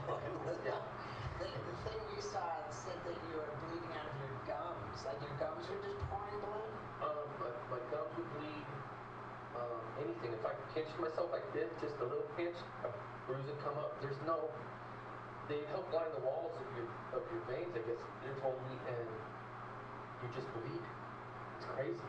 So I was just like taking it easy and letting the medicine work, and it worked good. It took me a year to get back to normal, but did you have to cancel a bunch of dates? What? Did you have to cancel a bunch of dates? Yeah, we had to cancel the tour. I had to fly back and find out what was going on. And yeah, that was scary. But they got better and better as time went on, and I'll never take that step again. And that happened when you were on your way to London to play the Download Festival. Yes, and so, and then I told the guys, I'm like, you gotta go play this. Just give the fucking singers there to mouth through the words. At least try, because in Europe, if you don't show up, they get pissed. Yeah. It's just how that happens. I'm dying in the fucking hospital. They don't give a fuck. So like, a bunch of singers, all the bands were there. They all pitched in, and I think they did 6 songs set and got through it, and then bounced home. That's cool. I was there for 3 or 4 days, and then I got to go home, and I recovered pretty quickly and back on our tour within 6, 7 months. Yeah, nice. The Download Festival's big, man. Do you know who the headliner was? Watch it. I think it was, asshole. It was us or someone at that time. Yeah, I think it was. Now, I remember I went to the Download Festival one time to perform. And I mean, of course, it's like the biggest fucking stadium show you can possibly imagine. You know, like, but then they had like a side tent, which is kind of like the B stage. And in the side tent, there was like standing room only and 5,000 people. So the side tent was no joke either.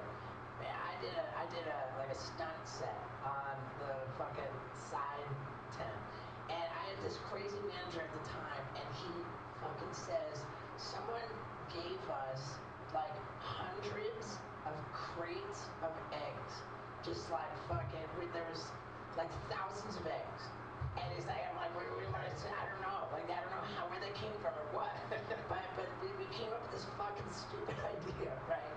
That when I finished my set, I said to the whole fucking 5,000 people in the tent, I go, all right, we're gonna give out these fucking crates of eggs to the whole audience, all of you. And whoever the next band is that comes out on stage, just fucking let them have it. And we didn't even know who the next band was. And I could just imagine how offended you are by this story. I mean, it was a fucking terrible, offensive fucking idea. We just did it. So, But when life gives you lemons. But the next band that came out was they were called the Electric Six, right? And they would wear these fucking zoot suits. They were wearing like suit and tie kind of deal, you know? And they come out, sure enough, they walk out, and it's just a hailstorm of fucking eggs coming through the crowd. And they're just playing, like to their credit, they're going ahead and playing, getting pelted, they're slipping around on the stage, it's all eggs, and like. And then the band after the Electric Six was Pennywise. Can you imagine how dead we would have been if fucking we got Pennywise egg? Yeah. I mean, dude. They don't mess around. You get fucked up. Like the day before, back in the day before his son. Yeah. What you do this, so we used to do gigs with Pennywise. Yeah. You don't fuck with them. You don't fuck with them. No.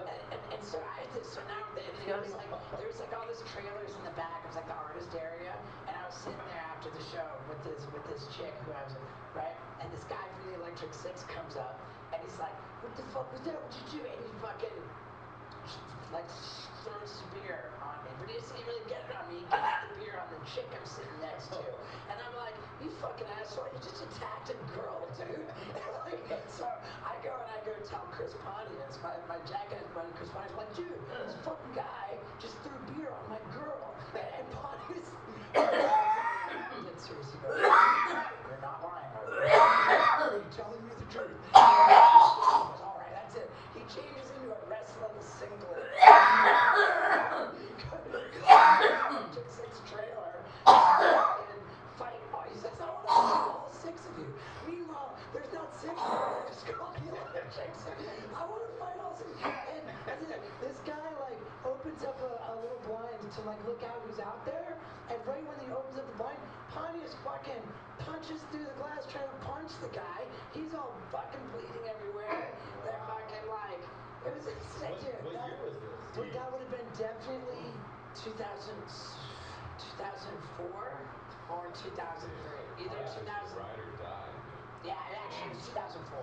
It was spring of 2004. Yes. Or summer of 2004. Anyway, dude, I don't bring on fucking huge talent like Jonathan Davis for me to talk the whole fucking time. But I'm sure he's got stories like that. Yeah, what's the crazier crowds you've ever seen? How was? Yeah, Paul's been wanting to ask you about Woodstock. Yeah, you're at Woodstock '99, which I know was kind of like infamously sort of a shit show, no? Not our day. Okay. Our day was amazing. We went on and it was an amazing show. The first show was it's one of the highlights of my whole career. I'd never seen that many people, and everybody was having a good time, and there was no bullshit going on that night. It just got progressively worse because the situation out there, water was $10. The outhouses were overfilling with shit. Kids was everywhere. It got really, really bad out there. So I understand why everybody got pissed and started rioting. It wasn't a good setup. But for our night, I remember flying over there. We all rented a jet. It was a 737. It was us, Biscuit, and Ice Cube. We all got on this plane and we all rolled all the Woodstock. That was funny. The party on that thing was ridiculous. There was like a crew and everybody in the back. And midsection was Cube Patty. We were all playing craps in there. And it was all gangsters there. And then there was the front section, which was my section because I like it cool, just chill. So I walked back there, played some craps, and then walked up to the front where I could just relax. And there was no craziness going on. But I mean, that show was, man, it was nuts. There's so many people. And I'll never forget that show. And you were like a year sober then, right? Yeah, and I've been a year. Yeah, I was a year sober, and I was still. I didn't know I was going through DTs. I was still going through. I kicked the cold turkey. I mean, when I stopped, I'd shake, have anxiety attacks, all kinds of crazy shit in my blunt. That whole process, I didn't know that you could go through this stuff, so I thought I was just going crazy. But I got in there and I did it, and I went back, and I couldn't even move because we'd been in the studio working on a record. We even played songs at that show that had no lyrics. I was freestyling just some of the songs. It was great. But after that, I went back and they had to carry me back into the dressing room, and I was dying. I was in pain. I hadn't moved like that in here, and it was bad. Then the next day we got up playing home. It was a good time. That's cool. Yeah. The guys are gonna make fun of me, but like I've been obsessed with like near-death experiences for a long time. And I read that when you were 5 years old, you had an asthma attack and you actually died. I got close to it. You got close to it. You didn't go to the other side. You didn't. There's no experience. No. But that's happened. Oh.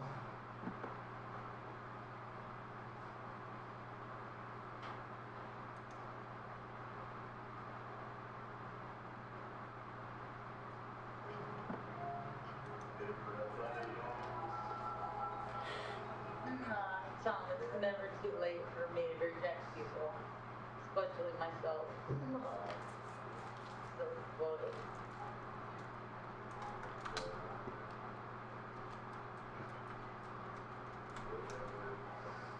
I'm a night owl these days, Tom. Hi, Galinda Berry.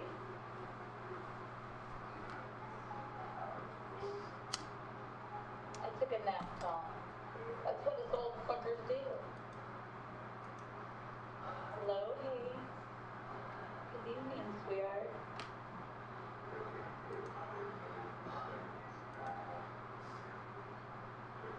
Aww.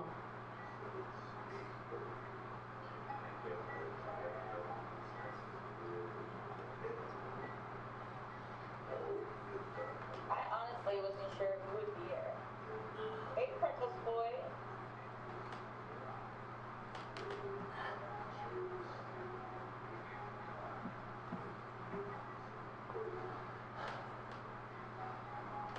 I just got bored. Figured I'd smoke some, listen to music. Whoever wanted to come up and talk to me could, whoever didn't have to. It's been a nice, mellow few days for me. Enjoying it. Hi, Pinka. How are you, darling? Jimbo, why are you doing that so late, sir?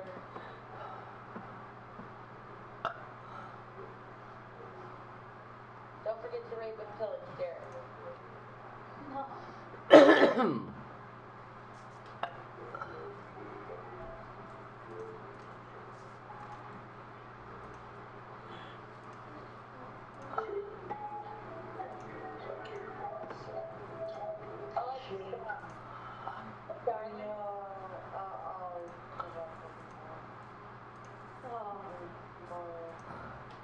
That's because you're my girl. That's why. I can't stop the feeling. Man, I can't go to sleep right now. Like, I was trying and it just wasn't happening. And I was like, fuck it, I'll just go back up. I fell asleep for like an hour. Like, then I woke right back up. Like, I nodded off and then I was like up and at him again. So, who knows how long I'll be able to stay up.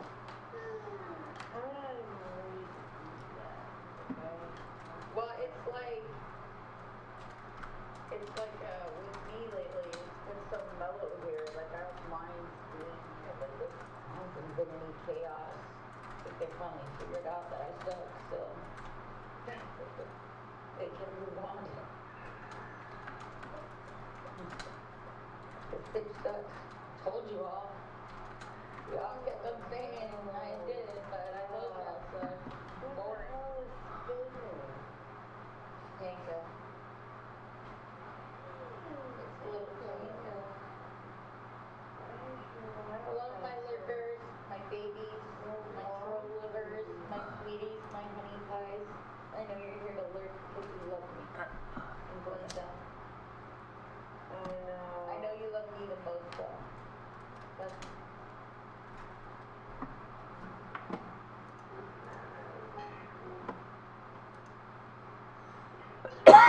was nice. Whatever. They love to hate me. It's like the Howard Stern effect, you know? They tune in to see what the fuck I'm gonna say next. I hope the fucking cops some ire.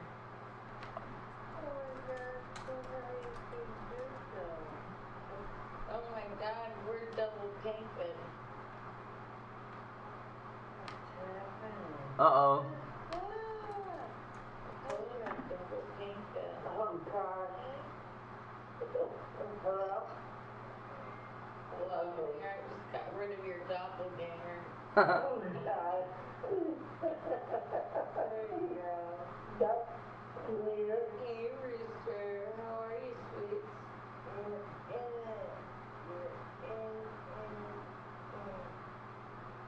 You're in it to win it, Pinka. Weird. What are you doing up so late, Sugar Bud?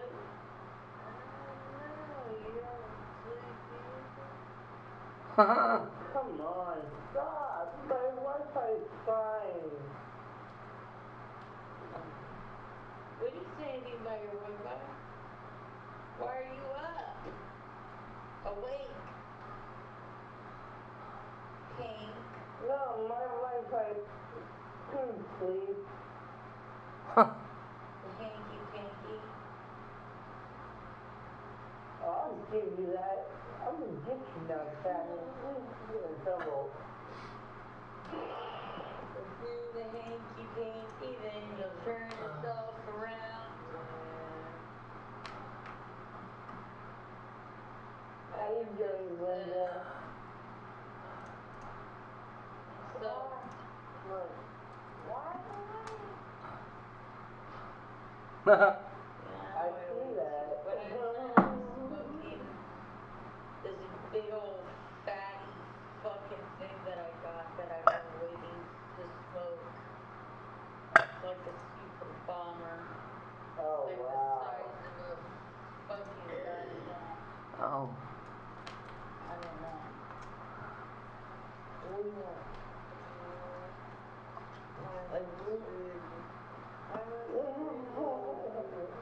Second adult weenie size. Let's see what it is. It's a Amber Valley Black. It's live resin key flower infused blunt. Oh, man. It's called Ganache. And it's 20% cannabinoid. And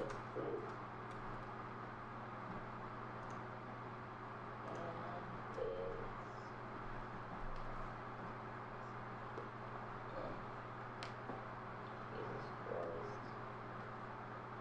50% THC.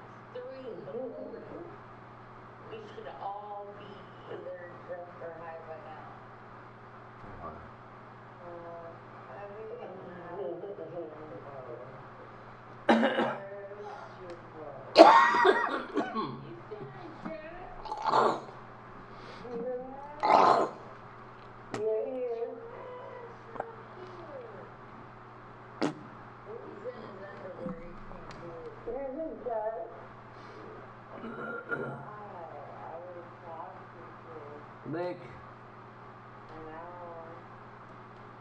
Work on it, Rooster. Work it, baby. Yeah, she has.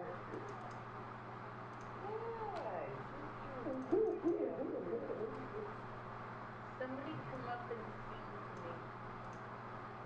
What up here, Jimbo? Oh, baby, you got what I need. If you stay, we'll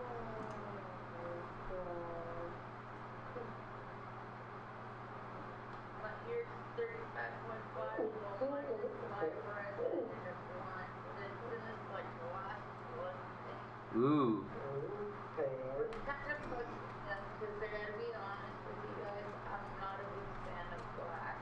I'm from an older generation where anything that you smoked out of glass was usually some kind of hard drug, like coke or rocks or something. So it feels very junky to me to smoke out of glass. I prefer papers. Oh, it's in a glass. But this one's an exception because it's 50% black glass. I read it to you guys. It's a fucking bomber. It's a bomber! And I have no idea what I did. Oh, wow. What am I gonna do? I lost it. Oh, Where is it? Jimbo, scroll up the links in the chat there, Jimbo. Here. Hello, no one.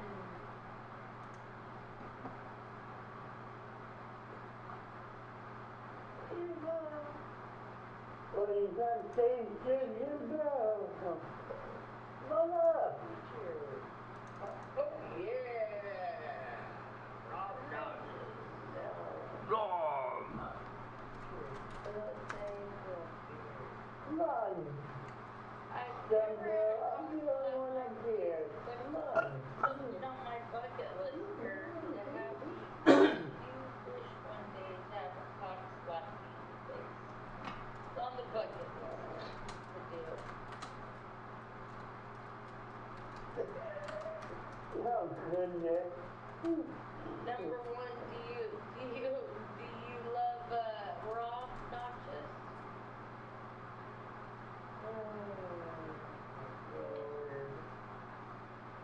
Rob loves you. What would Rob do? That's the new WWRB. What would Rob do? Word.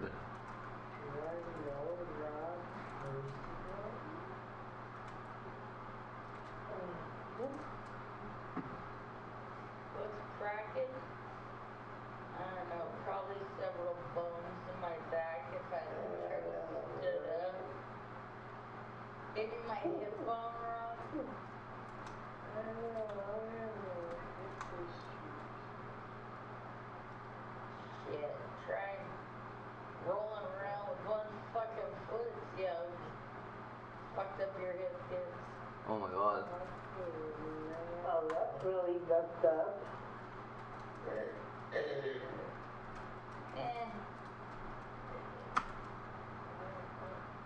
I'm lucky I can wear a prosthetic. There's lots of people that are like, paralyzed from the waist down.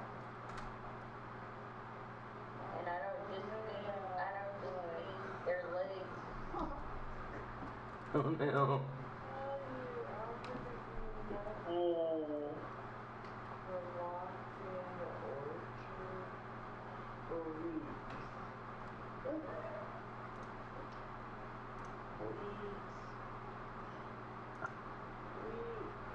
Oh, Gert got it. The number one cockmaster, actually, A yellow link. Come on. She. Well, But he's different kind of cock. He's not a rooster cock. He's the cock.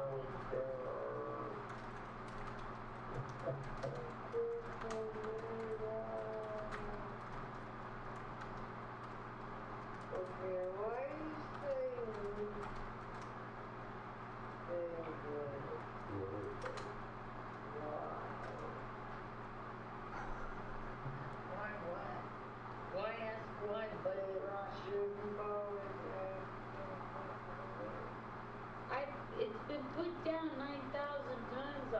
It has to be yellow.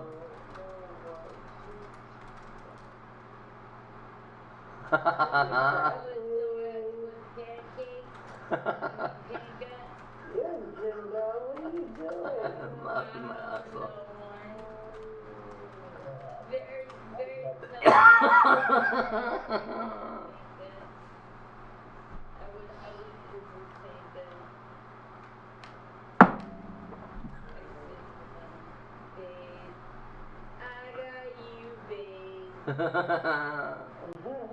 I got you too, Shannon. I got flowers in the spring. I got you to wear my ring. So what are we gonna I've been listening to yes for the last couple hours. Who are you listening to? Yes. Oh, yes. They're my favorite band. I'm surprised you weren't just listening to the old Beatles thing. I had to playing the fucking Beatles with the fucking fucking copyright strike. Silly little. Oh, you gotta be careful around that. Who's playing? You gotta be careful around Jimbo. Jimbo. Jimbo sucks. Okay, hey. Yeah, I know you got it. There you go. Here's the link. Yay.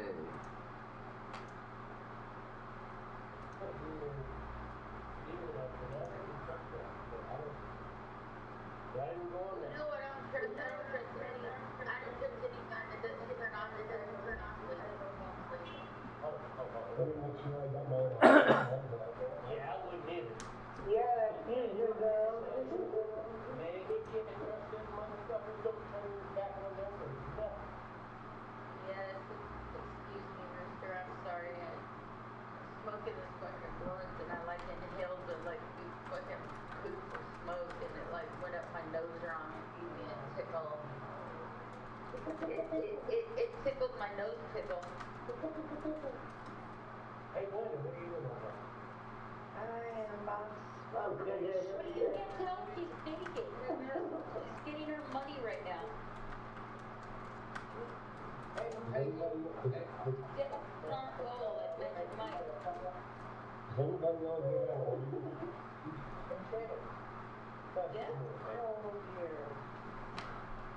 What, Jimbo?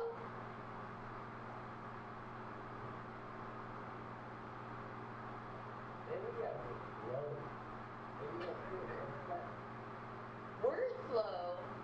Yeah. Boy, how comfortable really on the here's that deal here. You see that thing in front of you, that darn famous thing in front of you that you call it? Boy, you can't even do screen share. You gotta have it really slow. That's the thing. Great.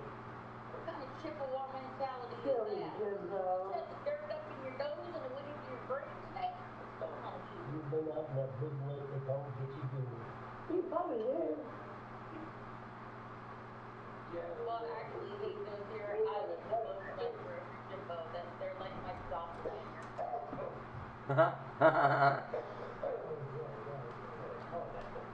If you did, you'd be swimming in that. Yeah, that big lake, which you don't go there, it's coming pretty soon. Getting cold. Yeah, man, you knew what gets you good it was? You would be swimming. That's what I was, yeah. I tell you what, I was at Lake Superior. Remember, we had that lake thousands of years before you did. I was at Lake Superior in July one time, and it was cold. I mean, it was ice cold water. It was ice cold wind coming out in July. That's a cold damn lake. Hey there.